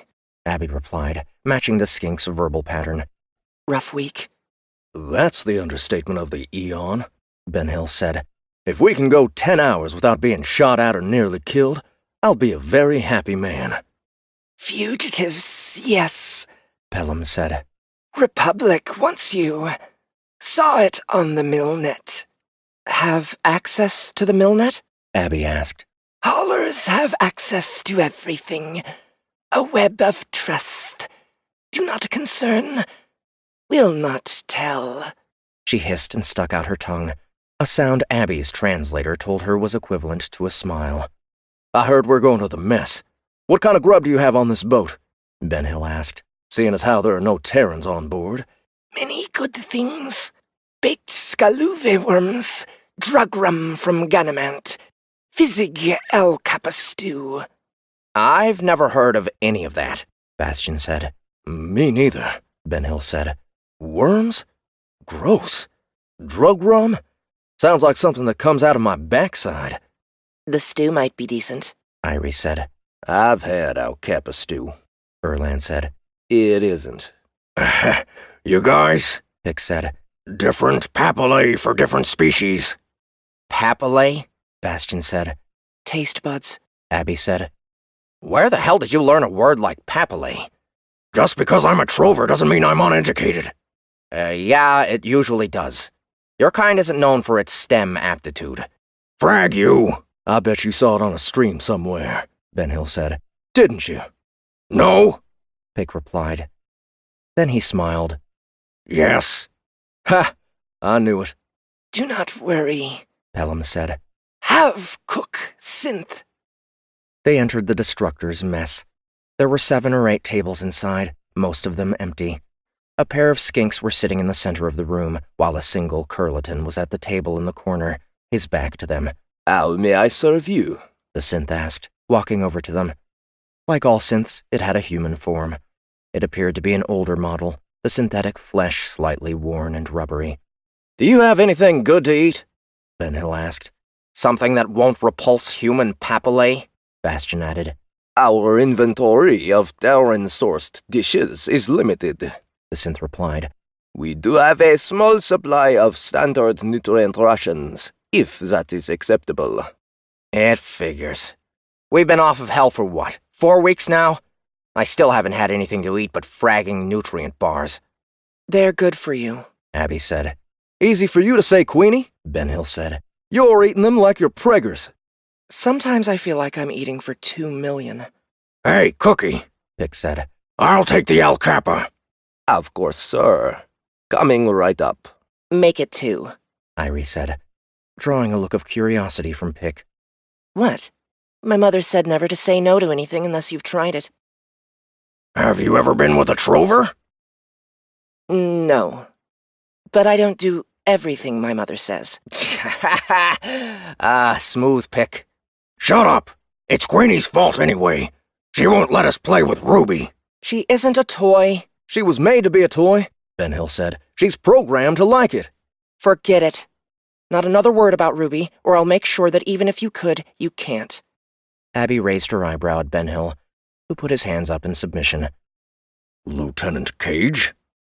Abby turned her head to the sound of her name, finding the Curleton in the corner. He was on his feet, facing her way. Abby stared at him. One of his large eyes was tinged with red and purple, like the entire thing was one massive bruise. Coley? The universe had never felt so fragging small. 22. Funny you should be here, Lieutenant, Coley said. Me? Abby replied. You're supposed to be on Hell. So are you. You know this Curleton? Pick said. What are you doing here? Abby said, ignoring him. There was nothing good about Coley being here. Nothing. Overseeing the recovery, Coley said. for General Thraven. The name got the attention of all the rejects. They stiffened up, turning to face Coley. You work for Thraven? Abby said, not sure whether to laugh or just punch him in the other eye. Seriously? What the frag was with the waterworks when they picked us up? You acted like the biggest pansy I've ever seen. How's your eye, by the way? It looks like shit. Coley huffed. I thought he was going to screw me after we made a deal. He never said anything about getting busted or hell. Pick up the mainframe, that was the mission. But he got us out of there real quick. Some of us in one piece. Well, me, mostly. He put his hand near his eye. You fragging blinded me, you bitch. You have to know how sensitive a Curleton's eyes are. Fragging low blow. The other members of the 5th are here, though. 18th platoon now. His big mouth spread in a toothy smile. You want a reunion? Abby glanced back at Pelham. The skink was clearly confused. I value cargo, she said. Always send platoon to guard. It didn't seem odd to you that debris would be considered high value? Ben Hill asked. Hollers, don't ask. Don't tell. Yeah, right. Well, I highly recommend calling for whatever backup you have on this tug right now. The door to the mess opened. 5 members of the 5th platoon walked in. The good news was that they were in standard utilities instead of armor. The bad news was that their eyes were all a dark, silvery gray. Frag me, Irie said, recognizing the look as she lifted her sword from her back. Good thing I brought this along. I have a feeling I shouldn't have left the locker back in the hangar, Pick said. Abby looked back at Coley, her prior anger at the sergeant exploding. It had been one thing when she thought the 5th had gotten busted for smuggling. Knowing Coley was working with Thraven on the job? She growled softly, ready to jump Coley and blind him in his other eye. There was no time for that yet. She moved in front of the rejects, putting up her hand, feeling the gift flowing through her. The 5th attacked, a line of plasma launching from their rifles, the bolts charging toward them and shattering against an invisible shield. Remember, Abby said. You need to take the heads. Fury, that means you, Bastion said. Abby bounced forward, launching herself into the lead soldier. Dis. She remembered the woman from Gruden as she slammed into her, knocking her back. She spun and caught an incoming fist, grunting as a plasma bolt struck her in the leg. She turned and kicked, catching another soldier in the hip and knocking them off balance. Then the rejects were there with her. Pick grabbed Dis by the shoulders, throwing her against the wall. She hit it without complaint, bouncing off and coming back. Pick closed again, throwing a heavy punch at her head. She brought her hand up, and the fist hit an invisible wall, his arm bouncing off, the gift throwing him to the ground. Frag! He shouted, rolling to his feet. Bastion was on Abby's other side. He had produced a knife from somewhere, and he used it to slash one of the convert's arms, leaving a nasty gash at the wrist. He sidestepped one punch, ducked under a second, and stabbed the soldier in the chest before being thrown backward. Red klaxons started flashing in the mess as the ship's alert system was triggered. What's happening? Abby said, throwing the gift out and into Dis, slamming her into the bulkhead so hard she could hear her spine break. Soldiers attacking crew! Pelham replied. Red alert! Abby turned back to Coley. Thraven isn't going to like this. Some opportunities are too good to pass up. Worth starting a war with the haulers? Don't worry about that. The media will say the fugitives from hell were responsible. After all, you were last seen in this area. You son of a bitch. So I've heard. Next time maybe you'll want to think twice before you punch a Curleton in the eye. You're right. Next time I'll take both of them and save myself the trouble. She burst toward him, the gift burning beneath her skin. He drew his sidearm, a simple pistol sized for his large hands. He aimed it at her, holding the shot as she approached. She lunged at him, noticing her fingers changing as she did, stretching into silvery claws. He pulled the trigger. The bullet hit between her breasts, the crack of her bones almost as loud as the shot itself. The force pushed her off course, and Coley ducked to the side as she fell to the ground and rolled to a stop, the pain almost unbearable. I don't understand why Thraven's been having so much trouble with you, he said. Abby pushed herself up on her hands, finding the rejects on the other side of the room. Bastion was down. Dead? Pick was still fighting, but his left hand was a bloody mess. Irie was holding her own, her sword able to do what the others couldn't. 2 headless converts were nearby. Pelham was on the ground, a pool of blood beneath her. She picked herself up, getting to her feet. Her head was thumping in rhythm to her heart, the gift moving to a matching beat. Her breath was steady, and she opened her mouth, snarling in fury and walking toward Coley. She didn't give a shit who or what Thraven had turned the 5th into. She wasn't going to let her team die. Coley pointed his sidearm and fired, the bullet hitting Abby in the chest a second time. She felt the sting of it, but when she glanced down, there was no damage. No wound. He shot her again, and again. She kept coming, kept moving, walking toward him. His sidearm clicked as she reached him, the magazine empty. She reached out almost casually, grabbing him as he tried to back away and pulling him down to her height. She brought her other hand down and across, her fingers slashing across his good eye. He howled in pain for a second time as he crumpled to the ground. She didn't kill him. Instead, she continued forward to where Pick was tangling with Sergeant Ray, trying to defend himself from the convert's attacks. Each punch slammed hard into the trover, and she could tell he was on the defensive as he tried to back away. A plasma bolt caught Ray in the face, blasting half of it off. Ray froze for a moment, and Abby watched as silver liquid filled the space, taking the place of the damage and allowing the sergeant to move again. What the frag? Ray grabbed at Pick's bloody arm, hands wrapping around it and twisting. A sharp snap, and Pick bellowed in pain, using his other hand to hit Ray and sending him flopping across the floor. Irie was on him in an instant, her sword dropping through Ray's neck. My eyes! Coley whined behind her. My fragging eyes! Okay? Are you okay? Abby said, ignoring him, heading over to her team. Hurts like a mother, he replied. Arm's broken, and they shot my fragging hand. He held it up. 3 of his 4 fingers were missing. He didn't seem to know it until then. Fragging son of a bitch! Damn it! The ones in here are all dead, Queenie, Ben Hill said. But the rest of the ship? If it's a platoon, there are at least 10 more. 9, Abby said. Iliard never made it out with them, probably because he got hurt. They're going to be killing the crew. And blaming it on you, Coley said between cries of pain. Lucifer, Abby said, dropping next to the pilot. His eyes were open, blinking. He looked dazed. I'll keep an eye on him, Pick said, grabbing Ray's rifle in his good hand. Go take care of the rest of this trash. Abby looked over at Ben Hill, Erland, and Irie. Grab a rifle. Let's go. They picked up rifles from the downed soldiers, following Abby out into the hall. She didn't know the layout of the ship beyond the path from the hangar to the mess, but it usually wasn't that hard to find the bridge. Trouble seems to follow you wherever you go, Queenie, Ben Hill said. Thraven seems to be wherever I go.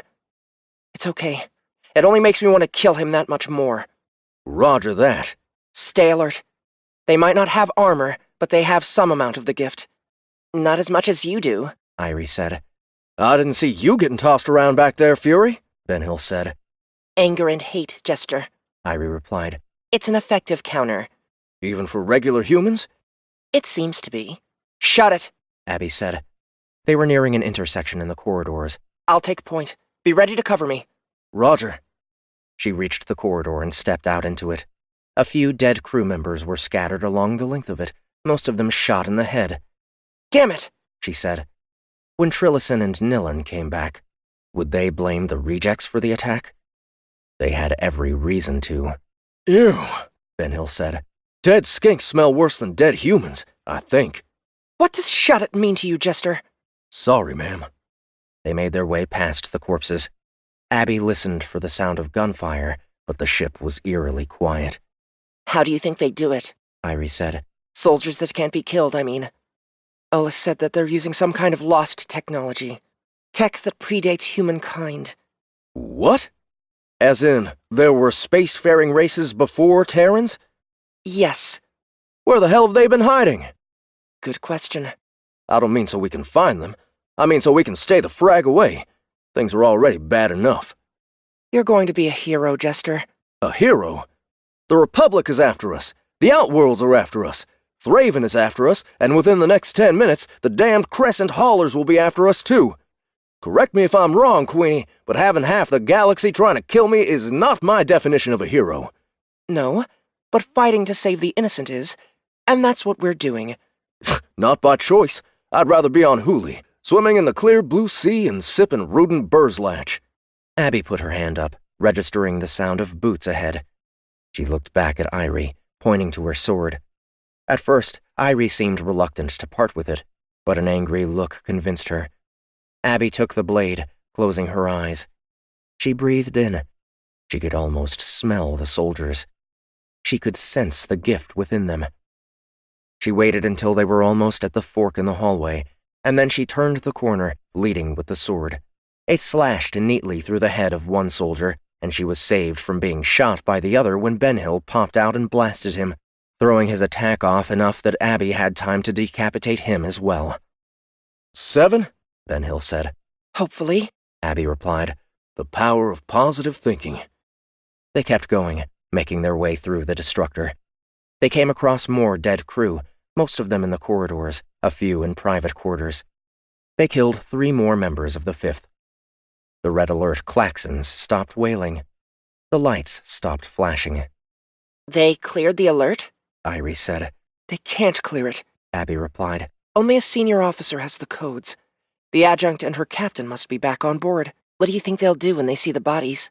Try to get to the bridge and contact the Republic? Or their boss? We can't afford to have the Republic bearing down on us here. Did you see how many battleships were out there? 3, counting the driver. Captain Mann's ship. I don't know if they would get involved. They might have to, Ben Hill said. We have to get to the bridge first. It's the only way. They picked up the pace, running through the corridors, becoming more reckless. Abby ranged ahead of them, feeling for the gift, sensing it in the converts before coming upon them. She dispatched them efficiently, knocking them off balance before using the katana to remove their heads. There should have been 3 remaining by the time they reached the bridge. They found one of the 5th there, one of the other Curlitons. He was bigger and stronger than the others, but he was also unarmored and outnumbered, and they removed him without much trouble. Abby was still standing over his headless corpse when Trillison and Nilin reached them, storming onto the bridge with heavy plasma rifles cradled in their thin arms. You! Nilin said, swinging her rifle Ben Hill's way. I trusted you. We had a deal. Wait, Ben Hill said. it's not what you think. We're the good guys. Your ship is under siege, Captain. Abby said. Not by us. By a man named Thraven. The same man who destroyed the station you've been collecting pieces of. The 18th is under his control. Do you expect me to believe that? Captain Trillison, another Atmo, said. I should kill you where you stand. You're free to try. But I'm telling the truth. I kept their commander, Sergeant Coley, alive so you could hear it straight from the asshole's mouth. His word against yours? Nilin said. A soldier in the Republic military versus a wanted fugitive? Put down your weapons. We'll let the Republic sort this out. Don't. Abby said, as they stepped forward. Why not? If you're innocent, you certainly aren't going to shoot us. Trillison moved for the command chair. Abby stepped toward him, but Nilin turned her rifle in her direction. I can't let you contact the Republic, Abby said. Then you'll have to stop me, Trillison said. You're free to try as well, but you know who we are and who we work for. Consider it carefully. Abby took another step before suddenly sensing the gift, coming in fast. Get down! She shouted, turning toward the entrance to the bridge. Nilin didn't listen. The bullets tore into her from behind, slamming her forward and onto the ground. Erlan and Ben Hill fired back as Abby reached the hatch, catching up to the converts as they absorbed the rejects' attack.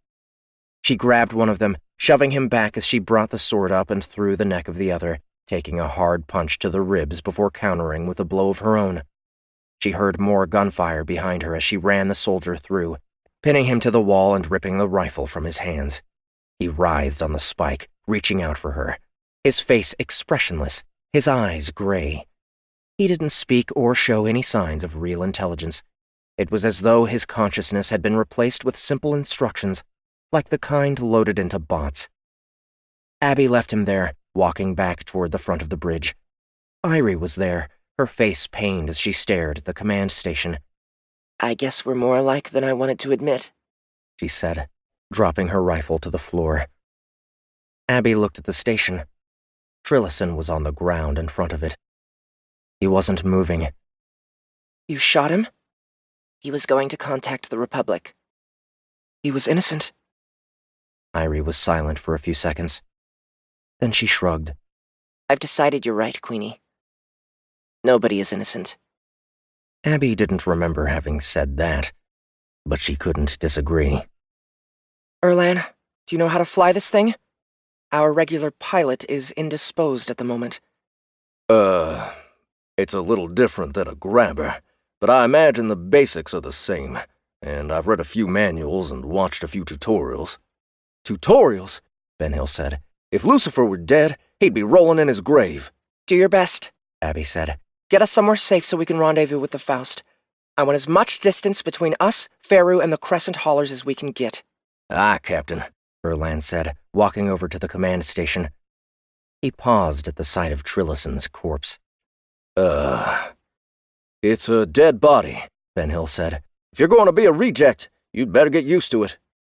Erland's face paled, but he managed to get himself seated around the body. He stared at the controls for a few seconds, and then tentatively began using the terminal. Abby stared at Irie until she returned the gaze, making eye contact. It wasn't necessarily a look of agreement, but it was one of understanding. 23. Abby stared at the convert pinned to the bulkhead. She had once known it as Private Lesko, an average-looking Marine who had blended into the platoon so well that she had rarely ever noticed him. While the body was his, there seemed to be no other hint of him now. He continued to reach out for her, trying to grab her from his position against the wall, held there by the katana that she had shoved so hard into him it had gone right through and into the alloy. She could feel the gift pushing up against her as well, trying to knock her down or pull her forward, to affect her in some negative way. While Iliard had been able to use it to grab her back on Hell, it wasn't strong enough to do anything to her anymore. Why don't you just knock its block off and be done with it? Ben Hill asked, standing nearby. It's obvious there's no soul left in there. They came onto this ship. They didn't stand out enough to make the haulers suspicious. Lesko had to be in there at some point. Ben Hill stuck his hand in the convert's face. It leaned forward, trying to bite him. Yeah, well, he's gone now. Queenie, Erland said. I've got Ruby on the comm. Abby turned, looking to the front of the bridge. Ruby was projected there, sitting at the controls of the Faust. Queenie, the synthetic said. I've been expecting you. We've had a minor setback, Abby said. Minor, Ben Hill said. The haulers are going to think we stole their ship. I wouldn't call that minor. There's nothing we can do about that now. Erland, send Ruby the coordinates. Haulers? Ruby said. As in, Crescent Haulers? Yes. Ben Hill bartered a ride to you, but there was a complication. Complication? Do you have to minimize everything? Do you have to catastrophize everything? I'm sorry, Queenie, but this is my definition of a catastrophe. We're still alive. For now. Wait until the hauler's head honcho gets wind of this shit. I've sent the coordinates, Erland said. Received, Ruby said. I'll meet you there in 20 minutes. Any word from Captain Mann? Not yet. Gant? Nothing. Abby frowned. Roger. Queenie out. She motioned to Erland to break the link. Ruby's projection vanished. I'm ready to go to FTL when you are, Erland. Ah, ma'am, Erland said. His hand moved across the control surface. A moment later, the cargo ship blinked away, leaving the support vessels that were collecting the remaining debris behind. Abby turned her attention back to Private Lesko. Jester, do you have a knife? Yeah? Why? She held her hand out. He dropped the hilt into it. She took the knife and stabbed Lesko in the eye, pulling the blade out and watching. A line of blood started to run down the convert's face, but only for a moment. The damaged eye was replaced with the same silvery material as she had seen replace Sergeant Ray's brain. Whatever it is, it keeps them alive. Alive or just moving? Good point. Fury, I want you and Jester to head to the hangar and grab your gear. I want a full sweep of the ship. I'm pretty sure we got all of these things, but we need to be sure. Roger, Irie said. Erland, you have the bridge. I want to go check on Bastion and Pick and have a little talk with Coley. Ma'am. By the way, we need to get you a call sign. No offense, but Erland isn't doing it for me. My mother liked it, ma'am. Abby smiled. You aren't officially one of us until you have a nick. And please stop calling me ma'am. You make me feel old. Queenie? Abby left the bridge, making her way back the way they had come, able to navigate to the mess using their path of destruction. When she arrived, she found Bastion up and alert, sitting beside Pick against the wall, both of them keeping an eye on Coley. The synth was in pieces nearby, a nasty-looking cooking knife in a dismembered hand. Bastard tried to stab me, Pick said when she entered. Like I haven't been through enough already. How's your arm? Abby asked. Pick shook his head. My hand is wasted. My arm is broken. It hurts. Big baby, Bastion said. What about you, Lucifer? Are you okay? I think I have a concussion. That gift thing hits hard. It can. Okay, we'll see about getting you a prosthetic as soon as we can. Pick smiled. I've been looking for a reason to upgrade. This is going to handicap me until then. Hopefully you will stay out of trouble for a little while. Famous last words, Bastion said. You attract trouble like a pleasure bot attracts horny men. It isn't all bad. We might be able to learn something from this turn of events. You should write a manual. How to make enemies across the galaxy. It'll be a bestseller. Abby smirked and walked over to where Coley was sitting, still and silent. Done whining? Frag you, Lieutenant. I wish you had never found your way into my platoon. That makes two of us. She sat down at the table beside him. Now, why don't you tell me all about Gloritant Thraven and how you came to work for him? Why would I do that? I'm as good as dead already. You can get implants to replace your eyes. I don't mean because I'm blind. Thraven will kill me when he can, or he'll send someone to do it. You have no idea how deep into the Republic his influence goes. This isn't some two-bit idiot who crawled out of the ground to make trouble. He's been planning this for years. So I've heard. He also seems to be a man of his word. He made promises to you for getting the mainframe off Gruden. My family's taken care of. That's all I'm going to say. And he got me out of hell. You don't care what he did to the rest of the Fifth? What did he do to them? The way he changed them? Giving them the gift? Making them harder to kill? Thraven surrounded me with a unit of super soldiers. Why the frag would I complain about that? He took away their minds. Coley shrugged. Do you know how he did it? No, I didn't see the procedure. Only the results. Were they still able to speak at that point? What do you mean?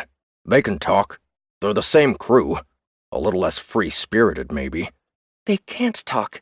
I've got Lesko pinned to the wall on the bridge if you want a demonstration of what Thraven turned them into. What would be the point? I told you, I'm already dead, blind or not blind. Thraven will kill me. Not if I kill him first. Coley began laughing, his gravelly growls echoing in the mess as he guffawed at her statement. You? Thraven told me he's over 5,000 years old, and I believe it. He told me he and his brothers and sisters killed God. But you think you can take him out? Watching him destroy you would be a good reason to see again. Did Thraven tell you anything about the Covenant? Or the Great Return? Only that it was coming, and when it did, only those that sided with him would be spared. I was loyal to the Republic, Lieutenant, but I had to be loyal to my family first. I want them to survive what comes next. And what's that? Don't tell me you don't already know. The fire and the brimstone, and a whole fleet of ships just like them. Coley smiled. That's just the start. The vanguard. Gloritant Thraven is clearing a path for the rest. The rest? Where are they coming from? How many? I'm done talking, Lieutenant. You got all I'm going to give. Just enough to make you more worried than you already were. Okay, Abby said. She grabbed Coley's wrist, standing and lifting him easily to his feet. How badly do you want to live, Sergeant? What do you mean? She pulled him over to Pick and Bastion. Are you two well enough to help me drag this hairy piece of shit over to the nearest airlock? Affirmative, Bastion said. Of course, DQ, Pick said. They both stood. Airlock? Coley said. You wouldn't. Why not? If you aren't going to talk, I don't need you. You're an officer of the Republic. No, I'm not. I'm just a con, thanks to you. And you know what I've discovered? What's that? I like not having to play by the rules. Pick grabbed Coley's other arm, and they dragged him into the hallway. I wish you could see all of the dead haulers out there. I wish you could see the damage you've done, just so you could get back at me.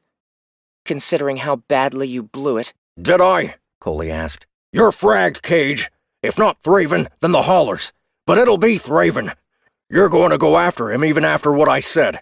That's the kind of individual you are. You crave the danger. Why else would someone with a kid drop into combat zones? What did you say? Abby said, pausing. How do you know I have a child? Oh, did I say that out loud? Coley grunted. Thraven's got your full record, warts and all. He shared it with me before the drop on Gruden, just in case I needed something to pull you in. You've barely been back to Earth the whole time she's been growing up. She probably thinks your sister Liv is her real mother.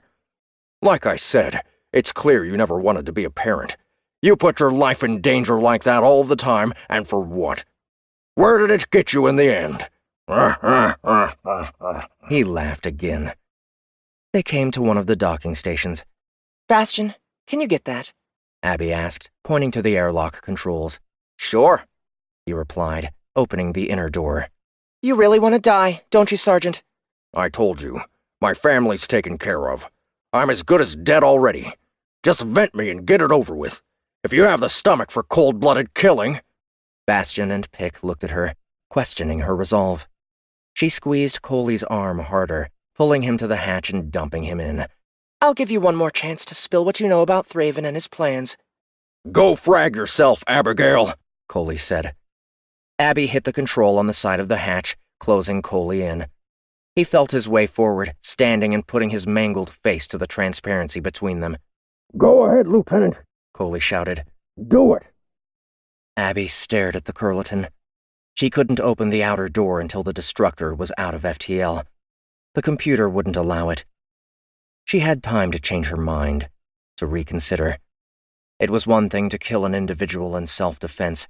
It was another to kill them like this. She had been heading down a dangerous path since she started using the gift, a path Olus had urged her to take for the sake of the Republic. She could do more good if people were afraid of her. She would have more control. At the same time, she could feel the anger and the hate permeating her soul, sinking in and sticking there, making it harder for her to let go of it. Did it make her stronger? Yes. But at what cost? Do it! Coley shouted again. She had already decided she would pay the price, whatever it was, if it kept Haley safe. Thraven knew about her daughter, which meant she might not be. Abby didn't have to like what she became. She just had to accept it. Do it! Coley shouted a third time. Come on, Lieutenant! What are you waiting for? You don't have the guts? She felt the change in the rhythm of the ship's reactor as it dropped out of FTL, right when it was supposed to. Coley's face changed at that moment, his expression of defiance turning to one of fear. Wait, he said, his entire demeanor changing. Lieutenant, wait. Don't do it. I'll tell you anything you want to know. I don't want to die. Please. Abby stared at him. Her stomach had been churning, but now it began to settle, her whole body becoming numb despite the gift. Abigail, please, Coley whined. I don't want to die. I'm not ready. I have a wife. I have 3 young ones. We're so alike, you and me. We both have families. Queenie, Bastion said beside her. you don't have to do this. We can leave him here to rot until the Republic catches up and brings him in. Yeah, Queenie, Pick said. I could do it if you want. This isn't the kind of person you want to become. She turned her head, looking back at Pick and Bastion. Coley stopped whining, waiting for her to open the hatch and pull him back inside. You're right. Abby said, still looking in at Coley. It isn't the kind of person I want to become. It's the kind of person I have to become. Olus was right. You can't fight someone like Thraven unless you're willing to become someone like Thraven. Then she hit the control. The outer door slid open, and Coley vanished before he even had a chance to scream. We can't let him win, she said, pushing past them. 24. That sure is a lot of shit, Bastion said, his eyes wandering over the seemingly endless piles of debris the haulers had recovered.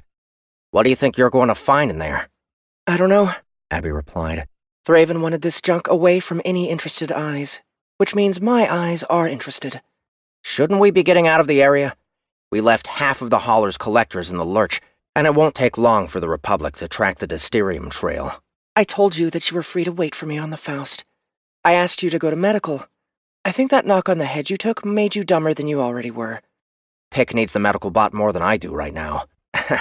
I know it's a machine, but it almost seemed relieved to get an injury it could do something with. It can't fix his hand. Replacements are better anyway. It's my fault he got hurt. Don't go there, Queenie. You saved all of our asses, again. But you can't do everything yourself. So where do we start? Abby looked at the debris. It was separated into multiple piles, each of the piles nearly 10 meters high and 50 meters wide, with a main drop station near the aft of the hold where a half-dozen bots were busy sorting the remains by material.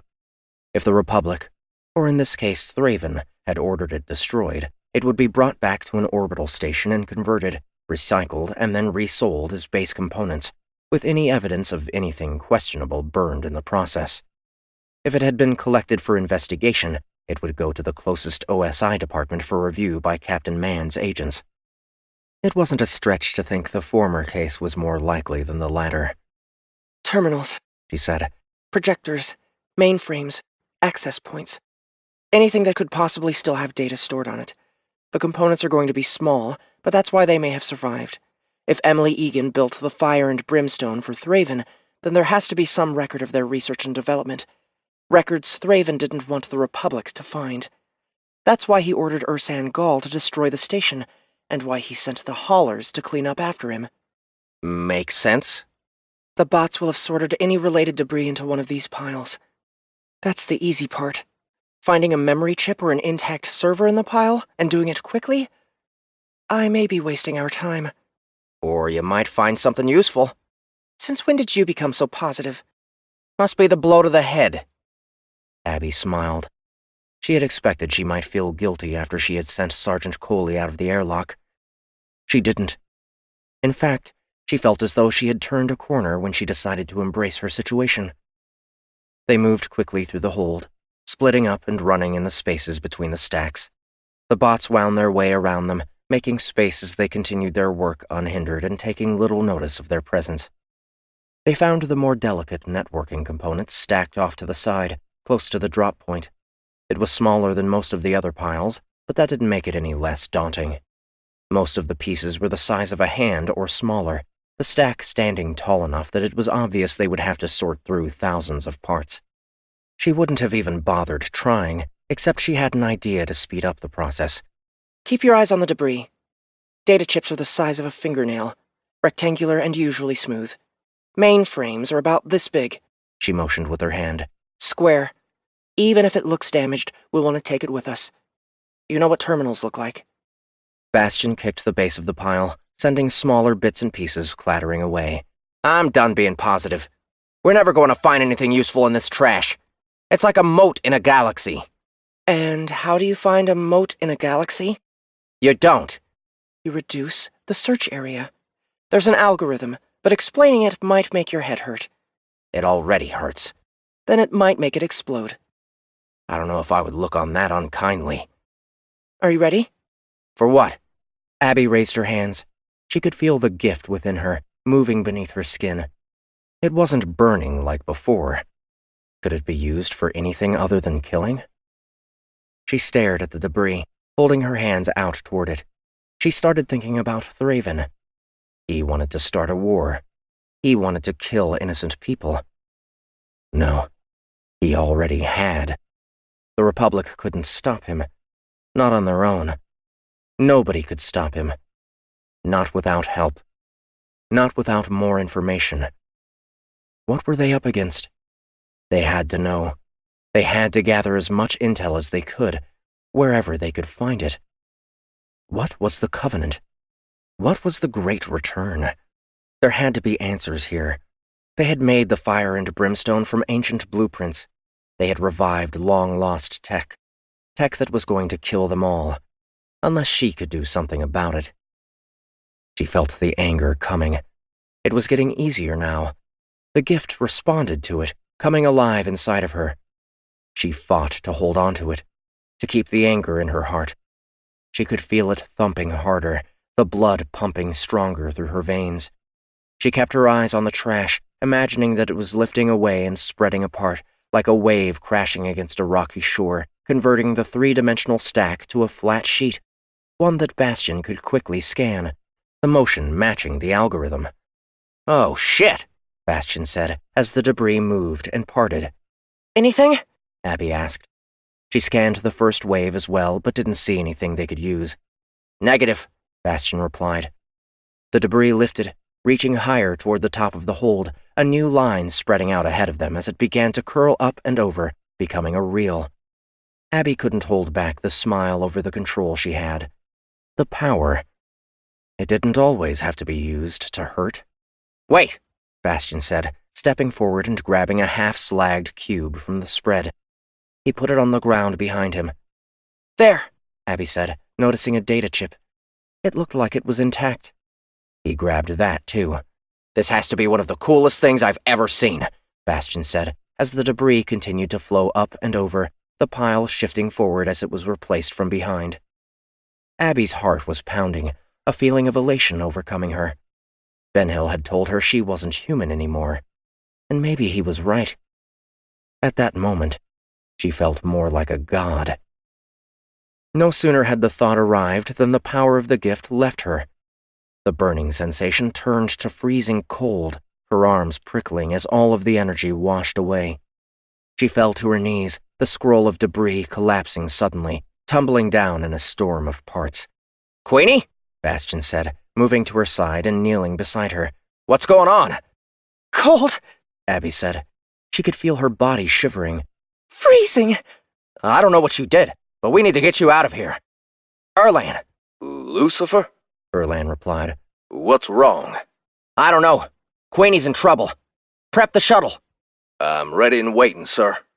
Bastion reached down, collecting her in his arms and lifting her. She could see him flinch at the cold. "Frag! It's so cold! You feel like you're already dead!" Data, she managed to say. Bastion looked back at the few pieces they had collected. "Forget it! We need to get you back to the Faust and under some blankets or something." data. She repeated. He carried her over to it, bending to scoop up the parts and put them in her lap. "There you go, Queenie. Now we're leaving." He carried her out of the cargo hold, all the way to the hangar. Erlan was waiting in front of the hauler's shuttle. "Oh no," he said, following Bastion onto the ship. "What happened?" "She was using her magic to move some of the debris when she collapsed." "Why?" "How the frag would I know?" Bastion snapped, lowering Abby into one of the seats. "Latch her in. I've got the stick." "Ah, sir," Erlan said. He worked the straps, pulling them down over Abby, swinging himself into the adjacent seat and securing himself just in time. The shuttle rocketed forward, bursting from the destructor toward the Faust, waiting a few 100 kilometers away. Abby closed her eyes. Her head was pounding. She was still so cold. As soon as her lids met, the world behind them lit up, a single emotion forcing its way to the forefront. Fear. She opened her eyes, looking around, a feeling of panic overwhelming her. What the hell was going on? "Queenie?" Erlan said, leaning toward her. Don't. She replied. Her body was tingling. She felt like she was dying. I don't want to hurt you. He leaned away from her. She felt the forward pull as the shuttle slowed to enter the Faust's hangar. Then she heard the landing skids clamp down on the floor. "Queenie?" Bastion said, returning to her. The hatch opened. Ruby was the first to board. She had an injector in her hand. No! Abby said, seeing it. The injector was torn from Ruby's grip, shattering against the side of the shuttle. I don't want to sleep. I don't want to close my eyes. Okay, Ruby said. What do you need? Food. I'm hungry. So hungry.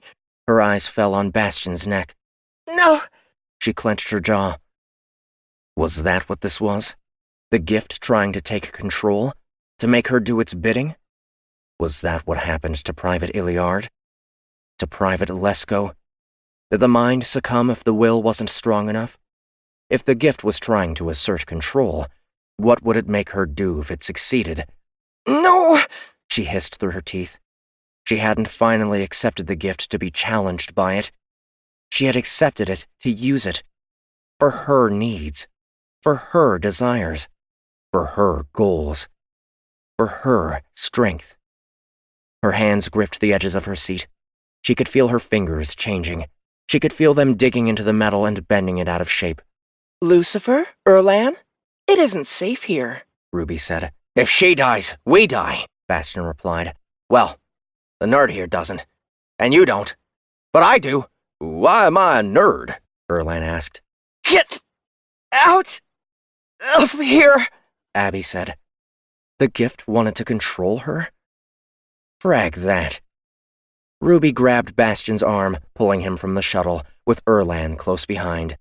They left her alone there. They couldn't help anyway. This was her fight. Her struggle. Her demons. She pushed back against them, her eyelids slowly dropping, the gift resisting the effort. Was it working for Thraven too? A small laugh escaped her at the thought. Her eyelids continued to move, twitching as the action was resisted. This is my body, my life, my fight. You aren't the master. You're the servant, and I'm the fragging queen. Her lids snapped closed, the resistance fading. Again, everything lit up behind them, a fullness of light that flashed and vanished as suddenly as it had come. Her whole body tingled. She opened her eyes again. The interior of the shuttle was suddenly in crisp focus, as though it had always been veiled by something before that moment. Specks of dust floated in front of the lighting, and she followed each one. She could feel the gift inside of her, at rest once more. She raised her hands from the seat. The entire frame was bent and twisted. She looked at her fingertips. They were normal. Her lips were dry. She was still hungry. She unlatched herself and stood up. She felt warm again. Back to normal. She found the computer components they had taken and picked them up. Then she made her way off the shuttle. Ruby, Bastion, and Erlan were waiting for her there. They stared at her as she made her way down. I'm okay, she said. Are you sure? Bastion asked. She nodded. I haven't felt this good since I made the drop on Gruden. She held up the data. Let's see if we can get anything out of these. Lucifer, get us away from Faru, back to the fringe. Erlan? She paused, smiling. I think you have a new call sign. What? Erlan replied. He shook his head. No. No way. Ha! Bastion said. Welcome to the rejects, nerd. I don't want to be nerd, Erlan said. I never wanted to be Queenie. You get used to it. There's nothing wrong with being nerd. Hell, if I didn't have a cool nick like Lucifer, I might take nerd. Really? No, but it suits you, kid. Queenie, Ruby said. I was monitoring Milnet traffic while you were gone, keeping tabs on positioning to ensure we weren't about to be attacked. I picked up a beacon right before Lucifer pinged me about your condition. What kind of beacon? From the Brimstone, Ruby replied. Abby raised her eyebrows in surprise. Gant? I don't know who else would have activated it. Where? Anvil? Interesting choice of destination, Bastion said. What's Anvil? Erlan asked. An outworld military base, mostly. Why would Thraven send the Brimstone there? I don't know. Let's go find out. 25. Abby led Ruby down to the belly of the Faust, into the small access space behind the construct module where the virtual reality system's computer was located. It wasn't the best substitute for a Breaker's standard quantum mainframe, but it was the most powerful processor they had on board. It would have to do. I have to get the soft suit we picked up on Faru, Abby said. I'll be right back. Of course, Queenie, Ruby said. Are you well? You mean the episode in the shuttle? Yes. I'm better now. The gift.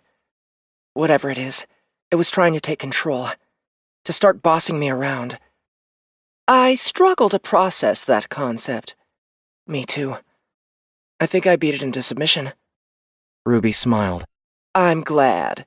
If you're tense, I'm programmed in over 200 forms of massage. One of these days I might take you up on the offer. We don't have time right now. See if you can expose the interface port on this while I'm gone. She handed the half-melted mainframe to Ruby. Hopefully we won't have to hack our own. I don't think we have the tools on board. We do, Ruby said. I believe Gant has most of them in his quarters. Abby smiled. Gant was still alive, still out there, and still helping her. It was the best outcome she could have hoped for. She wandered out of the construct module and over to the armory, where Benhill and Irie had brought the equipment they picked up on Faru. She tried to remove the hellsuit, only then remembering that it was coded to Irie. Fury, she said. Can you come down to the armory and help me out of your hellsuit? Aye, Queenie, Irie said. I'll be right there. It only took a minute for her to arrive. She had already changed out of her light suit and into a light tank and pants. I heard about what happened on the shuttle. News travels fast. The ship isn't that big. She reached out, pressing her hands against either side of the hellsuit and pulling it apart. The material disconnected in response to her touch, the center slipping open. Are you okay? I'm fine, Abby replied, shrugging out of the hellsuit. It dropped behind her, and she lifted her feet and pulled it down past her calves, leaving her naked. Irie's eyes were lingering on her body again, but Abby didn't let it bother her. She opened her locker, grabbing a pair of panties and a fitted shirt, putting them on before slipping the soft suit over it. Are you still planning to switch quarters and bunk with Erlan? Abby asked, flipping the more conventional clasps that held the armor on. No, Irie replied. I'm sorry for the way I acted earlier. I don't envy what you've been asked to do, or the burden you have to bear. Apology accepted. If you'll excuse me. She grabbed the helmet from her locker and moved to pass Irie. Irie reached out, putting her hand on Abby's arm. Queenie, she said, hesitant. Abby paused, looking at her. You were checking me out that time? What? No, She paused again. Never mind. It isn't important. Do you need anything else from me? No, thank you. Irie bowed slightly and left the armory.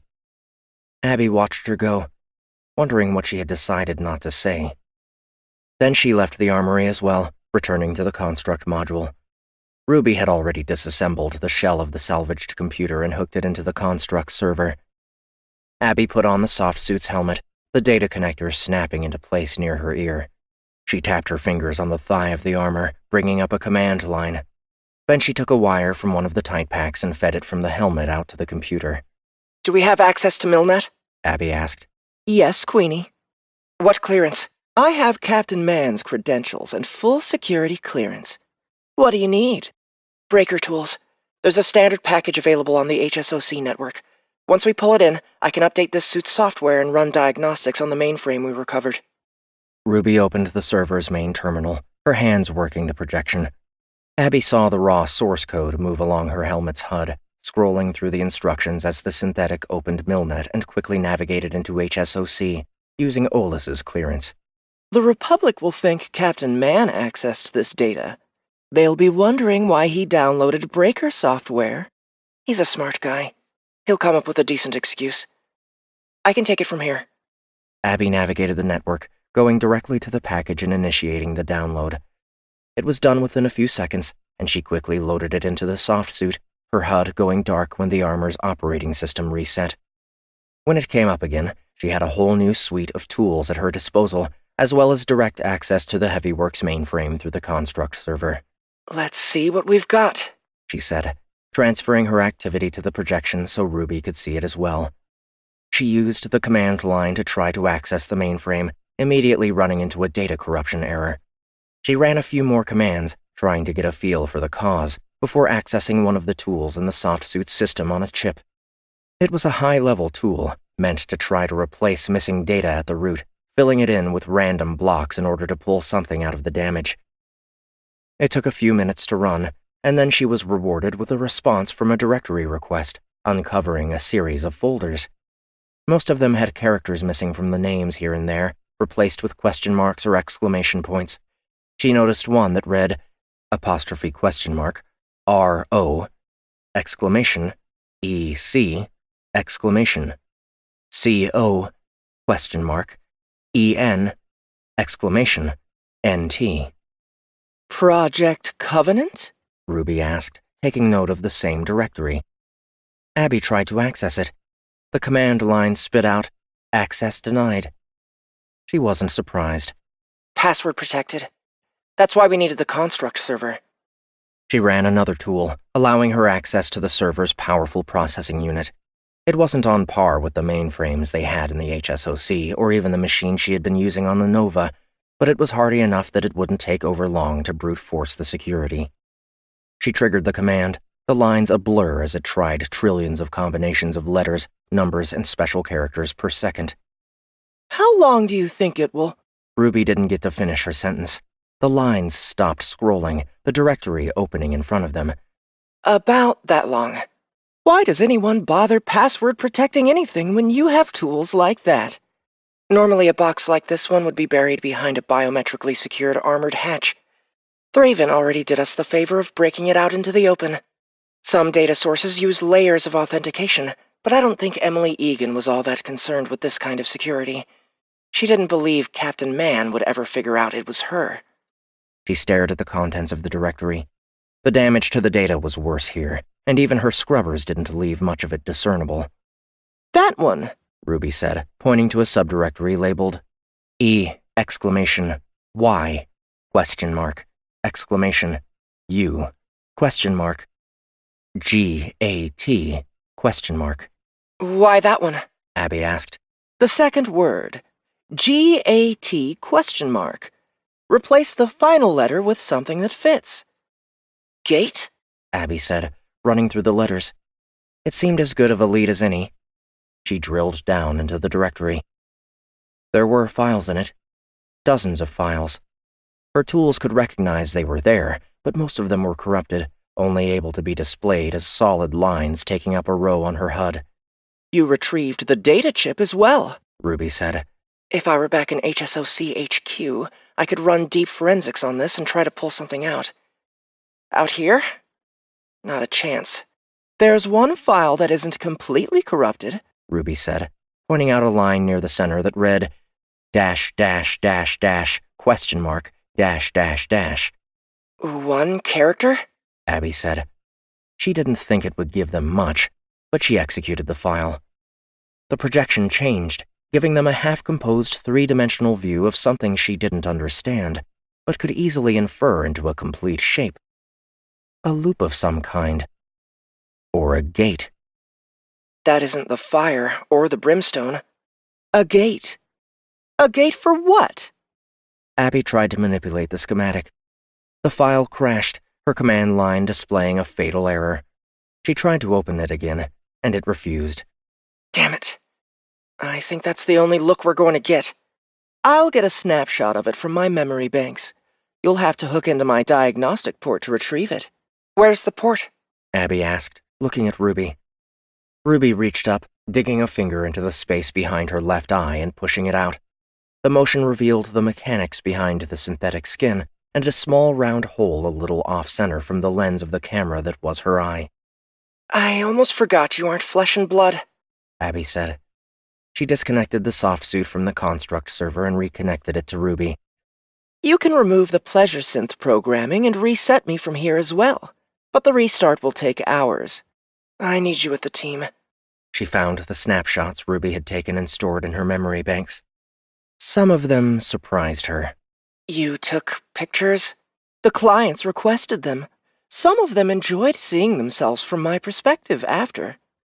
Abby found the schematic and transferred it to the suit. Did you like being in a pleasure house? Like? My emotions are simulated, Queenie. I don't understand the concept of like. Do you prefer being on the Faust? I don't understand preference. What about loyalty? I am programmed to be loyal to Captain Mann first, and to this crew second. Would you die for us? I am not alive, and therefore I cannot die. However, I would gladly take critical damage to save any member of this crew. How can you do it gladly if you don't have emotions? Ruby paused a moment. They are simulated. Abby pulled the connecting wire. Does that make them less real? I don't know how to answer that, Ruby replied. Abby opened the image of the gate. It was impossible to get an idea of the scale or purpose from the schematic. Still, She would get it over to Olus when she had the chance. How long until we reach Anvil? She asked. About an hour. Have the rejects assemble in the CIC in 30 minutes. We have a war to plan. 26. Gloritant, sensors are picking up a Dysterium trail and a full plume nearby, Adjutant Sol said, keeping his head forward. Bring us out of FTL, Thraven said, his orders going out to all of the ships in his small fleet. Adjust course to intercept. I want to see what my ships can do. He was standing on the bridge of the fire, in front of the command station, arms folded behind his back. A pair of Immolants flanked the station, still and silent, observing the activity on the bridge. Coming out of FTL, the adjutant said. The universe came back into focus in a cloud of reddish gas, the Dysterium dispersing now that it was no longer being contained. Sensors are picking up a Republic border guard, Adjutant Malt said. 20 ships, mostly light cruisers. There's also an Outworld guard within a few AU of them.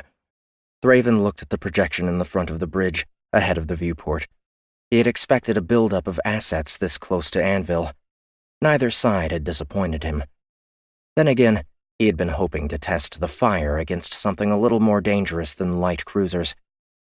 It would have to do. 3 and 4, engage cloaking systems. 1 and 2, you're with me.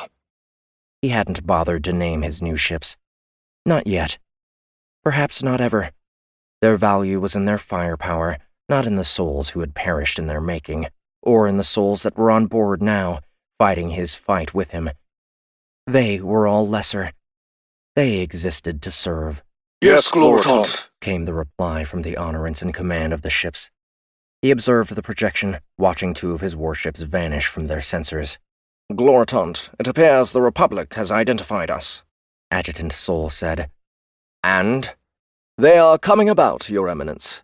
We're receiving a hail, Gloritant, Adjutant Malt said. Thraven smiled. He wasn't ready to reveal himself to the Republic. Not yet.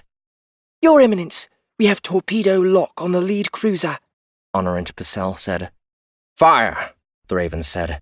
1 and 2, lock and fire. Yes, Gloritant. The torpedoes from the ships were like streaks of light, crossing the distance so quickly the Republic ships had no option to evade them. They struck their targets within seconds, huge detonations causing quick flashes of burning air from the stricken ships before flaming out and leaving behind a new field of debris and a broken ship. Bring us in closer, Thraven said. Give them a chance to fight back. Yes, Gloritant.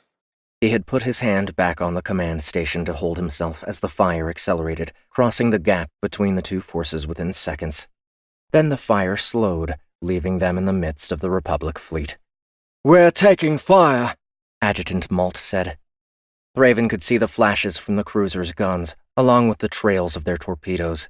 The shields on the fire flashed like lightning as they absorbed the impacts, taking the attack and shrugging it off. What is the status of the shields? Shields are holding steady, Your Eminence, Picel replied. Return fire. Save the torpedoes. They are costly to manufacture. Yes, Gloritant. The fire began to spew plasma and projectiles from around it, each of the weapons enhanced by the blood of life. They tore into the Republic ship's shields, reaching through and punching into the armor. Thraven watched the projection, noting that 1 and 2 had taken a flanking position on either side of the fleet while the fire traveled down the center. They were striking the outer formation, the Republic ships blinking off the screen one after another. Dysterium plumes detected, Gloritant, Adjutant Sol said. They are retreating. Cease fire, Thraven said. Let them run. There is nowhere for them to hide for long. Yes, Gloritant. All 3 ships stopped firing on the Republic cruisers. Of the original 20, only 9 of them were able to blink away. The rest were left hanging silently in space, venting atmosphere and equipment, lifeless and dead. The fire sat in the center of the destruction, stationary as the debris hit the shields and evaporated. Have the Outworld ships reacted? He asked. No, Gloritant. They have remained in position, observing the battle. This was no battle, Adjutant. It was a slaughter, as it was intended to be. as it was promised in the Covenant. Yes, Gloritant. And this was with only 3 active ships. Once he had completed them all, there would be nothing that could stop the Great Return. Resume course to Anvil. I will return when we have arrived. Yes, Your Eminence. Thraven turned and walked toward the exit to the bridge, the Immolence moving in behind him. He couldn't wait to share the good news. 27. Gorix's facility was well hidden from prying eyes. After entering the alley in a fog of steam, Dak led Ursan through a worn metal door and into a warehouse. It was populated with the poorest residents in the city and smelled like urine, drugs, and cheap food. The sight and scent elicited an angry sigh from him. He brought Trin here, he said. Through here, Dak replied. Not to here. Damn roaches. They love the cool, dark places, don't they? Dak didn't answer him. Ursan knew his friend was getting tired of him. He knew he had been impossible the entire time he had been waiting to go and see the botmaker. He couldn't help himself. He wanted her back. He needed her back. It was all he could think about. It was all he cared about. They moved to a stairwell in the corner of the warehouse, descending 5 floors to a landing. Ursan moved to open the door at the bottom, but Dak put his hand out to stop him. Not through there, boss, he said. You don't want to go through there. Why not? There are things that are illegal, and then there are things that are wrong. What happens through there is wrong. A scream sounded from beyond the door, accenting his point. Why doesn't anyone stop it? Because nobody cares about how clean the heels of their boots are. Dak turned and knocked on the wall behind them. It slid aside a moment later. One of Gorix's guards was standing behind it. Dak, he said. And the other one. He glanced at Ursan. Gorix has been waiting for you. They moved through the hatch, which immediately closed behind them. The corridor had been roughly hewn into the bedrock that supported the city above, a 3-meter diameter tunnel that traveled another 50 meters in before expanding into a complete network of tunnels and chambers.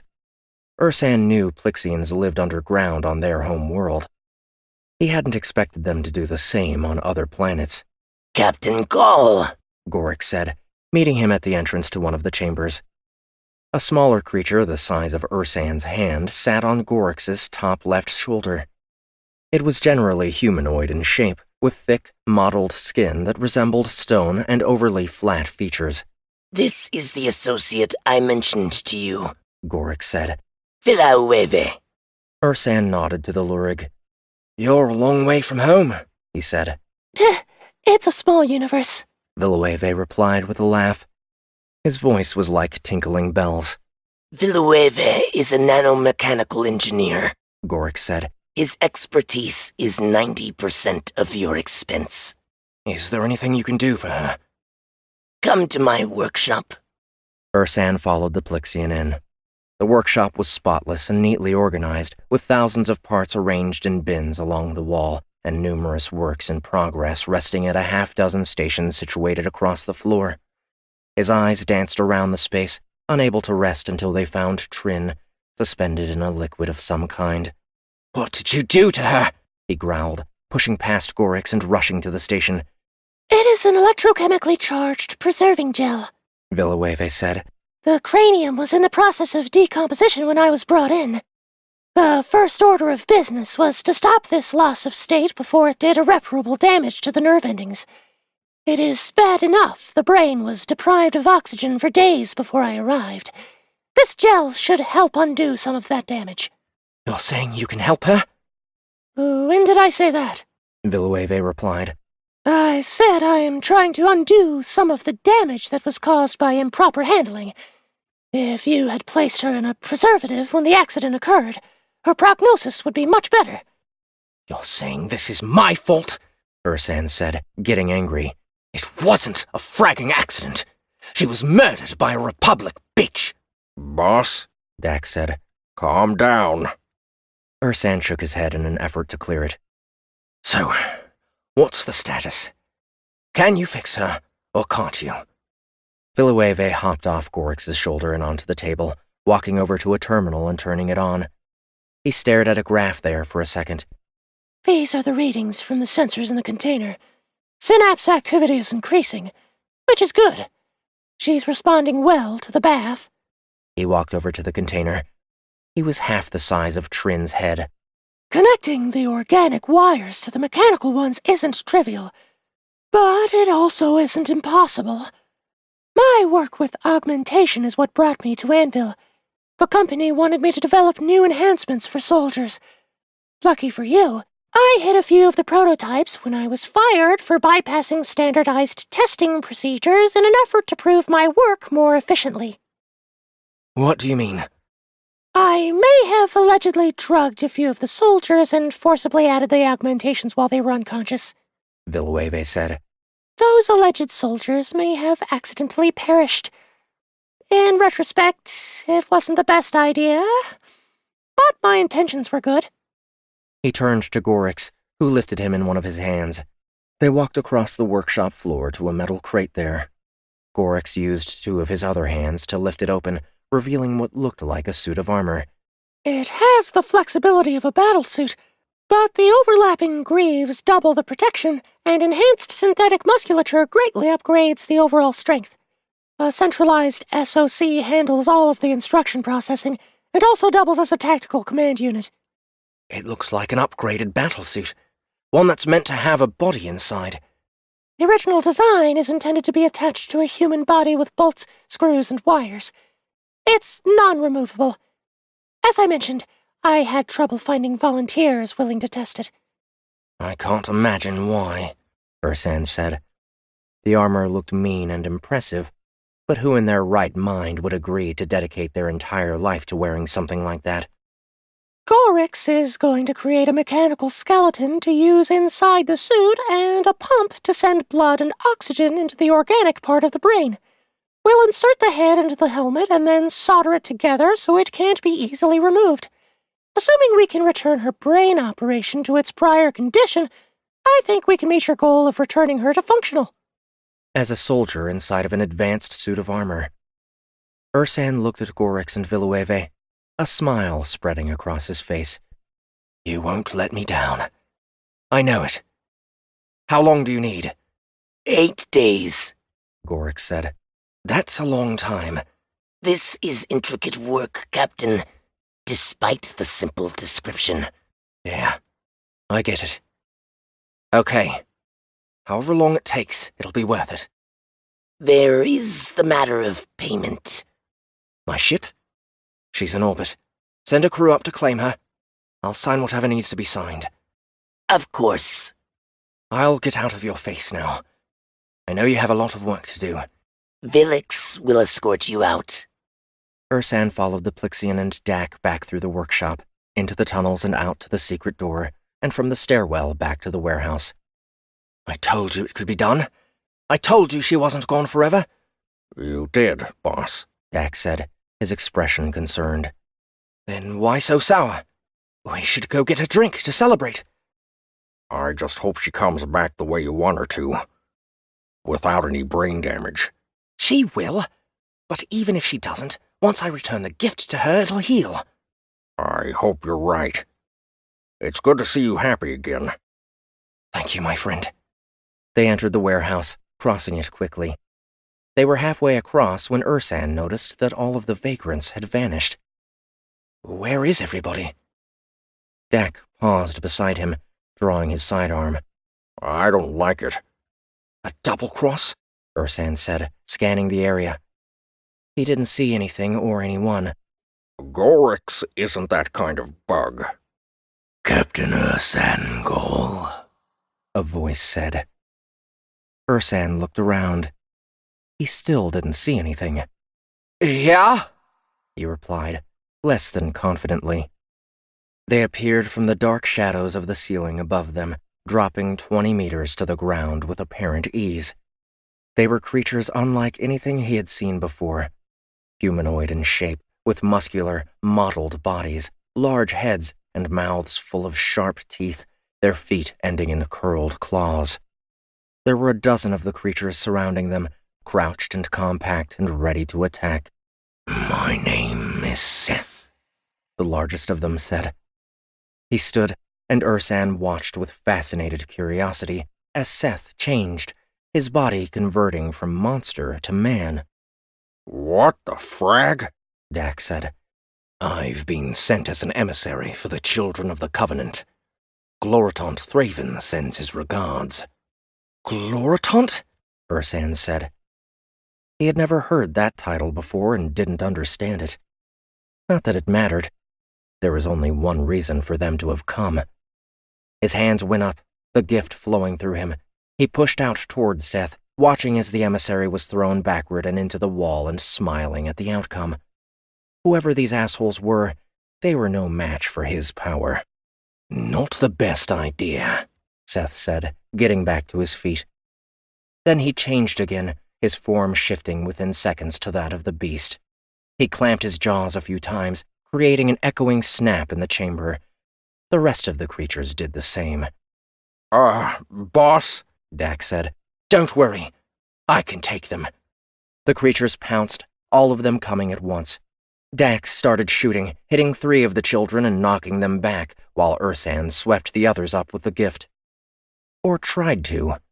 The power washed into them. It slowed them, but they didn't react the way Seth had. They didn't go flying back. "Boss?" Dax said again. He threw a big fist at one of the creatures, batting it aside, before 2 more were on him, tearing at him with sharp claws and reaching for his throat with their teeth. "Arrgh! Jack!" Ursan said. He clenched his teeth and growled, his fingers elongating as he did. The first monster reached him, and he stepped toward it, ducking below its lunge and raking its stomach with his claws. It howled as it passed over him, but he barely noticed. He lunged at one of the beasts on deck, delivering a gift-enhanced punch to the temple that sent it rolling across the floor. Freed up, Dak grabbed the other, throwing it away. It landed on all 4s, turning and rushing back. "There are too many," Dak said. He shot another one, knocking it down. It rose a few seconds later, the wound healed. "They have the gift," Ursan said, as one got its teeth on his arm and bit down, nearly severing his hand at the wrist. He jabbed his claws into the creature's eye, and it relaxed the hold. He punched it in the side, breaking its ribs, and it let go as it rolled away. That one was replaced with another, who tackled him, pinning him to the ground. Seth. The large monster dug its claws into his shoulders and hips, keeping him in one place. Ursan looked past to Dak, suddenly surrounded by the creatures. They closed on him slowly, absorbing his slugs until he ran out of them. He turned, looking back at Ursan, who could see the fear on his friend's face. "Don't kill him," Ursan said. "Please! It wasn't his fault. He was only following orders." Seth looked back at the scene. "We appreciate loyalty," he said. A sharp bark paused the attack. "Whoa!" "Your man is free to go." Dak continued to stand there. "Boss?" "Dak, go. There's nothing you can do for me." "But, boss—" "No.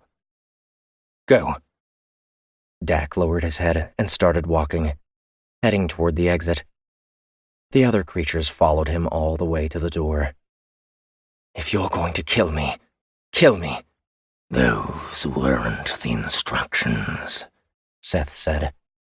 He backed away, standing and changing once more. "Thraven needs you." "For what?" "Bait." 28. Gant waited behind the vent cover he had dislodged from the bulkhead, watching and listening. He shifted from one foot to the other, growing impatient. Where the hell was everybody? He came out of hiding, dropping the cover onto the ground. It clattered lightly. He paused to listen. No one had heard. He had expected it to be easier to start killing the Brimstone's crew members. The problem was that they were so bunched together. It was tough to get them separated where he could hit them one-on-one. He wished for the millionth time that he hadn't lost his gun, or that he could find another weapon. He would settle for a nice heavy pipe at this point, He could wish all he wanted. That wasn't going to get the job done. You're an engineer, Prashar Narvam, he barked to himself. Figure something out. He remained stationary for another minute or so, working through the problem. He needed to hit multiple targets at once. He couldn't hold a Terran gun. But maybe a bot could. Not a whole bot, but a piece of one? Now that would be stellar. He picked up the vent and put it back in place. He had seen a pair of loader bots in the hangar when he arrived. He dropped onto his hands and started running on all fours. It was embarrassing and primitive to move this way, but it was also faster, and there was nobody around to see it. He had to go up 2 decks to get to the hangar. He paused at the entrance to the emergency stairs to listen. Clear. He quickly opened the hatch, entered, and closed it behind him. Then he hopped onto the short railing that separated the declines. He made sure it was clear before he dropped down, catching the next railing like an acrobat, swinging around and dropping again, repeating the process twice more until he was on the right level. He shimmied up to the hatch and activated it. He leaned out, peering into the corridor. He was close to the hangar, and a soldier was walking away from him, in the same direction he needed to go. Gant moved into the hallway, closing the hatch behind him again before dropping onto his hands and feet once more. It was faster. It was also quieter and gave him a smaller profile. He scurried along the side of the wall behind the soldier, getting close but not too close. He needed to make it into the hangar without being noticed. He trailed the soldier, following him along the corridor until they reached the larger, wider entrance leading into the hangar. He urged the soldier past it with his mind, hoping he would continue on and purring softly in response when he walked past the entry. The hangar doors opened. A small Terran in a pilot's jumpsuit stepped through it. Lyso, wait up. The first soldier paused and turned around. Gant cursed under his breath. Hey, the pilot said. Where are you headed? What's doing, bullet? The soldier started to reply, until his eyes fell on Gant. What the? That's the biggest damn rat I've ever seen. Huh? Bolar said, shifting to look. How can this thing have rats? She's brand new. And isn't that a light suit it's wearing? There was one other benefit to moving on 4 limbs. It made it easier to jump a longer distance. Gant sprung up, launching through the air toward the 2 soldiers, growling as he did. He caught Bolar off guard, using his face as a springboard, slamming it hard enough that he stumbled back a step. He bounced from there to the wall, pushing off and coming at the other soldier, spinning and kicking. The soldier got his hands up, managing to block the kick, but cursing at the pain of the impact, Gant's light suit giving him more force behind his blows. Gant let himself fall to the floor between them, noticing Bolar was going for his sidearm. He bounced up again, ramming his fist into Bolar's groin, causing him to shout in pain. Gant leveraged himself off the pilot's leg, pushing and springing back toward the soldier. A quick punch caught the soldier in the nose, breaking it and sending him reeling. He turned back to Bolar, moving behind him, jumping up and getting his hands around his neck. The pilot reached back for him, trying to dislodge him. He held tight and pulled up and sideways, the strength of the light suit allowing him to break the pilot's neck. Bolar dropped to the floor. Gant bounced off him, standing face to face with the soldier, who had enough time to grab a knife from his boot. Where the hell did you come from? The soldier asked. Exactly, Gant replied. Then he charged toward the soldier. The difference in size threw the man off at first. He wasn't used to something smaller than him being so aggressive. He held the knife out to intercept, but Gant shifted vectors, jumping and turning, hitting the wall beside the soldier, planting and pushing off. The soldier tried to adjust. Too slow. Gant grabbed his forearm in his hands, opening his mouth and biting his wrist. He felt nauseous as his teeth sank into the flesh, reaching the muscles and tendons and going right through. The soldier cried out, his hand unable to hold the knife. He swung his arm into the wall, bashing Gant against it. Gant grunted, letting go, hitting the ground and rolling to where the knife had come to rest. He scooped it up, chittering with satisfaction as he did. The soldier reached for him, Gant ducked beneath his legs, cutting into his left calf as he did, powering through to the tendons and forcing the soldier to fall. He rolled away from a heavy punch and then jumped up and stabbed the soldier in the throat, wrenching the knife away and flipping back to the floor. The soldier fell forward. Gant walked back to Bolar, whose eyes were open, his mind aware. "Nothing personal," Gant said. "You tried to kill Abby." Then he finished the job. He looked at the carnage. He wouldn't be able to hide that. Oh well. He just needed to move a little faster. He entered the hangar, hurrying to the corner where he had seen the loading bots. They were big and heavy, with numerous appendages intended to help lift, carry, and position all kinds of items, from crates to ordnance. These looked newer than the ones he was accustomed to. Their metal frames were still clean, and one of them even recognized he was approaching. "Do you have work for me?" it asked. "Not exactly," Gant replied. "Enter diagnostic mode for repairs." "My systems do not report any existing anomalies."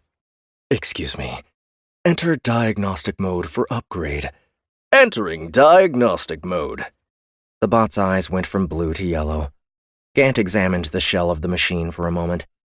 Then he headed further into the corner, to a storage rack full of tools and supplies needed to maintain the bots. He found the tools he needed and quickly began disassembling the machine. 10 minutes, he said to himself. All I need is 10 minutes. 29. The soldiers arrived 8 minutes later. 3 of them, in plain black utilities. One of them had picked up Bolar's gun. They entered like a special ops team, standing beside the open hatch, sweeping the room first with their eyes, and then with the gun. "Head over to the shuttle," one of them said. "You can grab a gun in there." The 2 soldiers started running that way. "Do you need assistance?" one of the loader bots said, stepping out from its corner of the hangar. The lead soldier was jumpy, and he turned and shot it 3 times before he realized he wasn't being attacked. "Shit on a quasar," he said. "Scared the crap out of me. Yeah, maybe you can help me. Has anyone else been in here recently?" "Yes." "Who?" The other 2 soldiers emerged from the shuttle, each holding a rifle. They joined the first. "It was a Gant. He came to upgrade my partner." "We don't have a Gant on our crew. What kind of upgrade?" "This kind," Gant said, dropping down from the back of the loader. A thin rod of metal ran along his arm, bent at the elbow and heading up to a mount that wrapped across his shoulders. The appendage was attached there, along with one of the other rifles from the shuttle. He pulled the rod forward, which forced the pull on the appendage to move, which depressed the trigger on the rifle. Flechettes spewed from it, sweeping across the 3 soldiers as they tried to react. His aim was a little wild, but the rounds found their targets, cutting the soldiers down. "Heh, it works." Gant shifted his shoulders, adjusting the weight. "I need to tighten the mount, though. The recoil is a bitch. Loader, can you lift this thing for me?" The loader bot swiveled to face him, taking the mount and raising it. "Thanks. Hold on 1 second." He turned the bolts to tighten the contraption and then hurried over to the dead soldiers, ejecting the magazines from their rifles and bringing them back. He replaced the one in his weapon. "Okay, give it to me." The loader lowered the mount back onto his shoulders. He shrugged it into position. It was pinching his chest now and pulling at the hair. He didn't have time to be a perfectionist. It would have to do. "Thanks." "You are welcome," the loader replied. Gant shifted his arms one more time and then began walking toward the hangar doors. There was no way the soldiers hadn't alerted the bridge of what they had found. Why weren't there any warning lights or sounds? Maybe they didn't know how to turn them on? He chittered in laughter at the thought as he crossed the threshold into the corridor. Let them try to stop him now. He moved as fast as he could, thankful for the light suit's added strength. He would never have been able to carry the mount on his own. He reached an intersection without pause, nearly falling as he tried to navigate without adjusting for the added weight. He reached out and steadied himself on the wall. If there were soldiers coming, they would either take the emergency stairs or the lifts. He wanted to beat them there. He reached another corner, coming to a quick stop when he heard the hatch to the stairs open and muffled voices in tactical helmets. Did they have a response team just waiting for something bad to happen? He couldn't lean out to get a look without the whole weapon kit leaning out with him and making him a huge, obvious target. He also couldn't wait for them to get more organized. He gnashed his teeth together, talking himself into the next round of craziness. Then he ran around the corner. 4 rifles were pointed his way. He activated his own, opening fire, using the element of surprise in his favor again. It didn't keep the soldiers from shooting back, but they had been expecting a Terran or larger, and so their shots were too high. They cried out in turn as the flechettes dug into and through them, the close quarters allowing the rounds to easily puncture their light suits. They were dead before they could adjust their aim, leaving Gant alone in the corridor, his ears ringing from the noise. Bad design, Gant said, putting his hand to the ear closest to the rifle. I probably have hearing loss from that. He opened the entrance to the stairs. They were clear. It would take a few minutes for the bridge to catch on that the team they had sent was already dead. He needed to make as much progress as he could in that time. He made his way back up 2 decks, intent on returning to Ursan's quarters, knowing they were close to the bridge. He ran recklessly, not worrying too much about being seen or shot at or killed. He had already taken out 10 of Gaul's individuals, a good score by any account, and 10 fewer than Abby would have to worry about. He was hoping to claim the bridge, but anything at this point would be a bonus. He ran into 2 more crew members on the way, shooting them before they had much time to react. He hated killing in cold blood like that, but they had chosen their side. He just happened to be on the other one. He slipped into Ursan's suite. It was empty. He threw himself onto the floor on his back, reaching up and working the screws to the makeshift rifle mount. He couldn't go onto the bridge with guns blazing. He'd wind up destroying half the terminals, and Olis had told them to bring the Brimstone back, not destroy it, even if he wanted nothing more than to turn it to dust after what he had seen. At least he had kept the knife. He grabbed it from its spot on his mount and moved back toward the door and then out into the hall. He headed forward, becoming more angry as he got closer to the bridge. If Gaul wasn't in his quarters, he was probably there. He reached the bridge unimpeded. There were still no alarms going off, no warnings. He knew there weren't that many crew members on the ship, but it seemed ridiculous to him. What the frag was going on? He stood outside the hatch, listening. He didn't hear anything. It was as though the bridge had been deserted. He reached up to the door controls, tapping it and then backing away, knife up, ready to pounce on anyone who happened to be there. A woman was standing in the doorway. She was young, with short, dark hair and a tired face. She had her hands up. Wait, she said. Don't kill me. What? Gant said, confused. My name is Lieutenant J.G. Olaine Ian. We surrender. What? Gant repeated. I said, we surrender. Gant hesitated, unsure what to say. What do you mean you surrender? Where's your captain? Captain Gaul went down to the city. He's lost his mind and taken us with him. He disobeyed General Thraven's orders. He nearly killed Liget. I signed on to help him fight the Republic, not to get mixed up in this craziness, or have him kill me because I looked at him funny. You'll tell the General that, won't you? Gant held back his laugh, finally starting to understand what was happening. What about the rest of your crew? How many of you are there? On the Brimstone? 32. No, that's wrong. 24 after Droon. 22 with the captain and Commander Dak gone. There are 15 more on the Triune. The Triune? Our original ship. You can see it out the viewport from the front of the bridge. How many on the bridge? 6. Gant did the math. There are still 4 of you out here somewhere. Are they mutinying too? I don't know. I didn't ask. If they want to stay alive, you need to get them here. The rest of my team is sweeping the ship right now. Aye, sir, Ian said. Can I trust you enough to put this thing away? Gant asked, showing her the knife. Aye, sir. We're all in agreement. We never intended to cross General Thraven, but we're loyal, sir. We've known Ursan a long time. He isn't the same man, and I'm sure this ship is more valuable than he is. Gant stared at her. Were these soldiers? They were acting more like mercenaries. He would never sell Abby out, no matter how much she changed, no matter what she became. He would rather die than turn on her. He lowered the knife. He wasn't ready to let go of it just yet. If these individuals could turn on someone they had worked with for years, they might turn on him. Especially if they realized he was here alone, and he would sooner cut Thraven's throat and urinate down his neck than ever work for him. Surrender accepted. I'm assuming command of the Brimstone immediately. Aye, sir. See if you can get the others to turn themselves into me. I would hate for the General to have them killed. Aye, sir. Don't just stand there, Lieutenant. Lead the way.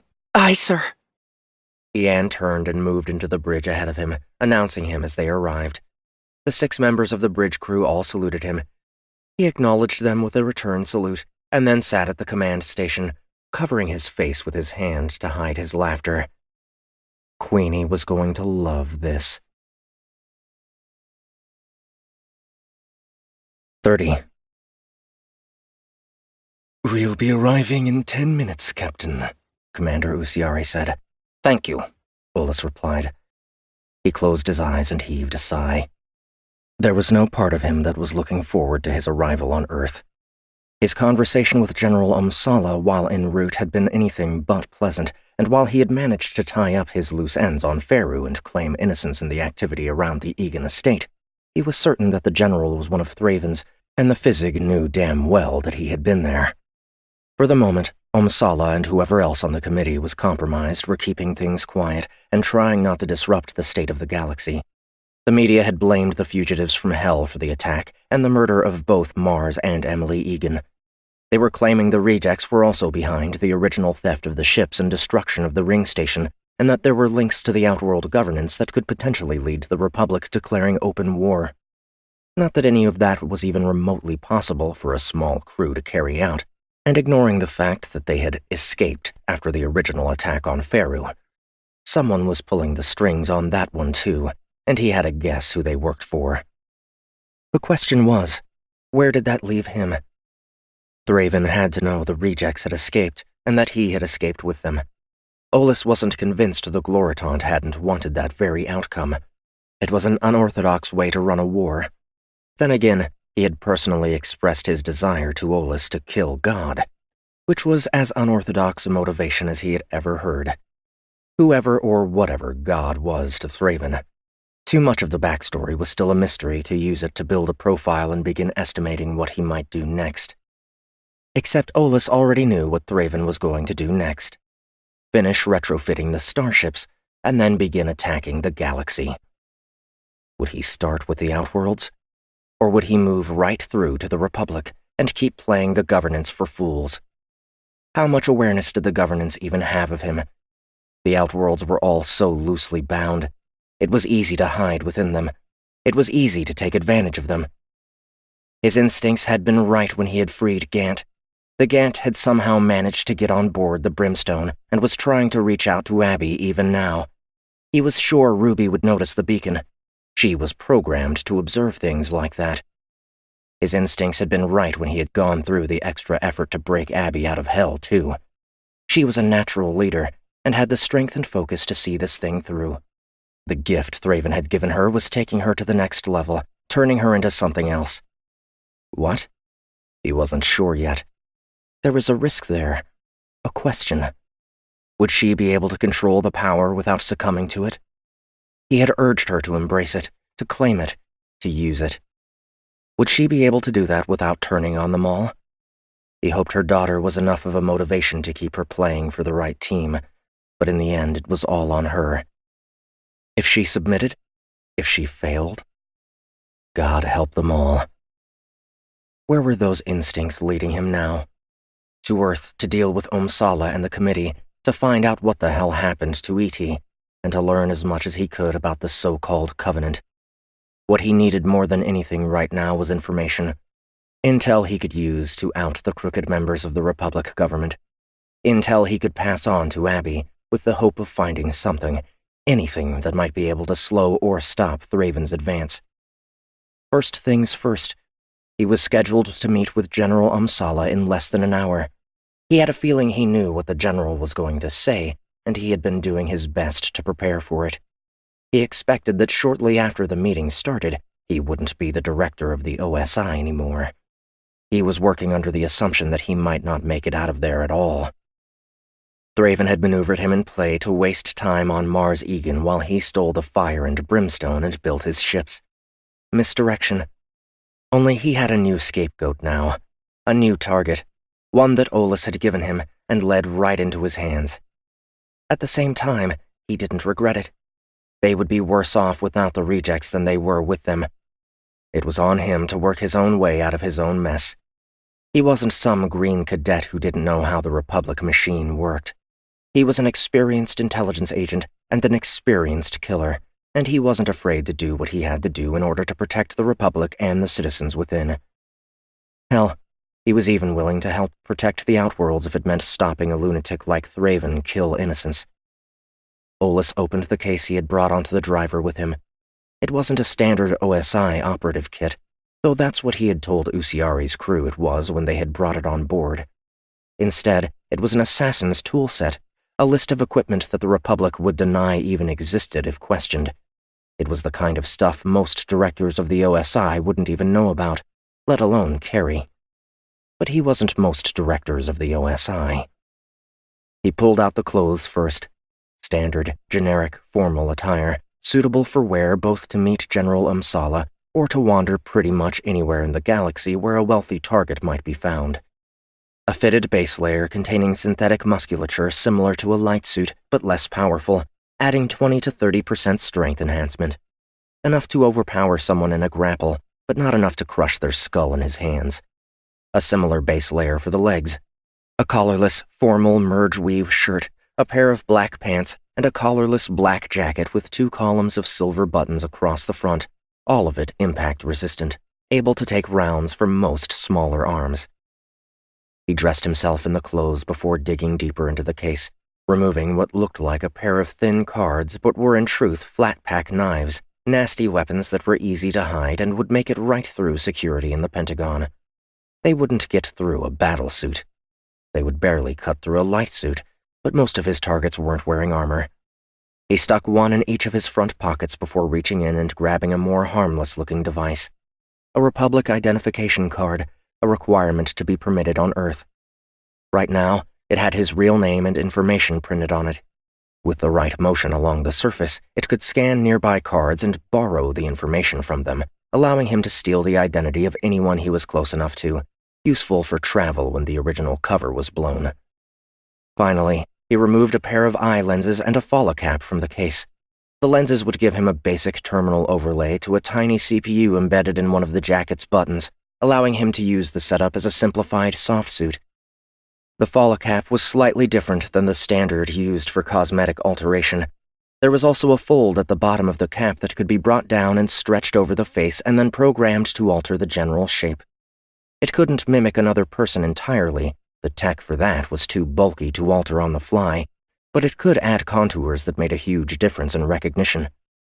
Those same updates would be automatically synced to the ID card to prevent confusion. He carried the follow-cap and the lenses into the bathroom, taking out a hair remover and quickly running it over his scalp. It had been a while since he had been completely bald. It made him look older and more frail. He didn't feel that way. He pulled the follow-cap on, leaving the mask portion tucked beneath it, taking his time getting it on properly and then using it to regrow the hair he had just abandoned. He also placed the lenses in his eyes, blinking a few times to get them positioned right. He had heard that they had augmentations nowadays that could replace the lenses, but he had never been a fan of the idea of permanently altering his natural state. "Captain Man," Usiari said, his voice coming out of the communicator Olus had left with the case. "We've entered Earth orbit. A shuttle is standing by to bring you down." Olus headed out of the bathroom. "Thank you, Commander," he said, lifting the communicator and sticking it to his chest. Then he closed and locked the now empty case. He couldn't help but think of Abby as he made his way to the hangar and boarded the waiting shuttle. Was she on her way to the Brimstone right now?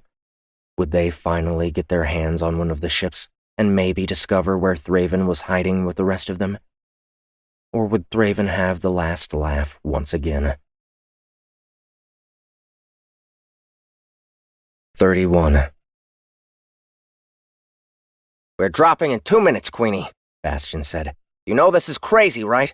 I'm moving shit with my mind, Lucifer, Abby replied. I'm so far beyond crazy, this almost feels normal. Roger that. I think what I meant to say is, you know this is suicide, right? Either Gant is on board the Brimstone making life difficult for the Outworlders, or we're going to dump out of FTL right into a trap. What's suicidal about that? Funny. You outmaneuvered the Brimstone before. I got lucky.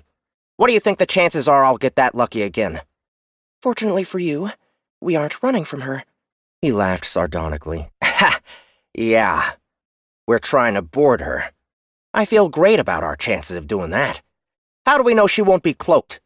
If she's cloaked, she can't attack us. I thought you were a badass drop jock. You should be embracing the challenge. Unless you think Nerd should take over? Bastion glanced at Erlan in the co-pilot seat. This guy? He's not touching the controls of this baby until I'm dead. Stop bitching and start twitching.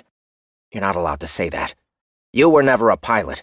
I can do it, Erlan said. I'm pretty sure I've got all the controls memorized. Pretty sure, Bastion said. Sorry, Queenie. I'm not that keen on dying today. Good. Fury, Jester, are you ready back there? Locked and loaded, Queenie, Irie replied. I'll be ready in a minute too, Queenie, Pick said. Just have to get this suit on. You're supposed to be in medical, Abby said. Frag that. They took my favorite hand. I want restitution. I don't want to know what favorite hand means, Ben Hill said. Can you carry a rifle? Affirmative. Fine, you're in. Stay in the rear and shoot over our heads. With pleasure. Ruby, any word from Gant? No, Queenie. Trap, Bastion said again. So was Faru. We made it out of that one. not without casualties. You mean the imp? Yeah, that ride was sweet after the freak monkey fixed it. Do you have to keep calling Gant that? Whenever he isn't here to bust me for it. Hey, Erlan said. what's that? He pointed to one of the controls on the console between the two pilot seats, to a blinking red LED. We're being hailed, Bastion said. By who? The little red blinking light doesn't say. Smartass. Answer it. We're about to drop out of FTL. All the more reason. Bastion reached over and tapped a physical button beneath the light. This is the Faust, Outworld Identifier 12498166647. Oh, it's you. Gant replied, sounding truly disappointed. Gant? Abby said. A light chitter of excitement returned through the speakers. Queenie! Gant said excitedly. You're there. I mean, I knew you would be because I knew you were alive, but it's good to hear your voice. Gant, calm down. Where are you? The Brimstone. What? Yeah, I know, right? We're about to drop out of FTL near Anvil. What's your position? Geosynchronous orbit above the planet. Queenie, you aren't going to believe this, but the crew of the ship surrendered to me. Surrendered?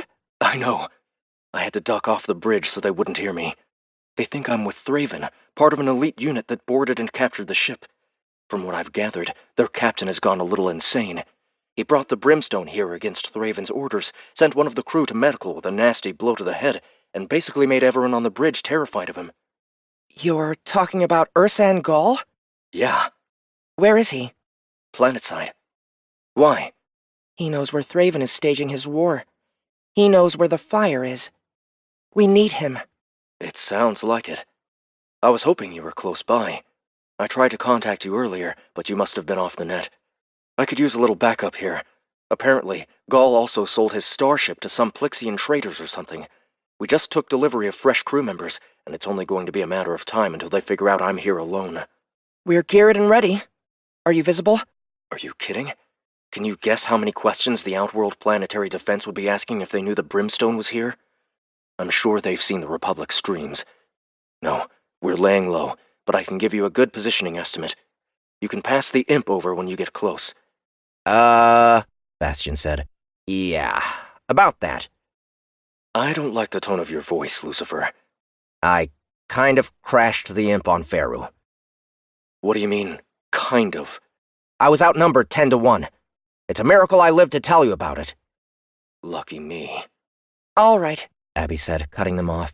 we've got a replacement shuttle. We stole it from the Crescent Haulers after Thraven's undead soldiers attacked us. Excuse me, Queenie? Did you just say you stole something from the Crescent Haulers? I know. We didn't have a choice. Describe didn't have a choice. Forget it right now. Pass over the coordinates.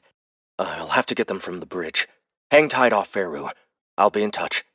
Gant out. The link closed. The red LED stopped flashing. Bastion looked back at Abby. Well, I'll be a freak monkey's uncle. Shut up. All right, rejects. Slight change of plans. We've got a line in from Gant on the Brimstone. He has the ship under control, but we have to be nimble to secure it. Okay, you, Jester, and Nerd are going to take the shuttle over to the Brimstone and give Gant a hand. Lucifer, Fury, Ruby, and I are going to take the Faust to the surface to look for Ursan Gall. He knows where Thraven's been hiding, and I want to know too. Aye, Queenie, they replied. Queenie? Erland said. What is it? You want me to go over to the Brimstone? As in, fly her? You are a pilot, aren't you? Well, yeah, but, I mean, I've never... It's a prototype, Bastion said. Almost nobody has ever. Sir, Erland said, smiling. Another LED started blinking on the console. This one was green.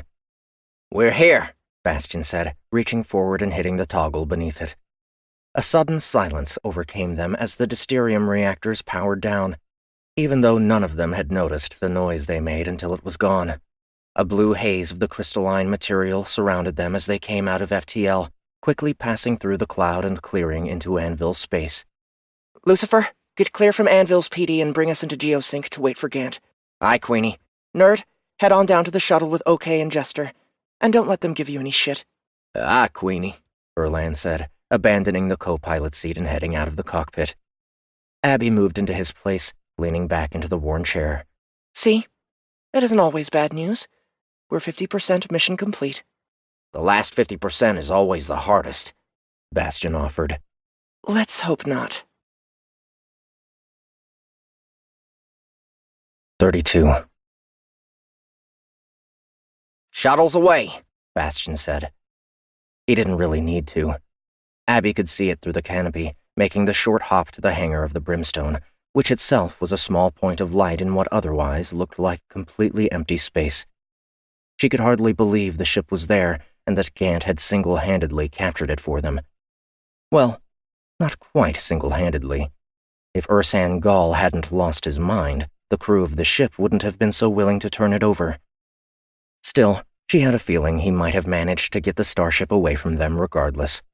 Queenie, Gant said, using short-range direct communication now that they were within close proximity.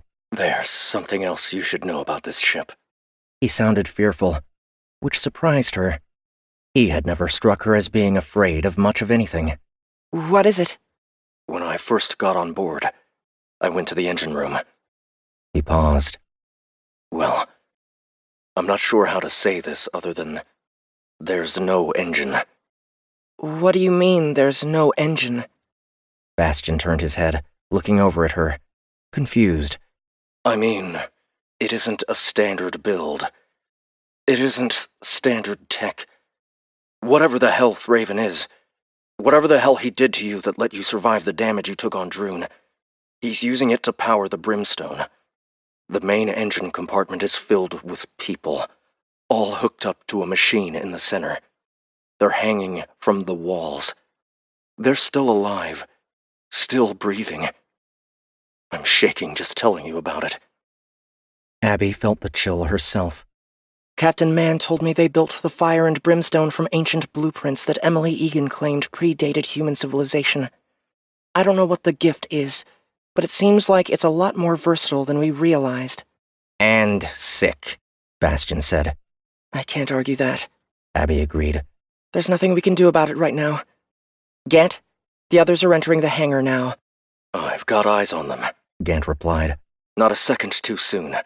Lieutenant Ian was starting to look a little squirrely to me. Funny you should say that. Bite me, Thrusterhead. Lucifer, do we have clearance to land on Anvil? Yes, ma'am. Good. Gant, you're in charge on the Brimstone. Be nice to Erlan. Erlan? The new guy. Call sign Nerd. Gant chittered in laughter. I can't believe we have a new guy. What kind of moron signs up for this outfit on purpose?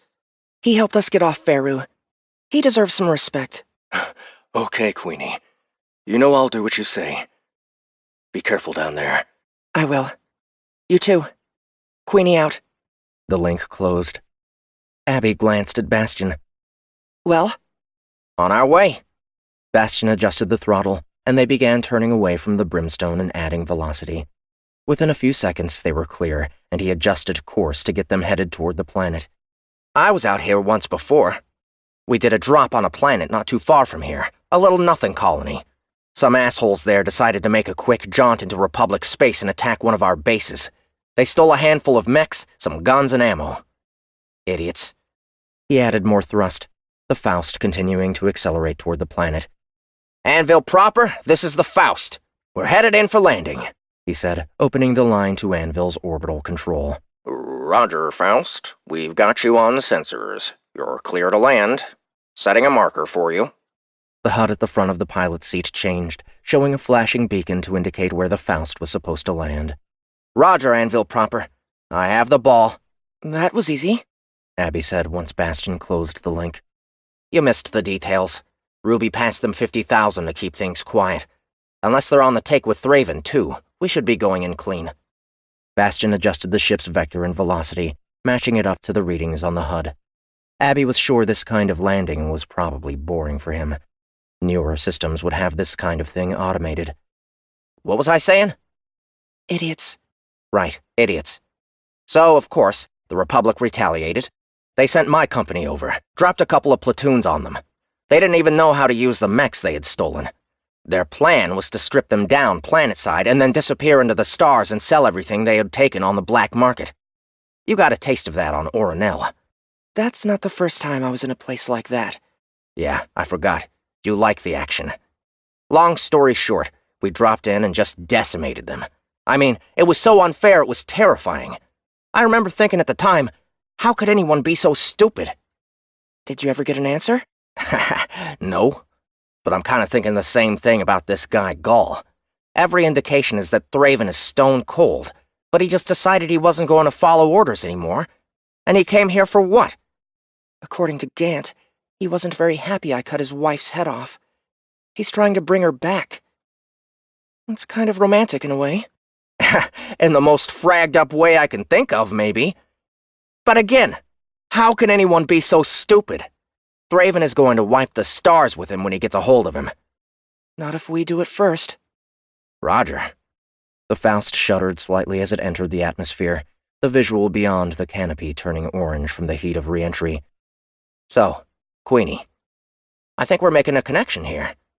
Good chemistry. What do you think? Abby raised her eyebrow and looked over at him. I think you should shut up and drive. Bastion laughed again, falling into an amused silence as he guided the Faust downward. Within a minute, they were cruising over the city, the volume of traffic amidst the tall buildings obvious below. A minute after that, the ship was setting down gently between a number of orbital shuttles and smaller starhoppers like theirs. So, how do we find this asshole? Bastion asked, powering down the ship and getting to his feet. I know we're called breakers, but we don't just break into things. We're pretty damn good at finding things, too. And when we do? He's got the gift. But so do I. If we work together, we should be able to take him clean. Just remember, we need him alive. Or at least, alive long enough to give us Thraven's address.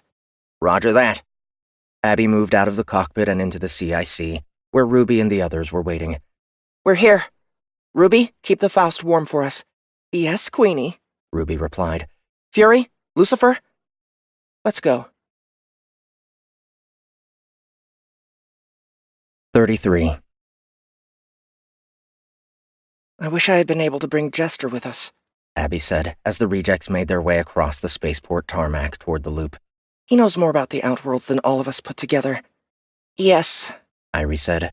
And it's pretty much the only thing he's good for. That and whining, Bastion said.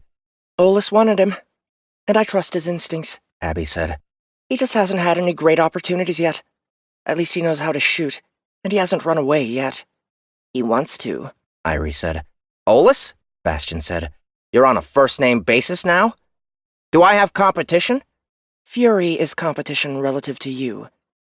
We aren't soldiers anymore, remember? Besides, he gave me the keys to your lives. I think that puts us on a more personal level. Yeah, sure. Of course. You have the hots for my arch-nemesis. Captain Man got you out of hell, Irie said. Captain Man put me in hell. You beat the shit out of him, Abby reminded him. Like that matters. Bastion smiled. They reached the loop station, approaching a small kiosk. Cover me, Abby said. Bastion looked around. We aren't under attack. I might be able to get into the city's data network from here. Make sure nobody sees what I'm doing. Roger. Abby reached under her coat to her soft suit, digging into a tight pack and retrieving a long, thin rectangle from within. She couldn't very well wear a helmet in the middle of a loop station, but while the standard TCU interface made things easier, it wasn't the only way to hack a machine. She reached to the side of the kiosk, tapping the rectangle. A small needle extended from it, which she jabbed into the side of the box. An even smaller needle would extend from the first, reaching out and making a connection with the circuit board within. Her aim had to be relatively precise, but it was her job to be familiar with the make and model. Abby waited a few seconds while the disruption package did its work, injecting breaker-written malware into the device that forced it into diagnostic mode. A menu appeared on the projection, allowing her to access the command line. She was grateful the soft suit had included the piece of hardware. While it was standard breaker kit, she hadn't expected to find it in a hand-me-down from Faru. Excuse me, someone said behind her. I need to get a pass for the loop. This terminal's closed for repairs, Bastion said. She assumed the individual moved on. Abby began typing in the air, her hands moving in quick, practiced motions that brought her deeper into the machine's systems. Is something wrong with the terminal? Someone asked. Just routine maintenance, sir, Irie replied. Abby spared a glance over her shoulder. An Outworld soldier in dress grays was standing there. Their eyes met for a moment, and then she returned to her work. Can I see some identification? The soldier asked. There have been reports of individuals trying to break into the terminals to get free passes. I just want to make sure your work is authorized. Abby cursed under her breath. It figured some other assholes were trying to hack the system too. Thravens? Are you on duty, sir? Bastion asked. I don't see how that's relevant, the soldier replied. Abby kept digging into the system, moving as quickly as she could. She didn't let the soldier bother her. Focus was essential. She reached the root network adapter for the service. Automated systems like these typically had a unique password and address that were passed to the control mainframes for authentication. If she could grab those, she could get back in at another terminal at another time, one that was as far away from Captain Do-Gooder as they could get. With all due respect, sir, I believe the question is highly relevant. After all, we're standing here in the open at one of the busiest terminals in the city, and yet you have the audacity to make an accusation that we're up to no good. Like we're some kind of imbecilic thieves who are dumb enough to try to break into a secured system in the middle of a crowd of individuals? I'm only asking you for identification. If you have it, why not just produce it so I can be on my way? Abby entered the commands to request the machine's address, a 12-digit series of letters and numbers that she committed to memory when it appeared. Then she moved to another part of the system, using the address to try to uncover the password. The identification isn't the point, sir. The point is your accusatory tone and stance. It's almost as though you're looking for trouble, even where there isn't any. If I had to guess, I'd say you've been on Anvil a little too long, and the pleasure bots and gambling isn't doing it for you anymore. Not when what you're really itching for is a good firefight. Abby tensed slightly, wondering how the soldier would react. She let herself relax when she heard him laugh. Yeah, maybe that's it exactly. I've been planet-side for 3 months, and I still have 3 more to go. You aren't wearing a uniform. I assume you served? 6 years. Right out of school. Dropship pilot. I fragged up my eyes. Now I'm working here helping fix this crappy hardware. A thruster head? Shit. Now I don't know why I'm talking to you at all. Army? Yup. Which planet? Avalon? No shit. Yup. This is my mandatory tour. I've heard rumors somebody on our side did a number on the Republic, so maybe I'll be getting some action after all. I've heard that too. I wish I could still fly. You don't need to see to shoot. At least not if you're a Republic soldier. He laughed. Bastion laughed with him. Abby entered a dozen commands in succession, rewarded a moment later when the password came back unencrypted. She stared at it for a moment, memorizing it. That was the other benefit to a full TCU.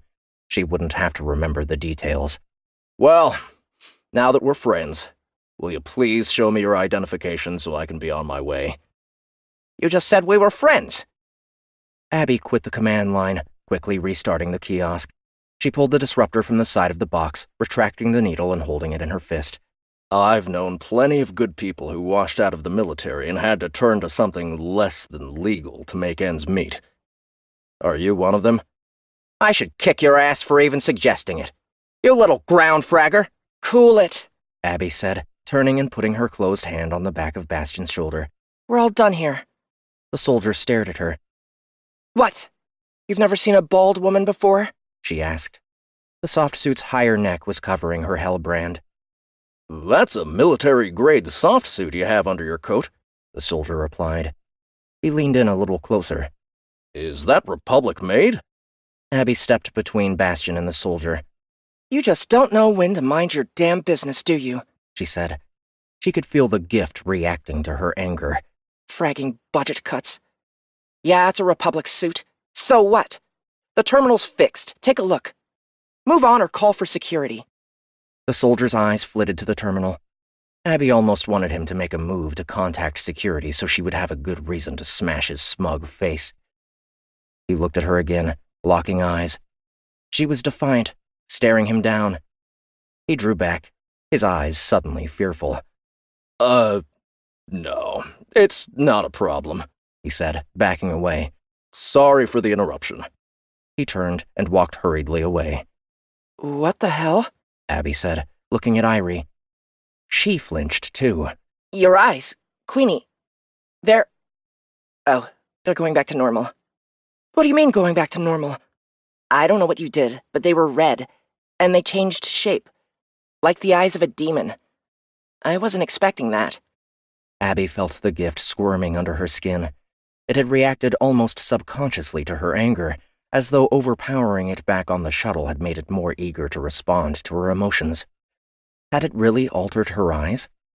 She hadn't felt a change in them. Where to, Queenie? Bastion asked, staring at her eyes in search of the change. I've got credentials to access the Anvil mainframe. I just need a terminal that won't get interrupted so I can dig in a little deeper. You did all that in 5 minutes? That's what breakers do. Is there anything you aren't good at? Piloting starships, for one. I also suck at cooking. If we ever get anywhere that has a decent kitchen, I'll show you how it's done. You cook? Irie asked. If it involves fire, I'm in.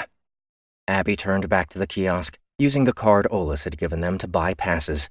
Wait, you hacked into that thing and didn't just take the passes? That would be stealing. Stealing is wrong.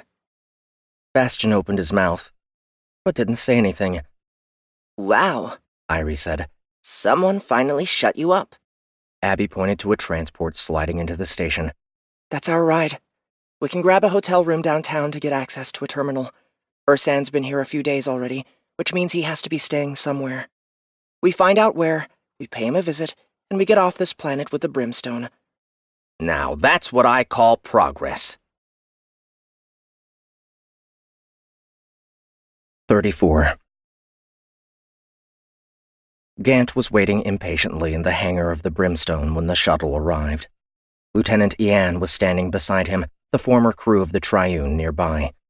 He had nearly wet his light suit when the commander of the Triune, Otero, had called into the Brimstone to inform them that some trover named Dak had informed him of the sale of the Triune to a botmaker named Gorix. and that the entire crew was on its way over to the Brimstone to meet up with the rest of Ursan Gall's former mercenary associates. And that's what Gant was sure this crew was. Mercenaries. Assholes for hire, whose loyalties only rested on the biggest paycheck, the next payday. Having figured that out, it was no surprise to him that Ian had turned on Gall. What good was a crazy captain when you had money on your mind, not to mention your own personal health? It also answered a few other questions for him, namely, where the hell Thraven was getting his army from, figuratively and literally. He knew they couldn't all be guns for hire, not if he was going to use them to start a war. But how many were mercs? How many were those hard-to-kill, some kind of dead former prisoners from hell? And how many were whatever the frag Thraven was?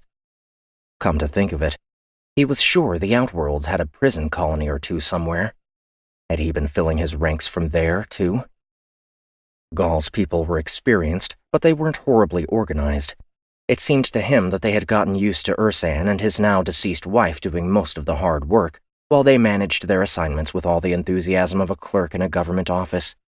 It was a situation he could take advantage of, as long as he got the other rejects on board before the crew worked up enough nerve to challenge the fact that they hadn't seen any other sign of Gant's Special Forces friends. "General Thraven will be pleased with you for your assistance," Gant said. He had been tossing platitudes like that out since he had entered the Brimstone's bridge, glad to find it wasn't constructed of Terran remains. He hadn't mentioned the design of the engines to Lieutenant Ian.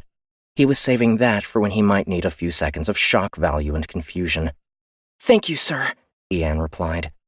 She was the most stalwart of his allies, and so far had kept the others in line. But he could tell by the way Otero had been eyeing him that he wasn't convinced that Gant was one of Thraven's, or that he should be taken seriously at all. The only thing keeping him in check was the fact that he had undeniably slaughtered half the crew, even if he hadn't claimed sole responsibility for it yet. The Crescent Hauler's shuttle touched lightly to the hangar floor, bouncing up once before settling. Gant could see the pilot through the canopy, the one Abby had said was named Erlan, the one whose call sign was Nerd.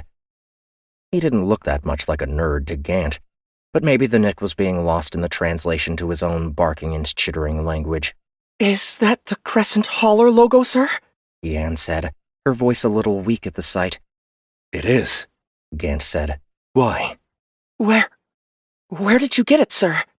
"Doesn't matter." The rejects exited the shuttle. Ben Hill was first, followed by Pick and Erlan. That made 4 of them to the 20+ on Gall's crew. "Hey, Squirrel Man!" Ben Hill said, leading the rejects over. They were fully geared in battle suits, each carrying assault rifles. At least they looked professional. "Jester? Okay." He noticed the right glove of the Trover's battlesuit was hanging limply. "What the hell happened to your hand?" Pick just shook his head. "Fragging bastards!" "Nerd, welcome aboard the Brimstone." "Thank you, sir," Erlan replied shakily. Gant could tell the kid was trying not to laugh at the sight of him. It was the biggest reason he hated going to small-time planets. Most of the locals had never seen a Gant before, and they tended to think of him as a damn pet or a cute, cuddly toy.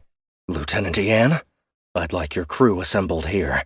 They'll be disarmed and sectioned off to appropriate waiting areas within the ship." "What?"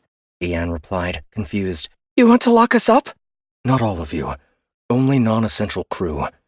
I'm sure you understand, Lieutenant. We're outnumbered, and while I appreciate your surrender and loyalty to General Thraven, there's a web of trust that needs to be earned." "I do understand, sir," Ian said. She tapped the communicator on her chest. "Ian to the bridge. We've been ordered to assemble in the hangar. All hands. Make a general announcement." "Aye, Lieutenant." A tone sounded a moment later, echoing across the hangar.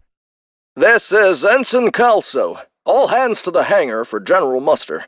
I repeat, all hands to the hangar for general muster." "This is bullshit!" A voice shouted from the side of the space. Gant turned his head slowly. He knew who had spoken without looking. "Excuse me, Commander?" Ian said, looking at Otero. "You heard me, Olane," Otero said. "There's no way this little rodent is one of Thraven's." "How do you know?" Ian replied. "You've seen how Thraven does things. You cross him, you die, plain and simple. He doesn't waste time with the likes of us.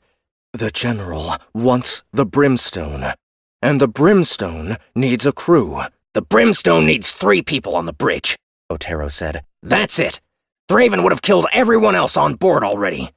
Who the frag are you, really? Maybe you're right, Gant said. Maybe I don't need you.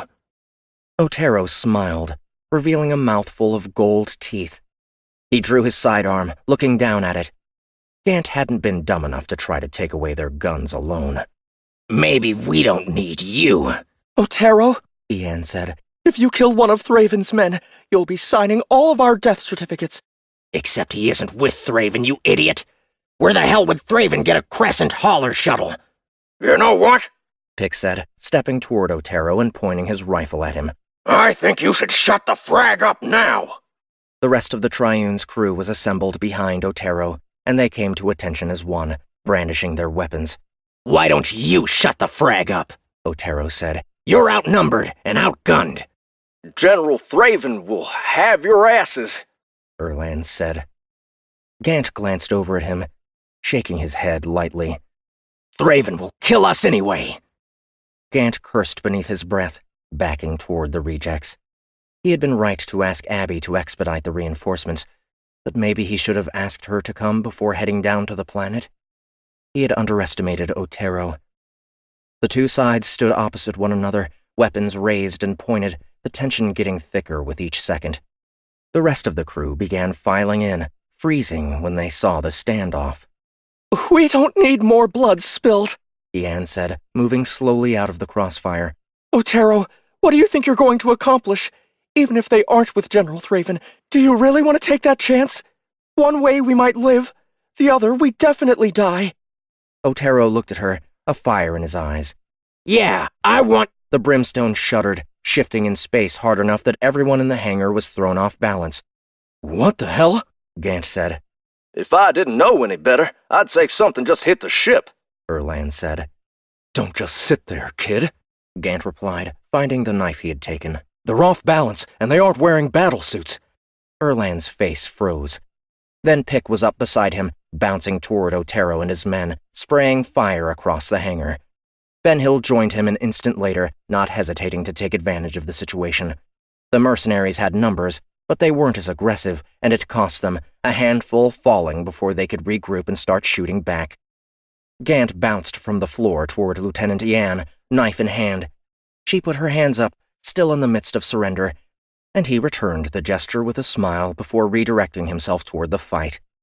Rounds filled the hangar, the volume of fire creating a near-deafening echo as the 2 sides squared off. There was little enough cover, but Otero and a few of Gall's crew managed to get behind their shuttle, firing around the corner. A constant barrage of return fire kept their aim from being true, sending bullets ricocheting off the metal floor, some of them bouncing up and into the armored legs of Ben-Hill and Pick's battlesuits. Okay, up and over, Gant said, bouncing away from a hail of slugs. Roger, Pick replied. He bent his legs and used the battlesuit's muscles to push himself into the air, rising 20 meters to the top of the enemy shuttle. Otero noticed, and he backed away from the edge of the craft, adjusting his aim overhead. Erland and Ben-Hill moved in, crossing to either side of the ship, taking their time while the targets tried to figure out where to shoot. The shuttle had given them cover, but it had also limited their line of sight. Ian, Gant shouted. Get your team back to the bridge. I want to know what just happened. I'll be there as soon as we finish up here. Aye, sir, Ian replied.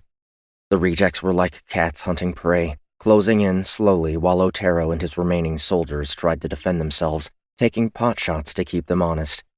Gall's team had worked its way into a corner, and there was no way out. We surrender! Otero shouted. Shit!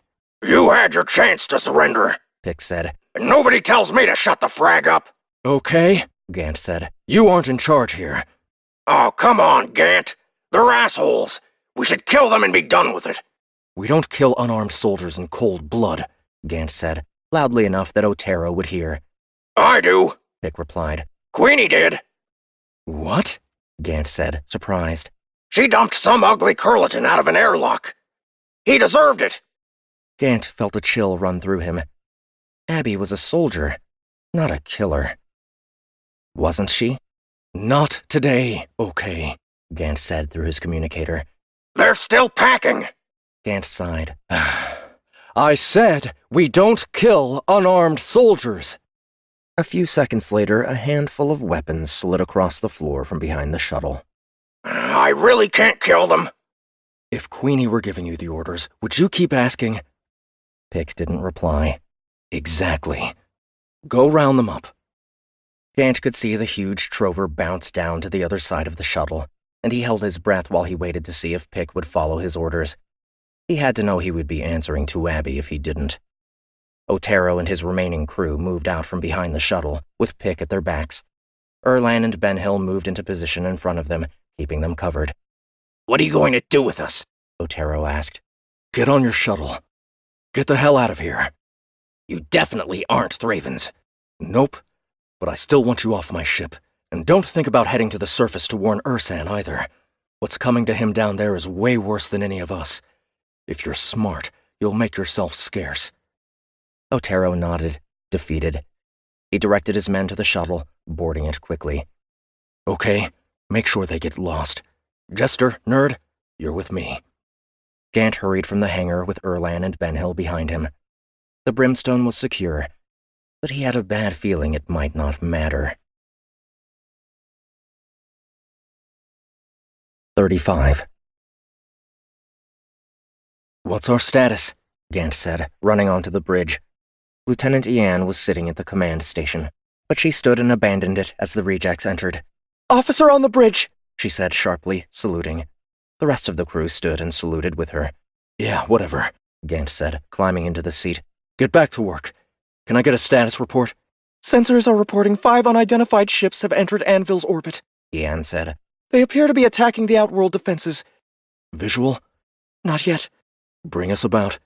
The Brimstone began to shift in space, turning slowly.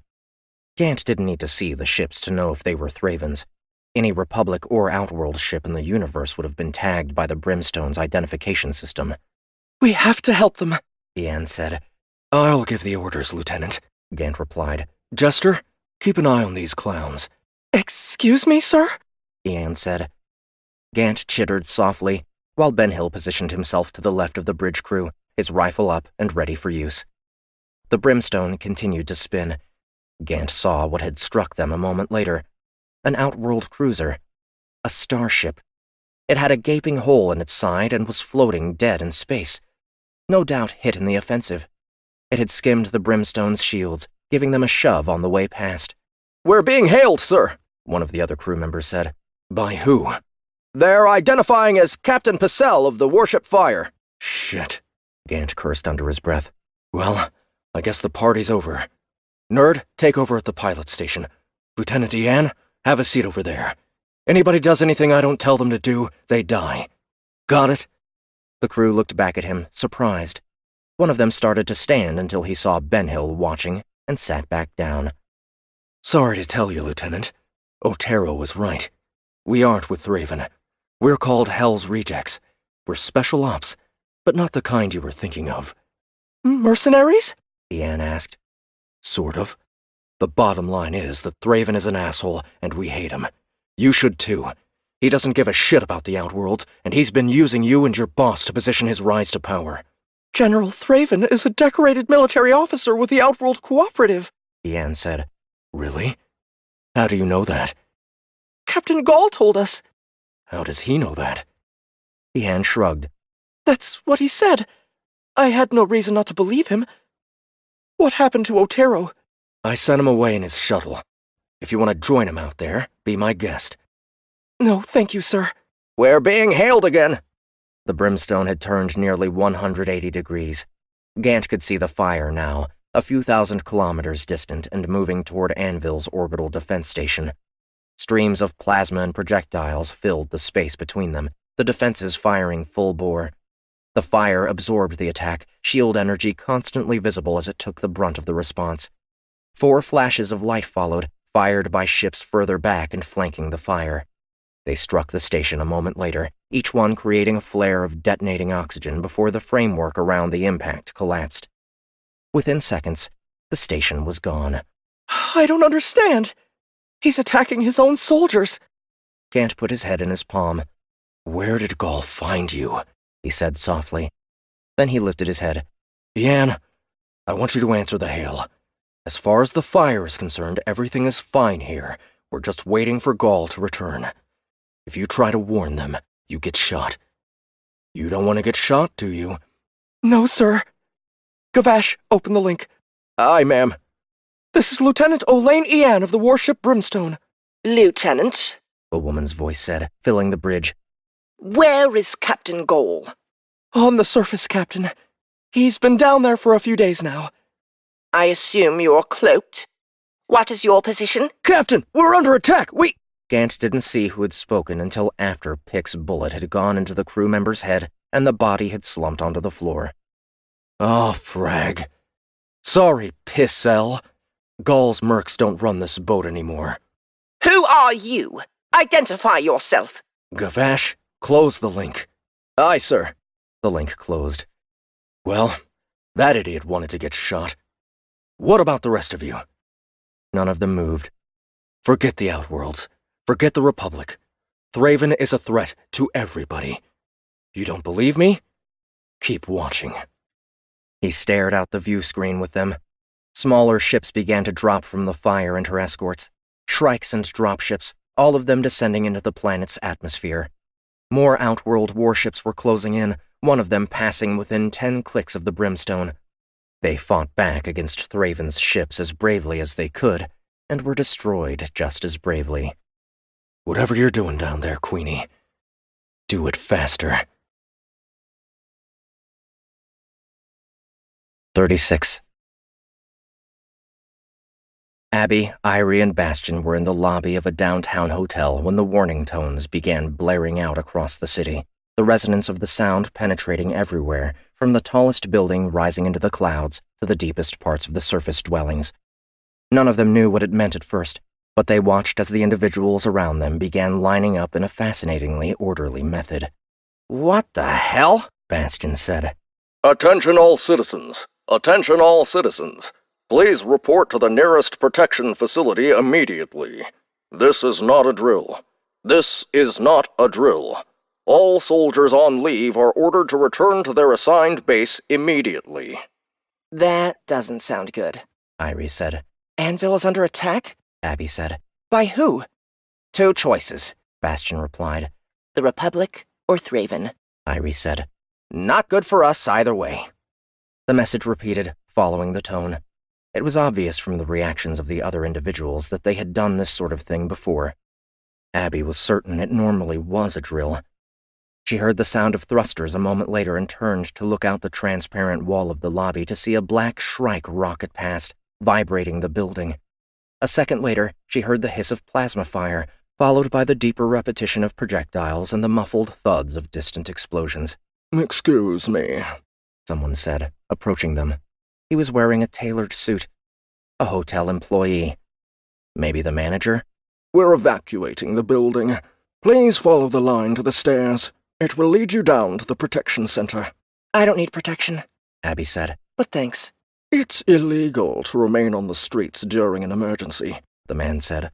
punishable by 20 years imprisonment. "We'll take our chances," Bastion said. Sir, I must... Bastion spread his coat, showing off his sidearm. "I said we'll take our chances." The man eyed them for another second, and then moved on to the next group of visitors who didn't understand protocol. We need to find Ursan Gaul, right now. You wanted a terminal? Irie replied. How about that one? She was pointing to the hotel's reception desk, a white, spherical station in the center of the lobby. The employees behind it had already left their posts, joining the exodus. It'll do. Keep an eye out for soldiers. Bastion and Irie both drew their sidearms, whatever good they might do against fully armed and armored grunts. I'm not sure which invader I would prefer, Irie said. "I don't have a problem killing Thraven soldiers," Bastion replied. but we might be able to talk our way out of it with a Republic platoon. Irie countered. "True. Outworld defense is going to be a problem." I think they'll be a little busy to start searching hotels to arrest us for loitering. "Again, true." Abby vaulted the desk, tapping on the terminal and bringing up the projection. The receptionists had left in such a rush they didn't bother to shut anything down, making it easier for her to get deeper into the systems. How long do you need, Queenie? Bastion asked. A few minutes. Why? A dropship is about to land on the platform across from this one. Can you identify it? It's unmarked. Not Republic, then. We should have taken bets. Abby's hands moved quickly, navigating through the menus of the system until she found the command line. It only took a dozen commands to get back to the city's network, and she closed her eyes when she did, recalling the address and password she had lifted from the terminal. A nearby explosion rocked the building as she did. Whoa! Outworld PD is on the scene. They just blasted the dropship. This place is turning into a war zone real fast. Then keep your fragging head down, Abby said, entering the keys. A moment later, she had an interface to the full network. The sounds of fighting intensified. Shrikes zipped past in ragged dogfights, one against another, while more dropships could be heard descending on the city.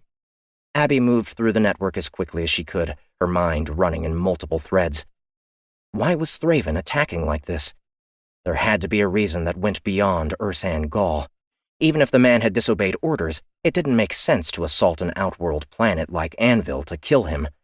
It couldn't be because he knew she was here, could it? He was revealing himself as an enemy to the part of the galaxy that had provided him succor while he built his army. For one person? She knew Thraven wanted her, but that didn't make any sense at all. She navigated the network until she located the Central Visitors Database. The Outworlds and the Republic were similar in some ways, and one of them was the level of connectivity between loosely affiliated systems. Both governments wanted to know where visitors were moving to and from at any given time, and residency records were one of the best ways to do it, especially once they could be paired with payment cards and used to track every transaction. Fortunately, the machines like the Loop kiosk needed direct access to insert records, and so the credentials she had gathered were viable to access the database directly. Uh-oh, she heard Bastion say. She glanced up. He and Irie were both running toward her. A squad of Outworld soldiers had bounced into view ahead of the hotel, taking whatever cover they could find as they squared off against approaching targets. Get down! Irie yelled, both of them vaulting the desk as the firefight started, the bullets smacking the hardened transparency of the building's face and pushing through. Abby ducked slightly but had to remain somewhat upright to work the terminal. She could see the bullets hitting the floor ahead of the desk through the projection, digging up tile and dust. She typed the database command in, running a query for Gall. The search only took a second, returning 0 results. She wasn't all that surprised. She recalled the last command and changed the parameters, looking for DAC instead. 1 result. She copied the coordinates, backing out of the database to the hotel's main interface. It had a mapping system there, used to direct visitors to their destinations. She put the location into the system. The projection changed, showing her a 3-dimensional view of the city, lighting up a path from their position in the upper reaches all the way down to the surface.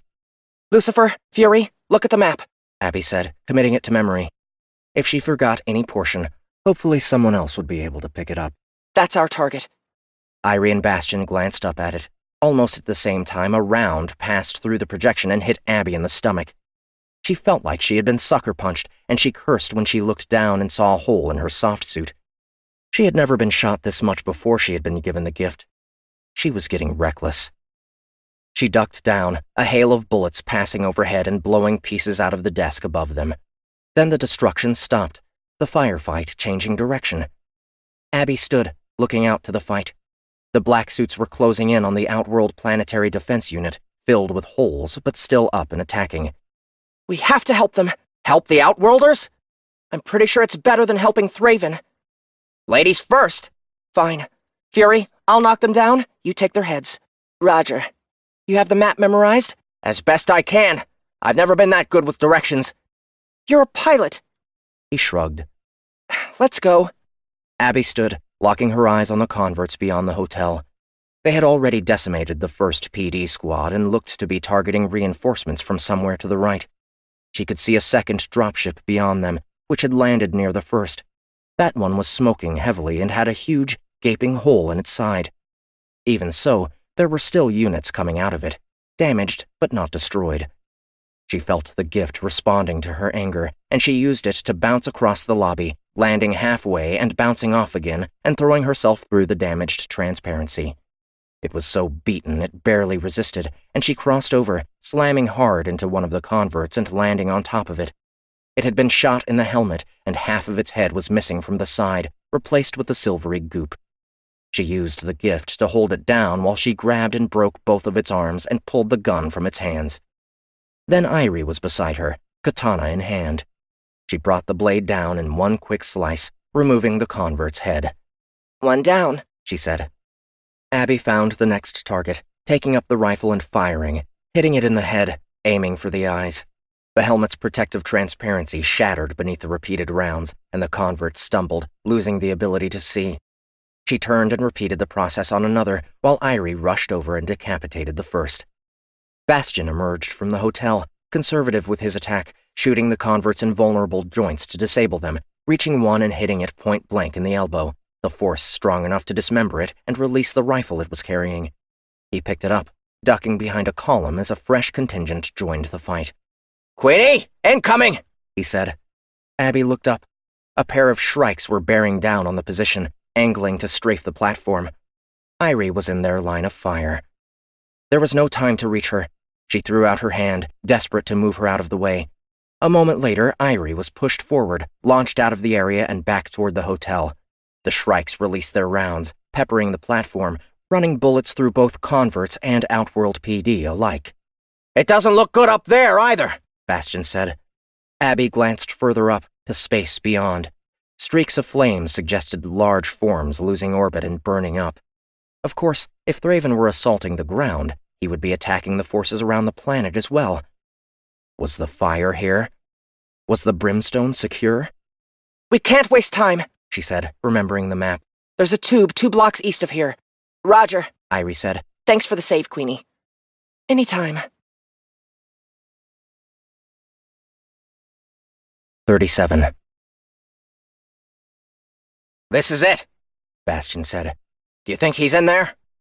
They were standing outside of a rusted hatch, located on the second subterranean level of a dirty hotel that rested below the formerly pristine skyline of Anvil City. Most of the fighting hadn't made it down this far yet, but many of the residents had vanished, making their way to nearby protection centers or holing up in hidden spaces. It had been a challenge to make it down. Part of PD protocol was to disable civilian tube stations, leaving them inaccessible during attacks in the name of security. Abby had been forced to return to the hotel terminal, to re-enter the network and reactivate the transport from the upper reaches of the city down to the base. It had wasted nearly 5 minutes, a damn lifetime in the middle of a battle. By the time they made it back to the tube, they had to fight their way through another platoon of Thraven soldiers, burning more time and energy. They had gotten below, though. They had made it to the surface, to where Dak had used his identification to rent a room. "Let's find out," Abby replied. She put her hand against the hatch, feeling the gift moving beneath her fingers. It had been pulsing steadily, as though it was tuned not only to her own anger, but to the fury of the fighting around her, the chaos and discord increasing its energy. She pushed it out into the hatch, the force wrenching it from its tracks and throwing it aside. Bastion and Irie swept into the room, rifles ready. They covered it in seconds, both of their muzzles coming to rest, aimed at the same spot. "Who the frag are you?" Abby looked at the trover sitting on the floor in the corner of the room. He had a massive pistol in his lap. His hand was resting on top of it. "I'm looking for Ursan Gul," Abby said. "You aren't with Thraven." It was a statement, not a question. "No." The trover smiled. "He isn't here." "I figured that much. Where is he?" They took him. "Who?" They called themselves the Children of the Covenant. They took him for Thraven. He shook his head. They weren't Terran. They weren't Trover. They weren't any damn thing I've ever heard of before. He paused, looking down at his gun. They were monsters. Or animals. I'm not even sure which. I don't know what the frag is going on with anything anymore. I thought Thraven was fighting for the Outworlds. Now he's attacking the Outworlds? I knew he had magic. Power, you know? He was going to help us conquer the Republic with it. He looked up at Abby. I should have known he wanted it all for himself. Isn't that the way assholes with power always do it? I just thought. His voice trailed off. "Why are you sitting there? Bastion said. "There's a battle going on. You want to fight for the Outworlds? You're doing a shitty job." Dak shrugged. I didn't know what to do. Thraven let me live. He won't if I resist him. I've seen his work. You're her, aren't you? Abigail Cage? How do you know my name? Thraven told it to Ursan. Ursan told it to me. You killed his wife. It's your fault we're here. His hand moved slightly on the gun.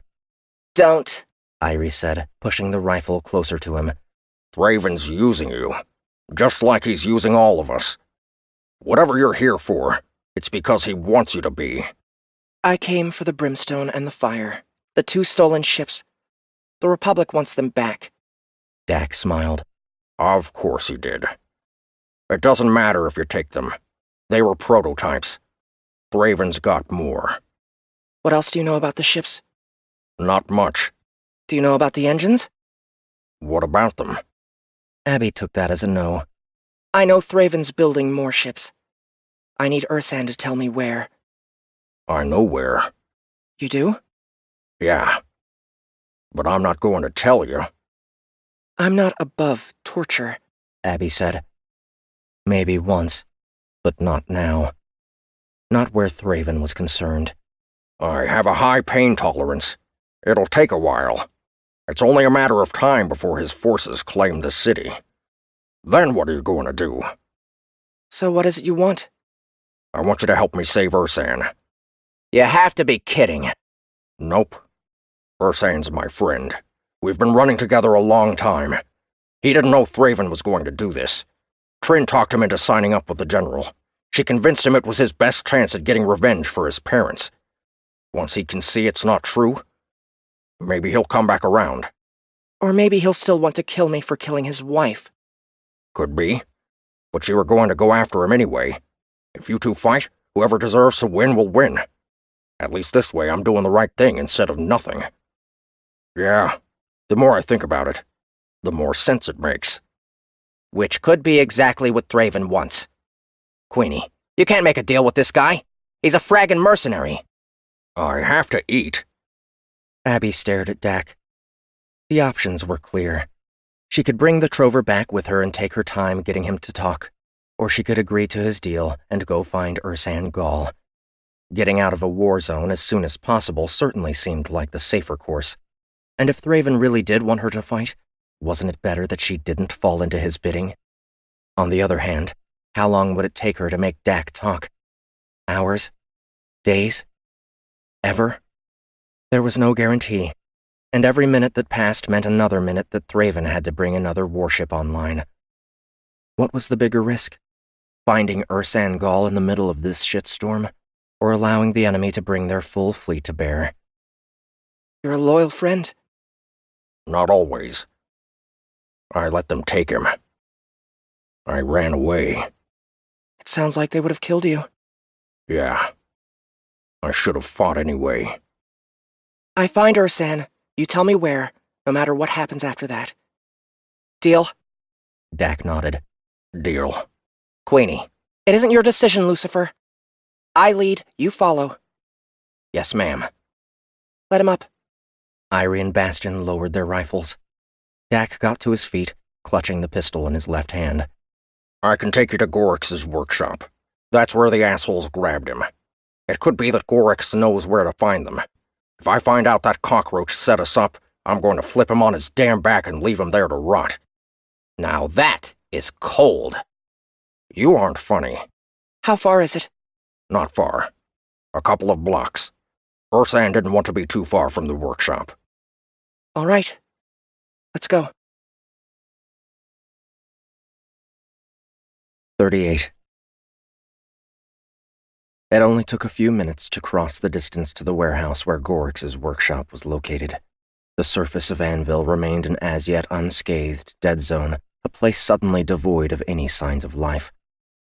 Abby noticed a pair of deep red chairs in front of a large window in one of the buildings they passed. A pleasure house, where the synths had been removed from it to prevent them from being damaged. There were other shops around it in a similar condition, their most valuable goods removed from sight, their doors no doubt locked. She could still hear the explosions coming from above, along with the constant vague echo of gunfire. A line of smoke was rising from a click or two to the south, where a Shrike had apparently crashed. What size was Thraven's force, and would it be able to conquer the entire planet? In space, the modified starships would destroy the Outworld's lesser fleet. Shrikes were powerful against existing Republic tech, but nearly useless against a ship like the Fire or the Brimstone. On the ground, the Outworld PD didn't know about his undying soldiers, and wouldn't know how to deal with them efficiently, especially when they used the gift. In other words, yes, he would be able to conquer the planet and the city with it. It was only a matter of time. Ruby, what's your status? Abby said as they moved into the warehouse. Like everything else, it was completely abandoned. There you are, Queenie, Ruby replied. I was worried about you, but didn't want to risk giving you away. I've been in contact with Gant. Thraven's forces are assaulting the planet, as I'm sure you figured out. The Fire is here, along with 4 other starships featuring similar technology. The Brimstone is cloaked and safe for now, but the Outworld defenses are being torn apart. They tried to gang up on one of the ships and had some moderate success, but weren't able to destroy or disable it before they were obliterated. As for the Faust, the entire spaceport is on lockdown. No ships in or out under threat of being fired upon. Thraven's Shrikes are leaving it alone, though I don't know why. It is strategically illogical. I'm sure he has his reasons, Abby said, considering Ruby's report. They were in deep shit. Their escape route pretty much cut off. Even if she did find Ursan Gall, what would it matter? There was no easy way off the planet or out of the system. Assuming Thraven took the spaceport and abandoned the weapons batteries there, they might be able to get the Faust in the air. Then what? Could they jump away before the Fire and her ilk caught up to them? She didn't know. She wasn't going to abandon Gant and the other rejects anyway. I want you and Gant to see what you can do about prepping for an emergency evac. I want vectors that limit the amount of time both the Brimstone and the Faust are exposed, and I want it 10 minutes ago. Either all of us leave, or none of us leave. Yes, Queenie, Ruby said. We're tracking Gall now. I'll report back as soon as we have him. Queenie out. This way, Dax said, leading them to a stairwell in the corner. She knew something was wrong the moment she pushed the door open. The smell was horrible, like cooked meat and burned metal. Ugh, Bastion said. what the hell is that? A dead Plixian was resting at the bottom of the steps. Its thorax was torn in half. dead bug. Dax said. I think the children did this. There was smoke still sneaking out through a hole in the wall, wafting up the stairwell toward them. They're all dead, I bet, Dax said. Abby led them down the stairs to the half-open secret door into the Plixian tunnels. What's through there? Bastion asked, pointing at the other door. There was a horrible stench coming from that side as well. More death, Irie said. Dak moved ahead of Abby, grabbing the door and pushing it further into the wall, the thick muscles in his neck throbbing as he strained. Abby walked through in front of him. A sharp thump from behind gave her pause. It was followed by a number of smaller taps. Boots on the ground, Irie said. Yeah, but whose boots? Bastion asked. Lucifer, watch our exit. Abby said. Roger. Which way? I know you have the gift, but you should still follow me, Dak said, getting in front of her again, holding his pistol out ahead of him. Abby let him take the lead this time, following him through the many tunnels beneath the surface of the planet. They passed a number of dead Plixians, as well as a few Outworld humans. All of them were shredded as though they had been attacked by animals. What are these Children of the Covenant? I don't know. First they looked like Terrans, then they changed. What do you mean they changed? They turned into monsters. Demons. They grew at least this much. He spread his hands. Their faces elongated. Their teeth became fangs. Their hands became claws. I've never seen or heard of anything like it. Maybe it's common where Thraven is from? Did Thraven ever say where he was from? A planet in the Outworlds. He never mentioned it by name. He said that's where the gift came from, that it's common on his world, though the effects aren't the same on his kind as they are on others. Ursan told me the gift is poison to Trovers. And Gant seemed immune to it back on Droon, Irie said. anger and hate. You said it helps. Irie nodded. I think it does. Queenie, Bastion said through her comm. whatever you're doing, do it faster. The boots just made their way into the warehouse. They followed him out of the tunnels and into an open space. It had clearly been ransacked, with broken machines and hundreds of parts littering the floor along with more dead Plyxians. There was blood everywhere. Dak pointed at one of the corpses. Gorix, He said sadly. he was a friend of mine. We aren't going to find anything here, Queenie. Irie said. We should go. Abby scanned the place. You said Ursan brought his wife's head here? Yeah, He looked out at the mess. it was back there last time I saw it. He pointed to the corner of the workshop. There was nothing there. It looks like they took it. There was armor, too. A special design. I don't see the box it was in. No sign of Villanueva either. Who? Villanueva. He's a Lurig scientist. He said he could fix Trin. Fix a decapitated head? Dak shrugged. That's what he said. Queenie, Irie said, pointing to a spot on the floor. look. Abby followed her finger. A dead Plyxian was resting near the side of the room. His entrails had been spilled across the floor, the green blood from them used to scrawl out a simple message on the floor. Prove yourself worthy. What the hell does that mean? Queenie, Bastion said, his voice slightly shaky. What's wrong? I think Dak owes you. Abby glanced over at Dak, confused. Are you saying what I think you're saying? Yeah. Ursan Gall is here. He's calling your name. 39. Abby looked over at Dak. The Trover seemed surprised, but at the same time amused. I told you, He said. Thraven will get you to do what he wants, one way or another. He wants you to fight Ursan. He shook his head. He wants Ursan dead, and you under his thumb. Frag that, Irie said. Let's just shoot him and be done with it. Dak glared at her. He isn't going to win. Irie added in her defense. You owe me the location. Abby said. Kel, Dak replied. you'll have to look it up for the coordinates. It used to belong to a narcotic cartel. It's got a good atmosphere for growing shit that will get you up. Thraven told Ursan the Outworld Cooperative discovered they were trying to frag up Outworlders to make them soft for the Republic, to make an invasion easier. I tried to tell him it wasn't true, but there was a paycheck involved and a chance to go after the Republic, and Trin was pushing him to do it. I know now it was all bullshit. Too fraggin' late. Kel. Abby repeated.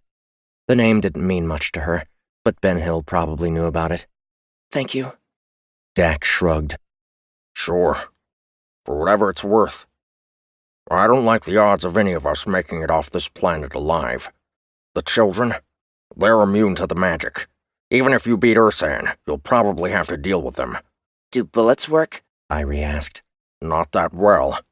Damn. Whose side are you on, Dak? Abby asked. I told you, Ursan's my friend. So you're going to try to stop me? No. That's not the way this is supposed to go down. But if Ursan wins, I'll back him up. What if he loses? I'm against Thraven. Understood. Abby left the workshop, heading back through the network of tunnels to the warehouse. She could hear Ursan as she got closer. Lieutenant Cage! He was shouting. Lieutenant Abigail Cage! I know you're here. I'm waiting. She reached the steps. Bastion made his way down to her when he saw her. Is he alone? Right now. But I wouldn't be surprised if there were more assholes nearby. Let's assume that much. Lucifer, Fury, wait here. Keep your eyes out for the creatures that Dak described. If they get hostile, our move is to retreat back to the tunnels and try to force them to come in one or two at a time, to wound them and cut them down just like Thraven's soldiers. I know you're close, Cage. Ursan shouted. I can smell you. If Ursan kills me... She paused. The kill switch was bullshit, but they still didn't know it. If she told them now, how would they react? She needed their compliance to help Gant and the others. If he kills me, Ruby can keep the reset running. Get back to the Faust and get out of here. The Brimstone should be ready to rendezvous by then. I can't say you'll survive, but at least you'll have a chance. Roger. But Gaul isn't going to kill you. Dak, if Ursan wants out of this bullshit...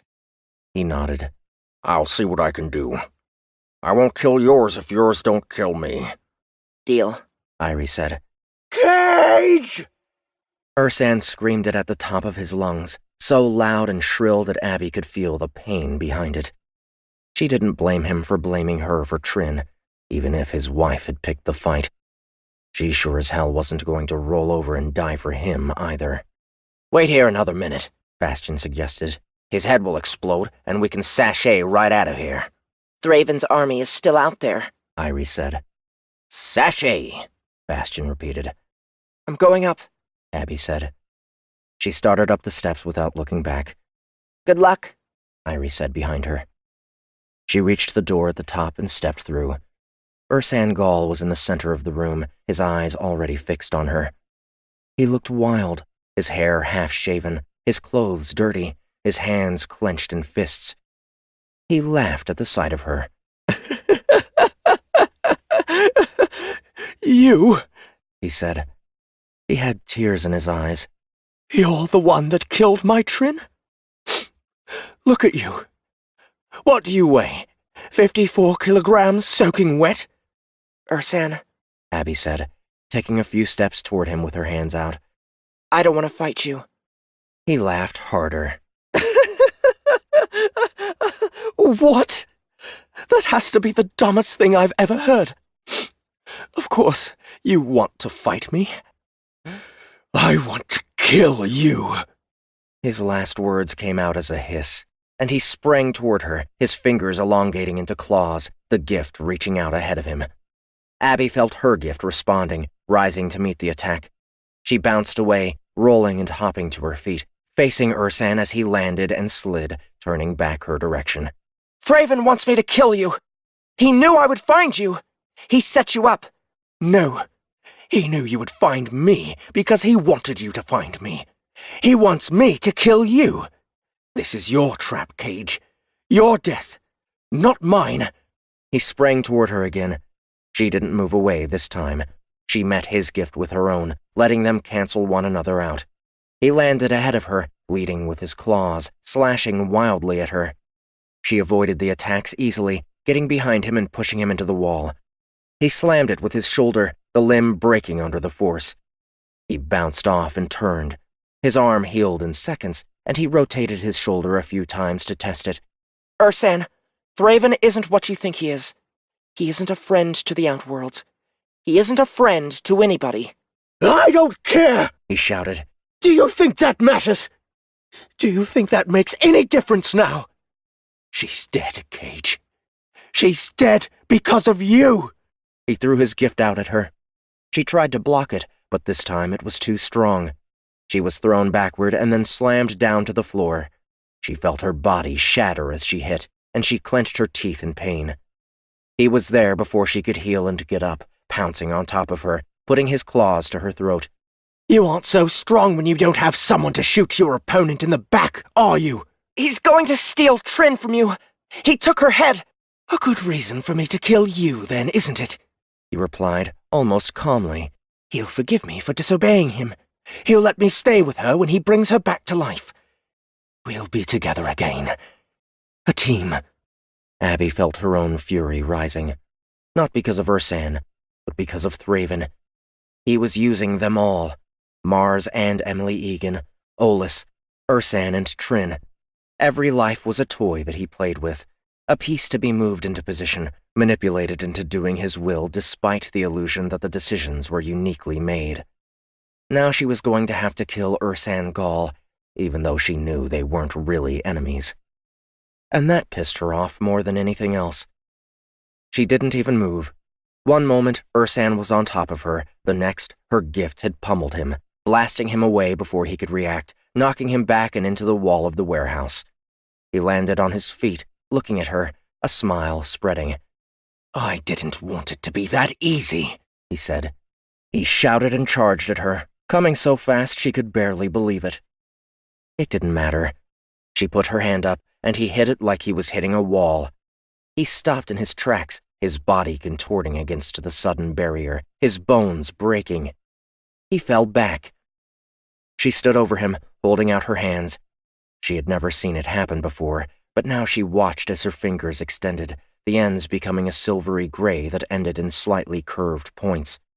The anger was nearly overwhelming her. She could feel her heart thumping, and her face felt like it was on fire. "Ursan," she said, fighting to keep control over it. "I don't want to kill you. We can work together against Thraven. We can stop him from destroying the Outworlds and the Republic both. He wants something he needs our planets, our individuals, to get. I have a vague idea from data I found." "You can't kill me," Ursan said, his body healing. "You only have half." He spread his hands, his body alighting in flame, the same way Trin's had. He pushed his palms out toward her. She was too close to avoid it. She didn't need to. It washed over her, surrounding but not burning. She felt a tickle against her flesh, and she could see a shimmer of her gift against her body, protecting her from the attack. Ursan's eyes grew big as he stared up at her, and he shook his head. "What? What are you? What are you?" The flames died out. Tears streamed from his eyes. He moved slowly, pulling himself to his hands and knees, facing her. She watched and waited, confused by his sudden fear and weakness.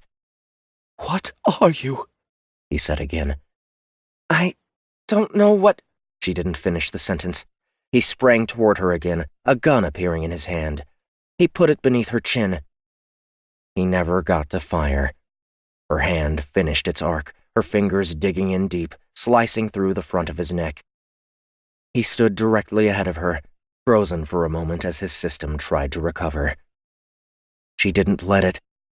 She tore the gun away with one hand, placing the other behind his neck, and pulling across. The motion finished the separation between his head and his body, and the two disconnected pieces fell to the ground. Abby stood over him, her chest heaving, her entire body burning. She wasn't sure how long she stood like that, looking down at him. She stared at the blood that poured from his veins, dark and thick and full of the gift. She remembered the taste of Emily Egan's blood, the hint of incredible power. She wanted it. She wanted another taste. She wanted to drink it all, to add this power to hers. No, she didn't. She stopped herself. She heard someone clapping. Clapping. The Father writes that the true strength of God lies in his ruins. What has been to fulfill the covenant. Abigail Cage, you are the proof. Abby turned around, just in time to see the man step out of the shadows in the corner of the warehouse. He was wearing a plain gray cloak on top of a black uniform. He was old, but handsome in a powerful way. Two soldiers flanked him on either side, all in black, their heads hidden behind dark helmets. My name is Selvig Thraven, Gloritant of the Nephilim, he said, approaching her. It's an honor to meet you. 40. "You're Thraven?" Abby said, turning to face him. She could still feel the gift beneath her skin. She could still feel her fury. She hadn't wanted to kill Ursan Gall. This asshole had left her no choice. "I thought you would be taller." The corner of his lip crinkled in a slightly amused smile. You feel it, don't you, Abigail? The blood of life. The power of a god. He smiled more fully. The power of a god. There was movement near the stairs. Irie and Bastion, along with Dak. They came out with their weapons drawn, pointed at Thraven. He barely reacted. A slight nod and their weapons were wrenched away, clattering to the ground ahead of them. "Don't hurt them." Why not? Thraven asked. He didn't bother to spare them a glance. You don't understand yet, Abigail. To use a Terran expression, They are like unto sheep in a confused flock. They don't understand what is going to happen to them, so they don't know to be afraid. We were there when your kind was created, Abigail. We were there with the Shard. We created man. We created Tro. We created LaRue and Ganatan and Atmin. We created all of the species, all of the intelligence. That means they are ours to use as we will. As are you. Bullshit. I don't know who or what you think you are, other than an asshole with some fragged-up tech. I'm not going to let you trample your way across the Republic or the Outworlds. You can't stop me. Not even you. Your power is impressive. It is so much more than I ever imagined it could be. The gift overcomes most humans. Most. But not all. Some are special. Some have the potential to become Evelyn's, the true harbingers of the return. Your anger makes you strong. He lifted a finger. Abby felt a sudden pressure at her neck. It was familiar to her. Clio had tried to choke her the same way. She felt her neck burn, her body fighting to remain free to breathe. The gift was reacting to whatever Thraven was doing. She felt as though it wanted to listen to him, to comply with his desire to choke her. It had submitted to her once before, and it would submit to her again. She directed her energy inward, refusing to allow the reaction. She stared at Thraven, defiant. You've been challenged, he said, surprised. And you've asserted. You can't just lift your finger and choke me to death, if that's what you mean. What did you see when you closed your eyes? A flash of light. He smiled. The honor and glory that you could possess, Abigail, if you were to accept what I can offer you. It can't be described in words alone. The light you saw, that was a symbol of that power. The gift isn't darkness. It isn't evil. Come with me, and I will show you. How can you say it isn't evil when you're using it to destroy? Do you call it destruction when you catch a fish? Do you call it murder when you slaughter a sheep for food? I'm preparing the harvest. I'm leading this place forward to where it was always intended to be. It is written by the Father in the Covenant, and so it shall come to pass. The great return. The fall and the rise of the Nephilim and their children. It looks like killing to me, Bastion said. If the battlesuit fits. Thraven's eyes shifted to him, and Bastion fell to the ground. Don't! Lucifer, shut it! Lucifer? Can you imagine all of the ways that you take the name of the Father in vain? He curled his hand, and Bastion's body began to crumple in on itself. Even the place where you came from. Hell? That's not the place of the Father. It's a twisted lie. The victorious should be remembered. The victorious should be revered, not forgotten, not waiting in the extant for thousands of years. He lowered his head, letting Bastion go. But you don't know the truth. I can change your universe, Abigail. I can show you the truth, as I showed Trinity the truth. She joined me because she knew my cause is right, that it is just. She joined you because she was a power-hungry bitch. You lied to Ursan. You told him you were a general, fighting for the Outworlds against the Republic. He had no idea what he was fighting for. Do you have any idea what you're fighting against? I know you took people from hell and turned them into monsters. I know you're making shitty analogies to justify murder. I gave purpose back to the purposeless. Power back to the powerless. What about the ships? The fire and the brimstone, and the technology that powers them? Humans exist to be used. They were created to be used. But this isn't about that. This is about you. This is about your power, your place in the universe.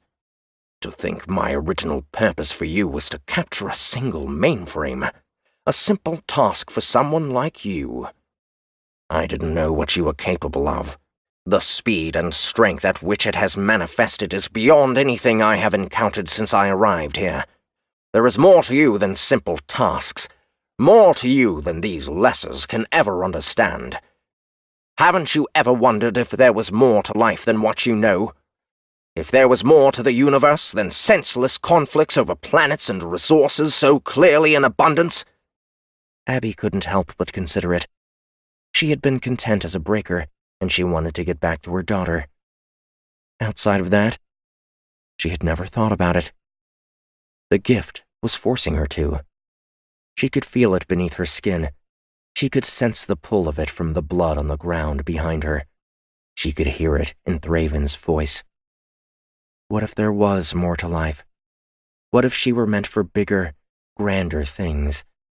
You're thinking about it now? You're wondering if there's some new, exciting purpose to your existence, one that escaped you until this very moment. That's why I came, Abigail. That's why I'm here in person. You are meant for better things. You are intended to share in the glory of the great return. It is promised by the Father in the Covenant. As a champion, as a High Evelyn, as a queen. Abby stared at Thraven. Her heart was racing, her blood thumping in her veins. Ursan. He looked at me like I was something else. Something inhuman. What's happening to me? The blood of life is in your veins. You can control it somewhat. You cannot stop it. It is changing your DNA, rewiring your genetics, making you into something more. And something less. The other half of the gift? 80% of those given the gift either die or lose themselves almost immediately, their minds and bodies too weak to handle it. Those minds that are lost can be controlled, and they become part of my army. The other 20% have the same potential you do. Well, not the same potential. But without the other half, you will succumb to the changes sooner or later. You will become nothing more than a monster driven by violence and anger and lust and greed and hate.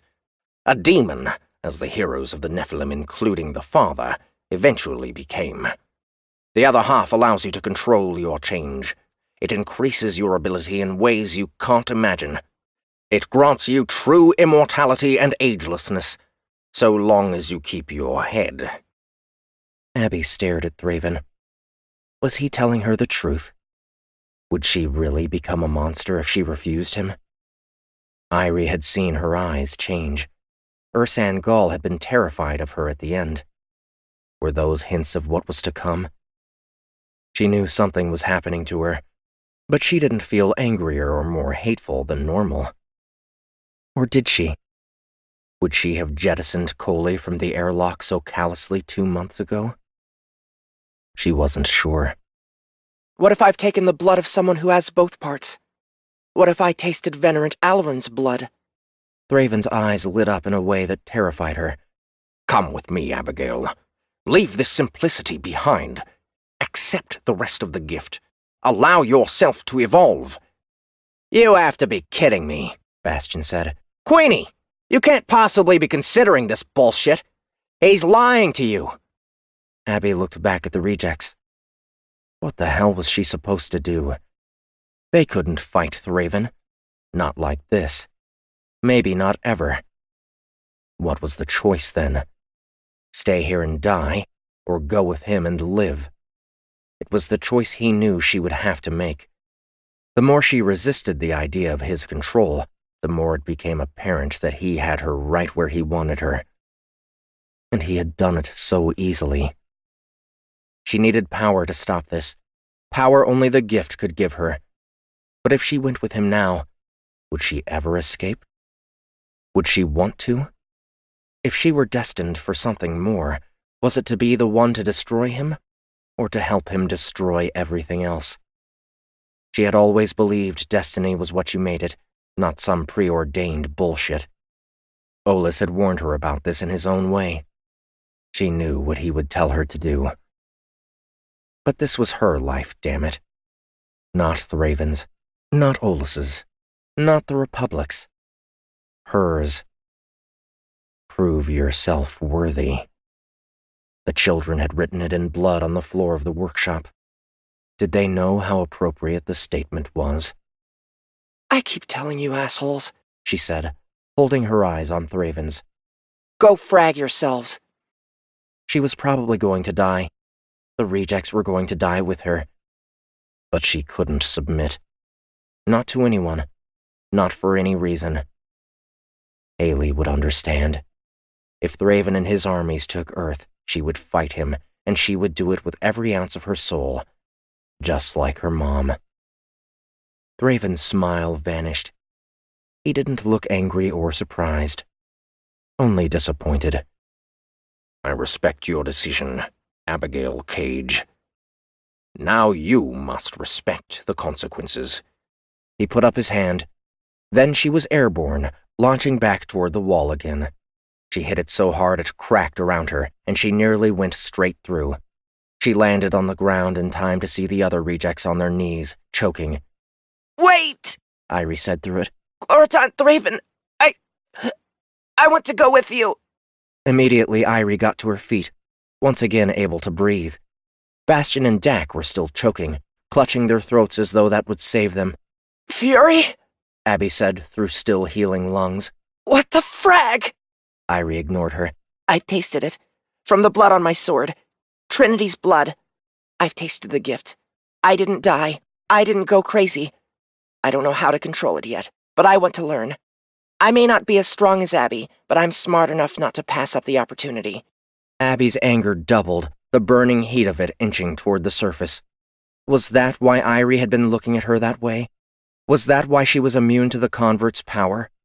Not because she was better at being furious than the others, but because she had bartered her soul for the gift? Thraven glanced over at her and nodded. Very well. Take your sword and prove yourself worthy. He pointed at Bastion. Irie looked over, pulling the katana from her back and walking over to the pilot.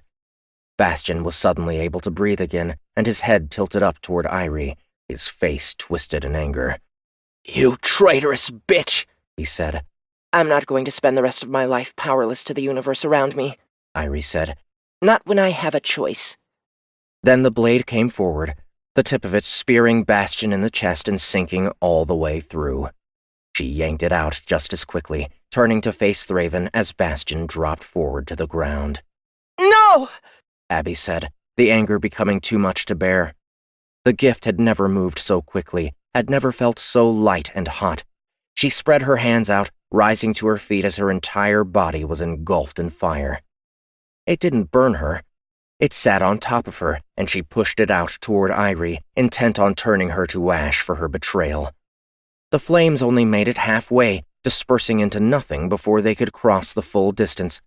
She whipped her head toward Thraven, who was holding his hand up and steady, his power easily destroying hers. What you could have been, Abigail Cage, he said, shaking his head slightly, a flame of his own growing from his fingertips. Nephilim, someone said from the other side of the room.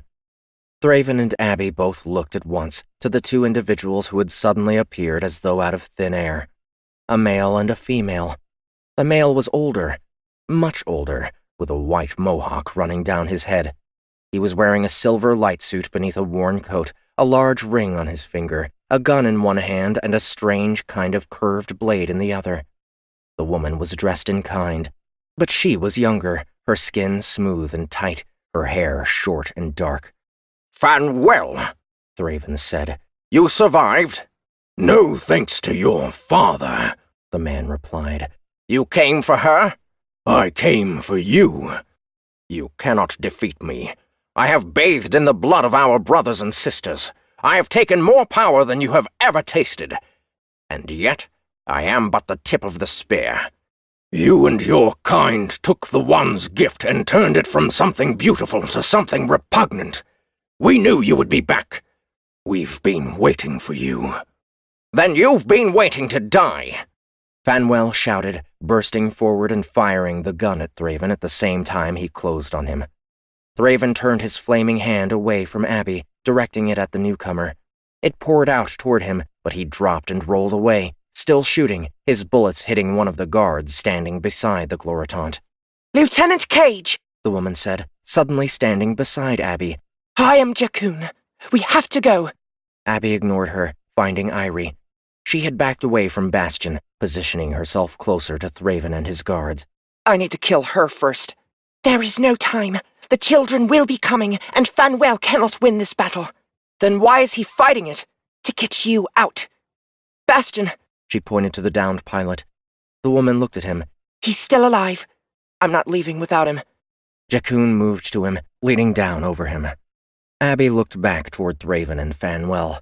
The other man had tried to close on the Gloritant, but one of his guards had intervened, blocking his path. They were tangled in a furious melee, blades flashing and striking against one another. Thraven noticed her, raising a hand toward her again, only to have a bullet hit it and blast it into shreds. "Take that, shithead," Dak said, freed from the chokehold by the distraction. Thraven started to turn his way, interrupted by Fanwell as he slipped past the guard and continued toward him. We can't help him, Jakun said, returning to her. Bastion was on his feet, a shocked look on his face. Lucifer? Are you okay? I want my mommy. Dak, are you coming? The Trover nodded, rushing over to them. "I'm not staying here." This way, Jakun said. She tossed a puck-shaped device onto the floor. A beam of light spread upward from it. When she stepped into it, she vanished. I don't know," Dak said, looking at the device. Have it your way, Abby said. She grabbed Bastion's shoulder and pushed him through, watching him vanish before he reached the other side. Dak looked back as the doors to the warehouse flew open, the children of the Covenant rushing into the space, growling as they bounded toward them. Fanwell was still locked in a duel with Thraven, his blade moving like a blur, met by the Gloritant motion for motion as though it were no effort at all. "Frag you," Dak said, firing on the creatures. The lead target stumbled and fell, quickly replaced. Dak, come on! Abby said. The Trover turned back, extending his hand and scooping her forward as he crossed over the device. 41. One moment they were in the warehouse. The next, they were on the outside, in an alley nearly 50 meters away and still moving forward. Jakun was standing directly in front of them, gun in hand, aimed right at them. Get down! She shouted. Abby ducked, pulling Dak with her. She smelled the creature behind her and then heard the sound of gunshots and the whistle of projectiles striking flesh over her head. The creature shrieked and fell to the ground beside them. Pick up the transporter, Jakun said. Abby scanned the ground for the disc, assuming that was what she meant. She found it, lifting it from the ground. Immediately, the light vanished. "Wow," Dak said. "Nice trick." Where's your ship? Abby asked, getting to her feet as their savior knelt beside the downed child, putting her blade through its neck. The dark side of the second moon, Jakun said. How the hell did you get here? Jakun pointed at the transporter. We have a more powerful version. It delivered Fanwell and me here, but it only works one way. I assume you have a ship? Abby nodded. Ruby? Yes, Queenie? We're in trouble. Lucifer. Queenie? Bastion said, still dazed. Pass the coordinates for the closest upper-level platform to Ruby. We need to go. Roger. Sending. Receiving. Ruby said. What about the spaceport defenses? Do something about them, or we're all dead. Yes, Queenie. She could hear scraping on the ground, hurrying their way. We need to get to the upper platform. There's a tube that way.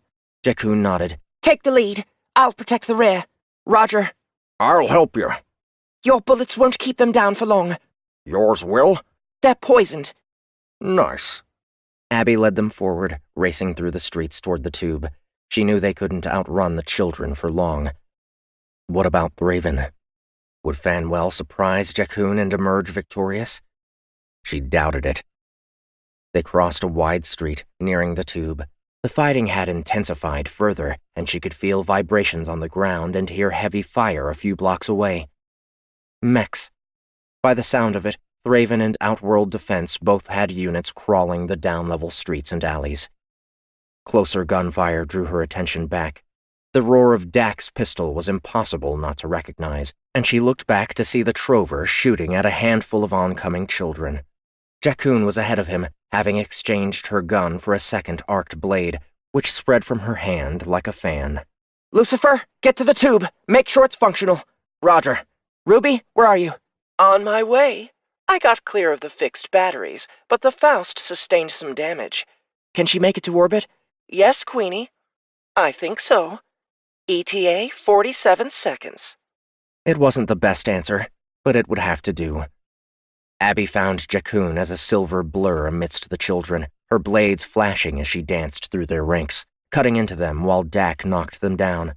She was impressive as she moved around them, jumping off the back of one, coming down on another, using her left weapon to block sharp teeth and the right to slice deep into a neck.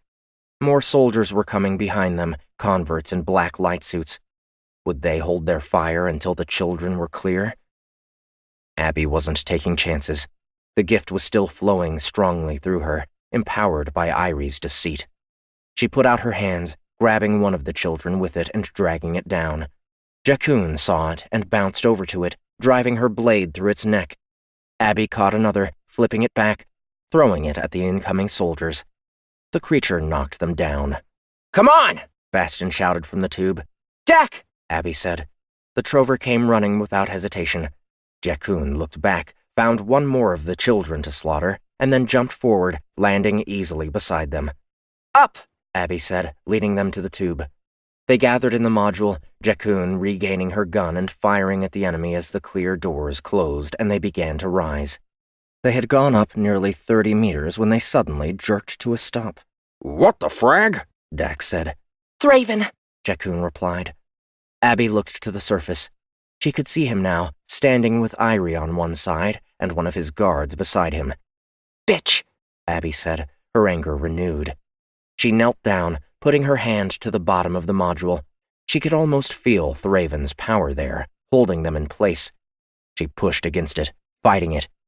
It took a few seconds, but it gave way. The module released from the hold and continuing upward, quickly climbing beyond the sight of the surface, reaching toward the platform above it. Ruby! Abby said, watching a stream of fire from the sky pounding into something on the platform. A little messy out here, Ruby said. The tube module reached the top.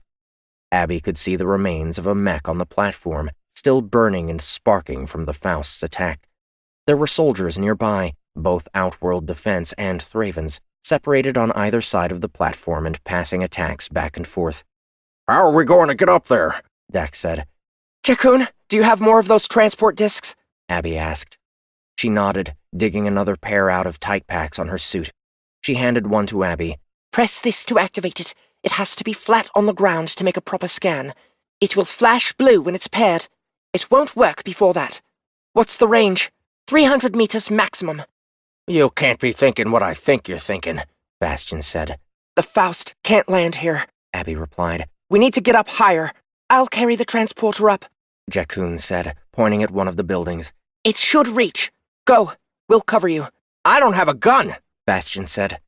Jakun dashed across the platform toward one of the buildings. Abby scanned the field, finding a pair of dead Outworld soldiers nearby. She reached out with the gift, grabbing their rifles and pulling them to her, handing one of them to Bastion. It's almost cheating, Bastion said, tracking Jakun and shooting at Thraven's soldiers when they began to target her. She reached the building, scaling the sheer face of it with hands and feet as though she had magnetic clamps on them, quickly rising toward the top. A Shrike streaked by, firing on the Outworld soldiers and blasting them from the platform. Let's go, Abby said, leading them toward the building.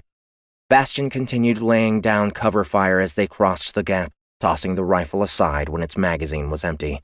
I hope this works, Abby said, turning on the transporter and tossing it onto the ground. The light flashed blue. Onward and upward, Bastion said, stepping into it and vanishing. Dak was next, with Abby right behind. 42. Let's go, nerd, Gant said, putting his hand on Erlan's shoulder. Erlan looked back at the Gant. He still wasn't quite used to him, and he drew back slightly as their eyes met. Go ahead. Say it, Gant said. I look like a squirrel, or a sloth, or an ox, according to Jester over there. You're never going to let me forget that, are you? Ben Hill said. Not a chance. Sorry, sir, Erland said. You're the first Gant I've ever seen. Then again, I've never seen any of those things you mentioned either. You don't get out much, do you? Faru is a small planet. I gathered. Now get us in motion. Aye, sir. Erland put his hand over the Brimstone's controls. Like he had told Bastion, he had watched tutorials on flying a starship before, but he had never actually done it. He thought he was doing pretty well so far. He had found the propulsion controls, the vectoring controls, and the emergency maneuvering controls, and he had them all laid out on the angled surface in front of him. He had also found a HUD that provided him information on the system's status, though it had taken a little help from the mercenary pilot whose position he had taken, a pretty woman named Waxaw, to get it all figured out. Are you sure you don't want Ensign Waxaw to do it? He asked, having second thoughts. He had been questioning his sanity since he had agreed to help Captain Man get off the planet with his collection of former prisoners. What the hell was he thinking, abandoning the planetary defense to join a group of fugitives? Especially one that was being led by a woman who couldn't die and had claws. Fragging claws. He was known on Faru for being a little bit impetuous, like that time he had tried to kiss Jessup during that party after they had both had too much to drink.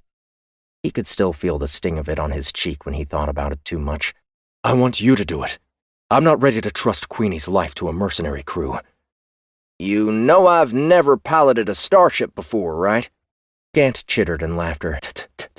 Then it'll be more interesting. Besides, we're cloaked. They can't see us. Any day now, kid. Erland began shifting the thrust controls and updating the vectors. The system itself was somewhat similar to the Grabber, only with a lot more individual adjustments. Maybe if he could keep things simple, limit himself to the main thrusters and a few vectoring changes, he wouldn't frag up too badly. He should have stayed on Faru. He was out of his league here, with these individuals, on this ship. He had put on a good enough front during the stop at the depot, but that wasn't him. He was scared out of his mind. He wasn't a real Republic soldier. He was militia, trained just enough to pretend to be a warrior. He was ready to go home. The Brimstone started moving, sinking toward the planet at half thrust. Waxaw had already helped him enter the rendezvous coordinates, and now it was up to him to get them there at the precise time. The Faust would be on its way, and it was his job to catch them. No pressure. Sir, the mercenary, Lieutenant Ian, said. We have a problem. Erland felt his rapidly beating heart somehow increase its pace. What is it? Gant asked. The debris field. We're going to have to move right through it to reach the collection point. So? Cloaked ships still leave an outline when they're surrounded by space dust. Pacelle knows we're out here. If she's watching for us. Gant stood on top of the command station, looking out of the viewport and at the HUD. Erland looked with him. Thraven's ships were visible on the sensors, arranged further out of orbit. Anvil's planetary defense was gone. So was the Outworld garrison. In terms of controlling the space around the planet, the invading force had already won. What kind of firepower do we have on this thing? Torpedoes, plasma, heavy railguns, Ian said. I'm trained on the weapons station. You can't shoot at the Brimstone with the Brimstone, can you? Gant said. Fine. Sit there and be ready. If there's any sign they see us, we'll have to come out of hiding and try to dissuade them another way. Aye, sir, Ian said. Erland swallowed hard. He was enjoying not being shot at. The Brimstone continued onward. Erland adjusted the vectors a few times, checking coordinates and watching the clock on the HUD. There was no word from Ruby yet on the Faust's escape. He hoped it would come soon. A blinding flash ahead of the station drew his attention. A moment later, another followed it, lighting up the space to the port side of the bridge as the Brimstone's shields discharged. We're taking fire! I think they've spotted us. Evasive maneuvers, nerd, Gant said. Ian, prepare to fire back. Gavash, turn off the cloaking system. Aye, sir, Gavash said. There was no obvious change inside the ship. There wasn't much change outside either. They had already been made, the density of the debris from the destruction of the Outworld defenses creating a silhouette around them. Incoming! Ian said. The HUD in front of Erlan lit up, showing him that the shields were being hit with torpedoes. 3 of them. The system absorbed the blow, but not without complaining heavily. I said evasive! Gant shouted. Erlan shook slightly in fear, and then set himself on the task. His hands moved across the controls, adjusting vectors and thrust to start turning the Brimstone over on her side, and angling her to give the attacking ships less of a profile. Ian, you can fire whenever you're ready, Gant added. Hopefully before we're all dead. Aye, sir. Ian said. Firing! Erlan could see the 2 torpedoes launch away from the Brimstone, streaking forward, covering kilometers in less than a second, and then redirecting and bursting toward one of the enemy ships. They struck its shields a moment later. Direct hit, Ian said. No damage. The shields are too strong. She paused a moment. More incoming fire. All of Thraven's ships are vectoring toward us. Not in the mood for dying right now, Ben Hill said. We can't outrun them. Nerd, get us in close to that one. As close as you can. Ah, sir, Erlan said, adjusting the controls. He did it almost without thinking, watching the HUD as he made changes, the computer updating the projected path and time. He brought them on a direct course toward the port-flanking ship, one of the large, dark-hulled vessels accompanying the fire. Its attack intensified as they drew closer to it. Torpedoes streaked their way, quick points of light that covered the distance in milliseconds, slamming into the shields. Railgun slugs were invisible to the eye, but all too visible to the sensors, and the space ahead of them filled with the munitions peppering the bow. We can't take this kind of fire for long, Ian said. Shields are down 40%. What does the word evade mean to you, nerd? I'm trying, sir. I told you I'm new at this. Try something else. Erlan looked back at the HUD. There was only one thing he could think to do. He returned to the throttle, increasing the main thrusters to full power. The Brimstone accelerated quickly, the force pushing him back in his seat. The computer began to belch out collision warnings as the enemy warship closed within seconds. What the frag are you doing? Gant said. Erlan looked back at him. The Gant's eyes were so big it was almost funny. He'll move, he heard himself say. Since when was he so confident? Ian, get ready to fire everything we've got. The ship was huge in front of the viewport. Erlan checked the projections on the HUD. The target's path was changing, the vector updating as it tried to avoid being rammed. Erlan powered up the vectoring thrusters, cutting the mains. The Brimstone sank slightly and then began to rotate, drifting through space as it turned, moving into position at the back of the enemy ship. Fire! Gant said. Firing! Ian replied. Plasma beams and railgun rounds reached out from the broadside of the Brimstone, slamming into the rear of the enemy ship. Its shields continued to flash, absorbing the energy while trying to change its path and get back in the fight.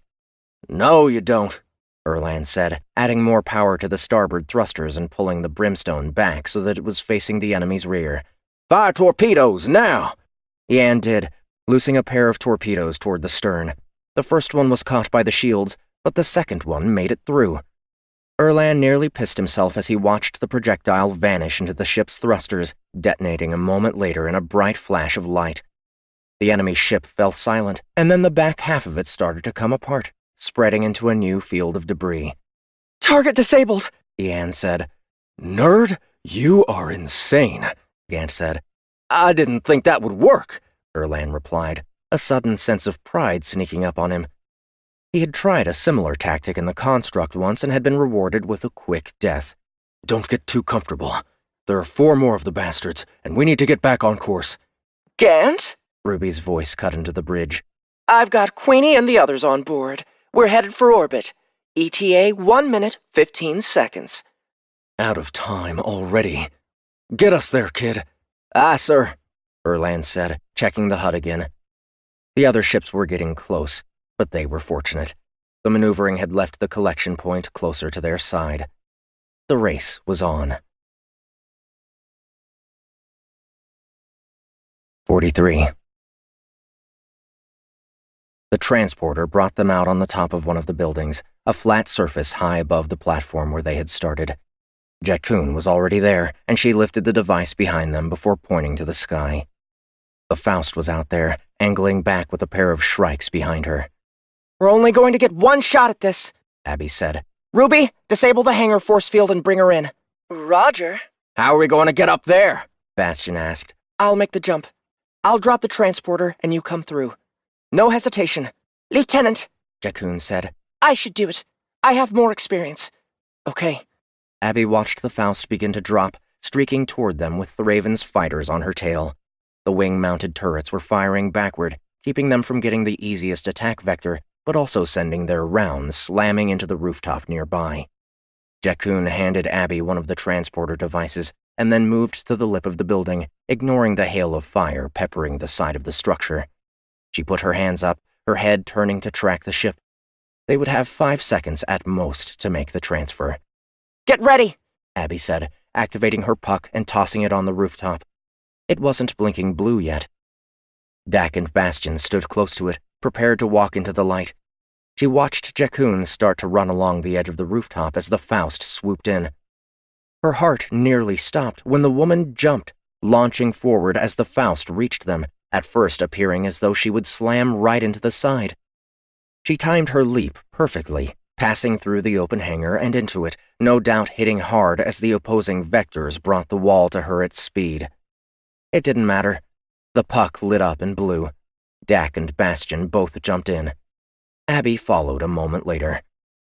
She stepped out into the hangar, the technology of the device handling the inertia and keeping them steady within. Jakun hadn't been as fortunate, and she lay in the rear of the space against the bulkhead. Ruby, we're in. Re-enable the shields and get us out of here. Roger. Welcome aboard. Lucifer, how's your health? I feel better than new, Bastion replied, putting a hand to the hole Irie's sword had left in his clothes. Revenge will be sweet, I'm sure. Keep us alive long enough to get it. Yes, ma'am. Bastion sprinted out of the hangar, heading for the cockpit. Nice ship, Dak said, looking around. A little small. We've got a bigger one waiting upstairs. It's called the Brimstone. You might be familiar with it? Dak huffed, and then was nearly knocked over when the Faust banked hard to the left. Abby kept her feet planted, holding on until they leveled out again. Queenie, best to buckle in somewhere, Bastion said. It's going to get a lot worse. Give me 20 seconds. I'll try. Abby made her way to Jakun, leaning over her and picking her up. The woman gasped when she was lifted, her eyes opening, staring up at Abby as she carried her away from the hangar. Did we make it? She asked. Yes, thanks to you. Will you heal? I will, but not quickly.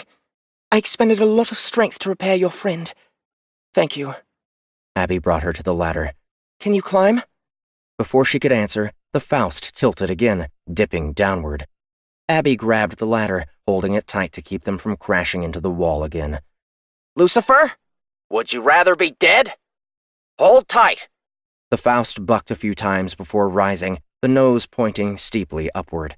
Abby continued to hold the ladder with one hand, getting her arm around Jakun's waist to keep them from being thrown back by the ascent. Queenie, Ruby said. Gant and the Brimstone are decloaked and moving into intercept position. Gant reports that the Fire and 3 other ships are adjusting course to block. Fragging Thraven, Abby said. Don't worry about us. Do whatever you have to do to get there. I was planning on it. The Faust continued its sharp climb, vibrating slightly as it hit the atmosphere, the gravity generators gradually easing her feet back to the floor. It was an odd adjustment from her angle, but she was grateful when she was able to stand again. She helped Jakun up the ladder, showing her where to sit before rushing to the cockpit. Bastion was at the controls, while Ruby was managing the rotating turrets, firing back at the shrikes still tailing them. She could see the Brimstone ahead, already in position and taking fire from the incoming ships. Shields flared around the starship, while streaks of light crossed the distance to the attackers, trading torpedo for torpedo. Except the Brimstone was outnumbered 4-1. There was no way she would survive for long. She should have a few docking rings underneath, Ruby said, her eyes closed while she studied the schematics Olas had provided. We can clamp on there. What about the hangar? She won't fit, Bastion replied, eyeballing it. not with these long-ass wings. Ring it is. Bringing her in, Bastion said, increasing thrust and velocity. The view in the cockpit started to rotate as he put the Faust into a corkscrew spin. Tracers streamed past the ship. the Shrike pilots trying to keep pace with the maneuver. The Faust was getting ever closer to the Brimstone, approaching its speed. You need to slow down! I don't tell you how to grow claws! Don't tell me how to fly! Bastion's expression was intense as they drew near the Brimstone, passing underneath in the opposite direction of the warship's forward momentum. Where the hell are you going? Relax, I've got this! He hit the forward vectoring thrusters, sending the ship up and over, putting them back in the right direction and inverted compared to the bottom of the ship. Abby was pushed back against the rear bank of electronics by the shift in force, feeling the pressure. Ruby kept the main cannons firing on the incoming Shrikes, hitting one of them while the other peeled away. See? Now we aren't going too fast, Bastion said, increasing velocity to get back beneath the Brimstone. A torpedo flashed to their left, threatening to hit nearby, only to be absorbed by the shields. Gant, Ruby said. We need shields down on the hull for docking. Roger, Gant said. Give us a minute to find the switch. Are you kidding? Bastion said. He toggled the HUD, switching the view to show him his alignment against the opposite clamp. Okay, they should be off. We can't reactivate the shields down there while you're connected. Roger, I already knew that. Bastion guided the Faust forward, using the HUD to line things up. Flashes of light surrounded them, the shields taking the hits. But for how long? Queenie, we're getting blasted out here, Gant said. Are we ready for FTL? We would be, but there's a group of warships in the way. The fire? Of course. Weapons? Nearly out of torpedoes. Plasma is pretty much useless. We identified a weaker spot in their asses and took one of them out, but I don't think they're going to let us get back there to frag them again. They twisted the gift to their needs, Jakun said. We were never able to overcome the monstrosities they created. The ships are only one kind. You'll have to explain that to me later. Right now, we need to get around those bastards and get out of here. Do you know of anything we can use? Any specific tactics that worked out for you? Jakun shook her head. No, I'm sorry. We've been in hiding for a reason. Why the hell did you come out now? Because we had to. It isn't by choice. Bastion adjusted the yoke, maneuvering the Faust into position. He hit a switch, and Abby could hear the docking motor humming. The ship jerked slightly as the clamps connected, anchoring them to the underside of the Brimstone. Nerd, can you get us past those ships? I'm trying, ma'am, Erland said. I'm holding my breath here. Don't make this the last one I take. Ma'am. Get it up on sensors if you can, Abby said, pointing to the inverted HUD. Their view was limited, hanging from the warship's belly. Bastion reached up, toggling controls to get the sensor view loaded. They could see the Faust inlaid on the larger icon of the Brimstone, with 3 other ships arranged in their path. I don't like the looks of that. Have a little faith. Our current pilot has less experience flying than our pleasure synth. I have the equivalent of 4,000 hours in my memory stores. Vertical or horizontal? The Brimstone shook violently, and they shook with it, nearly getting knocked over. Maybe we shouldn't have connected. We all make it, or we all die. I'm putting my bets on die. You're always such a positive, cheerful individual. I do my best. Abby cringed when the Brimstone shook again. They were closing on the ships, and it was clear their exit point was in the center. Gant, what the frag? Shields are failing, Queenie. We're taking hits. Armor is absorbing a lot of it, but it won't last. Nerd's doing the best he can. Pretty damn good, all things considered. How long to FTL? 10 seconds. Abby stared at the HUD as if she could will the position of the ships to change. The fire was shifting in front of them, adjusting course to intercept, to block the egress.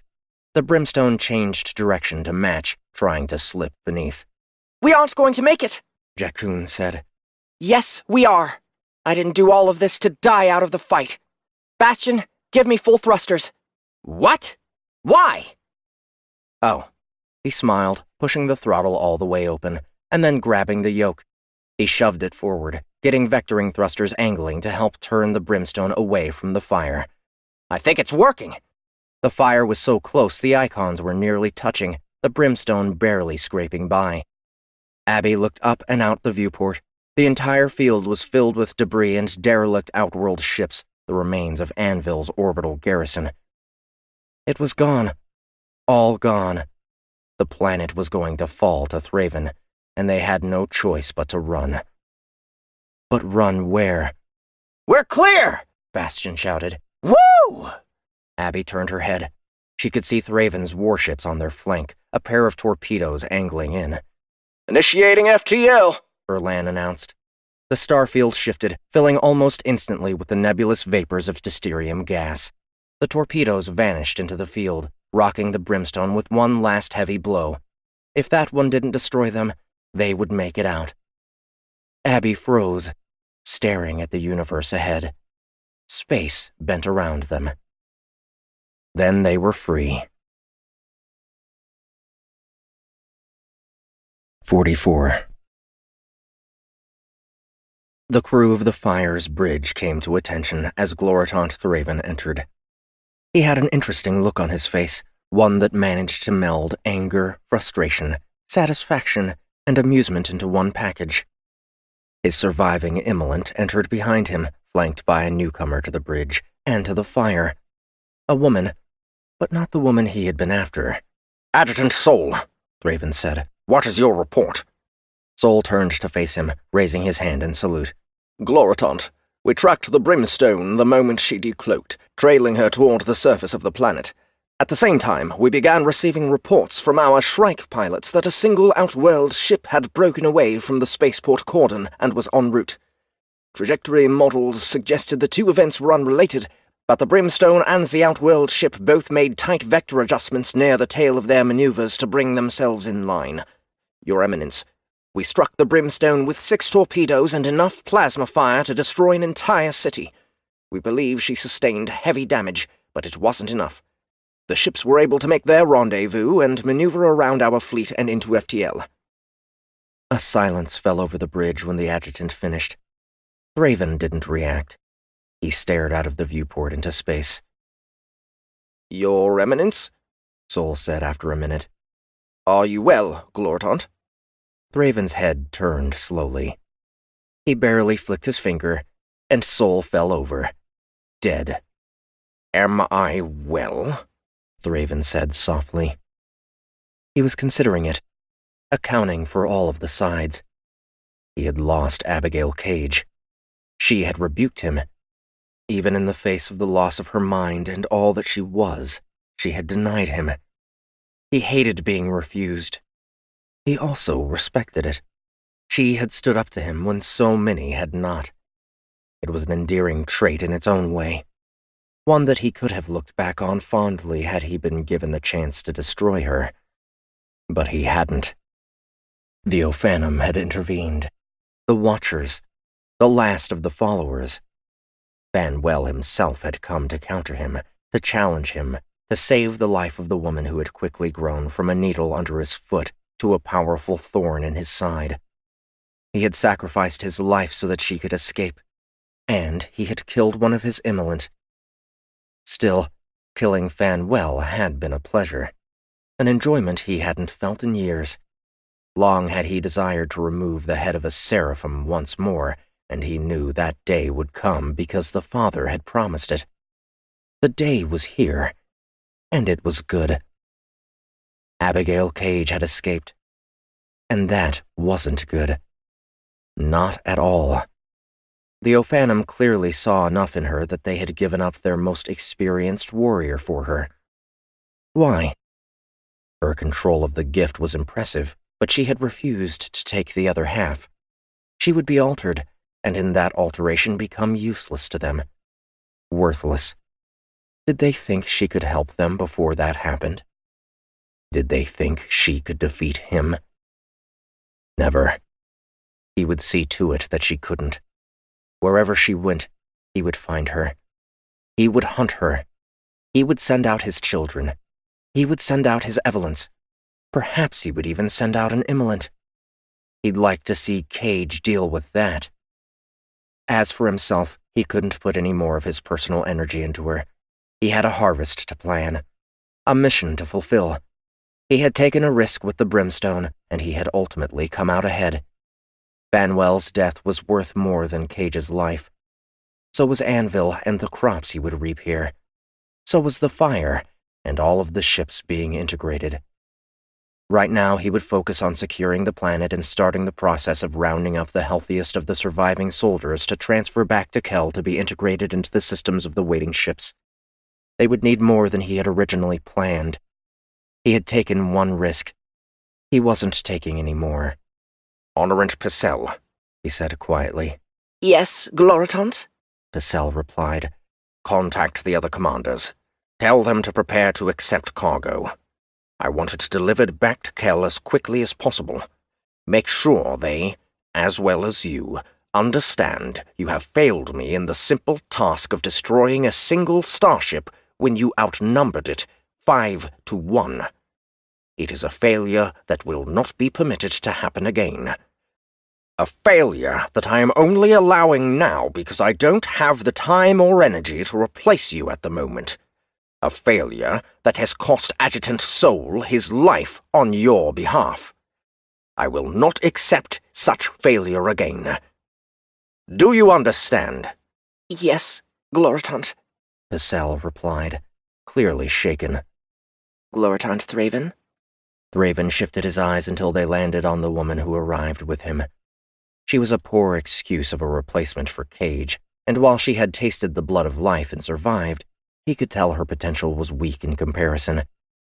Even so, she would make a fair Evelyn given enough time. I'm sorry to bother you, sir, she said. I took a big risk joining you. You see, when we were released from Hell, Captain Mann had something injected into our heads to kill us if we tried to run. I thought with your power, you would be able to remove it or disarm it or something before Queenie had a chance to trigger it. Thraven raised his eyebrow. Interesting, he said, reaching out with the gift. He connected it to hers, using it to scan her for anything out of the ordinary.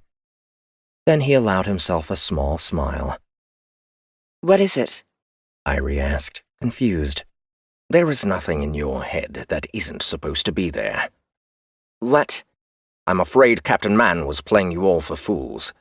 You believed what you wanted to believe, based on his suggestions. But that means Queenie must know the truth. She's keeping it from the others. That bitch. Thraven didn't react. His mind had already moved on, carrying the new information forward, calculating how he might use it to his advantage. Cage was strong, but would she be even half as strong without support? It was a possibility he would have to consider further. Gloritant, Honorant Purcell said. The commanders have been notified. Ground forces are beginning to collect specimens for testing. Very good, Thraven replied. This is Noviant Irie. Show her to the quarters beside mine. She will be in training to carry out the will of the Father. Yes, Gloritant. Purcell looked at Irie, her jealousy obvious. Follow me, Noviant. Irie glanced at Thraven. Your training will begin when we return to Kell, he said. I have no need of you until then. He could see her become angry. Good. Anger was an essential fuel for the gift. It would make her stronger if she could learn to harness it. What did you think you were coming to, Noviant? Unlike others you may have served, I have no need or desire for your flesh. What I do require is complete obedience and devotion to the way of the Covenant. You will not survive here any other way. I can be a harsh master, but I will lead you and all of our kind to glory.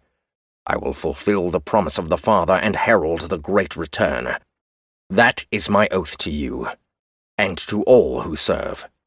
He glanced at Purcell. Take her. Purcell tried to grab Irie's arm, but she yanked it away.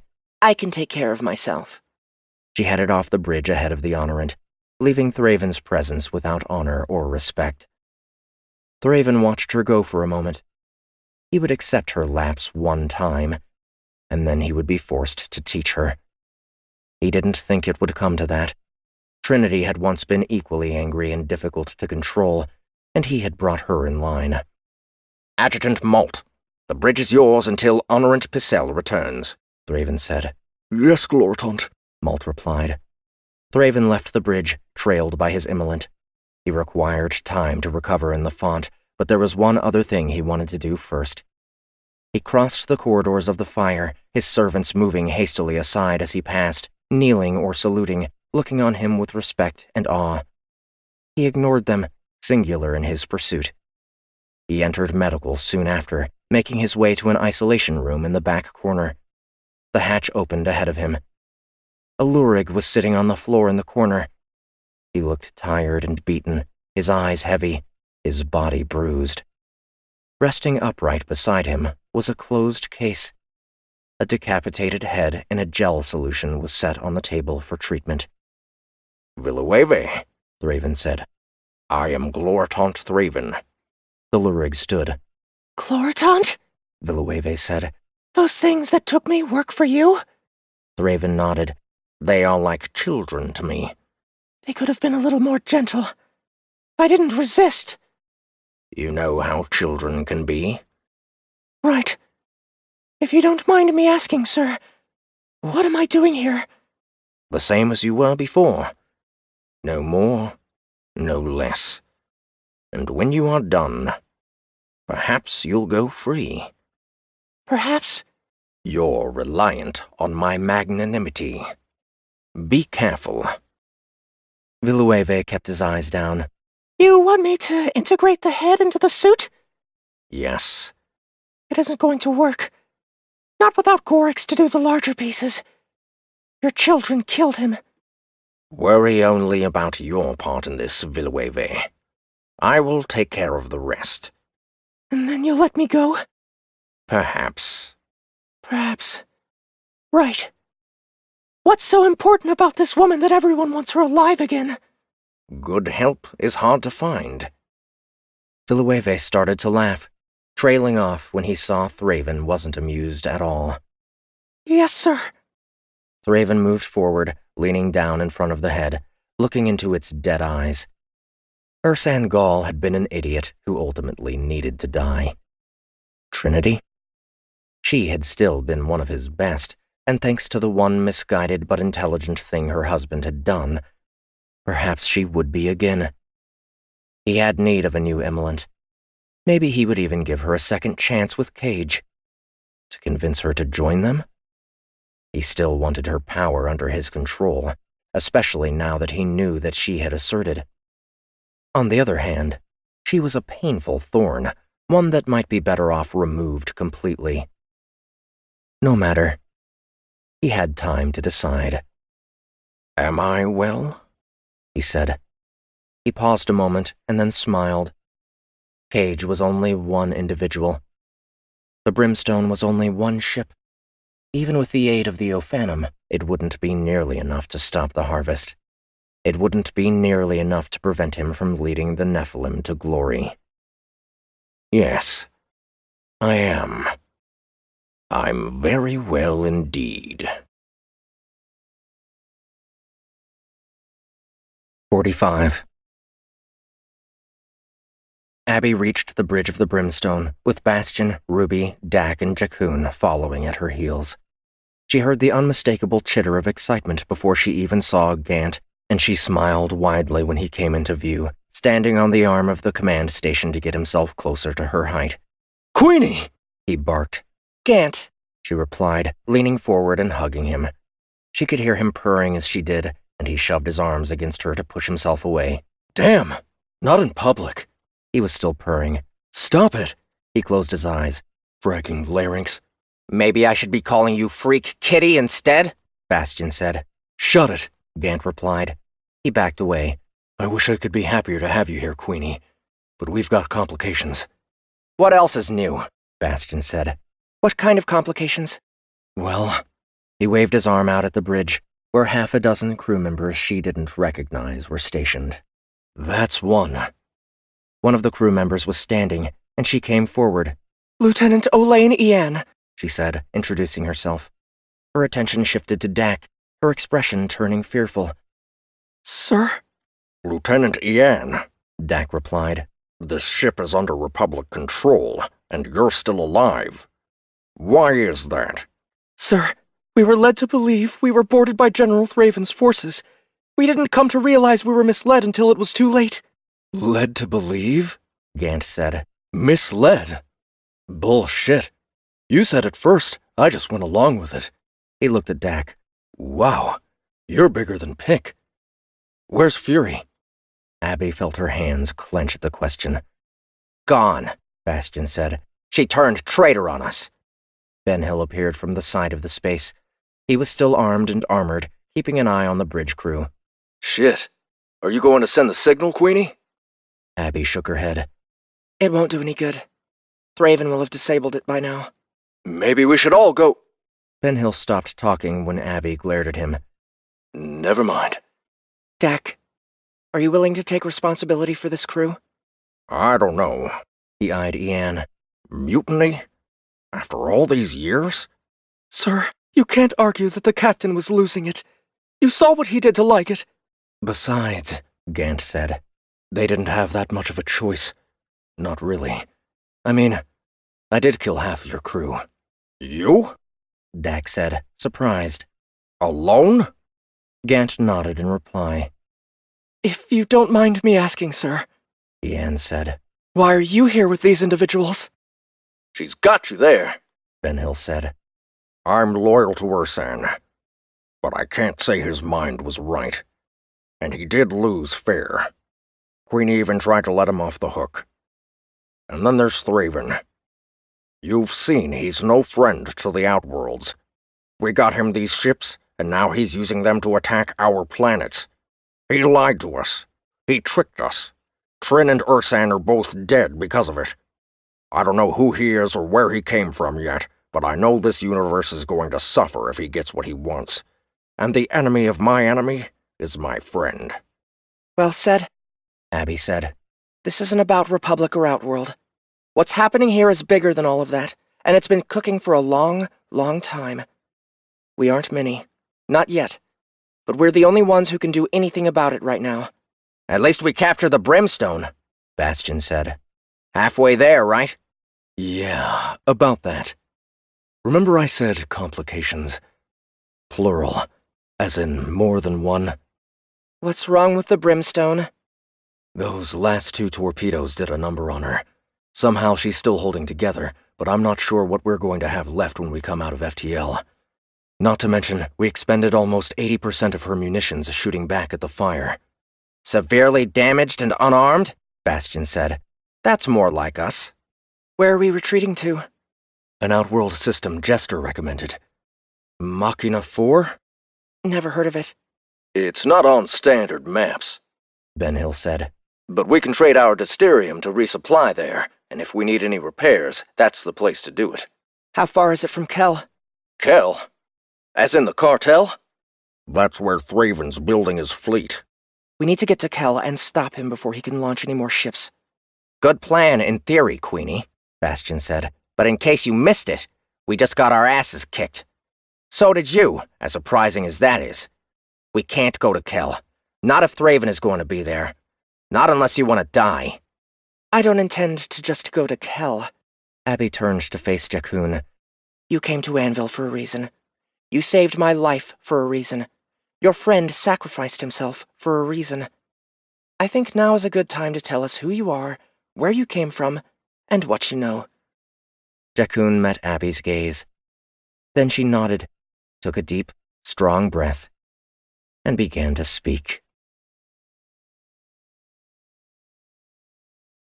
This has been Fire and Brimstone, Chaos of the Covenant, Volume 2. Written by M.R. Forbes. Narrated by Jeff Hayes. Copyright 2017 by Michael Forbes. Production copyright 2017 by Michael Forbes.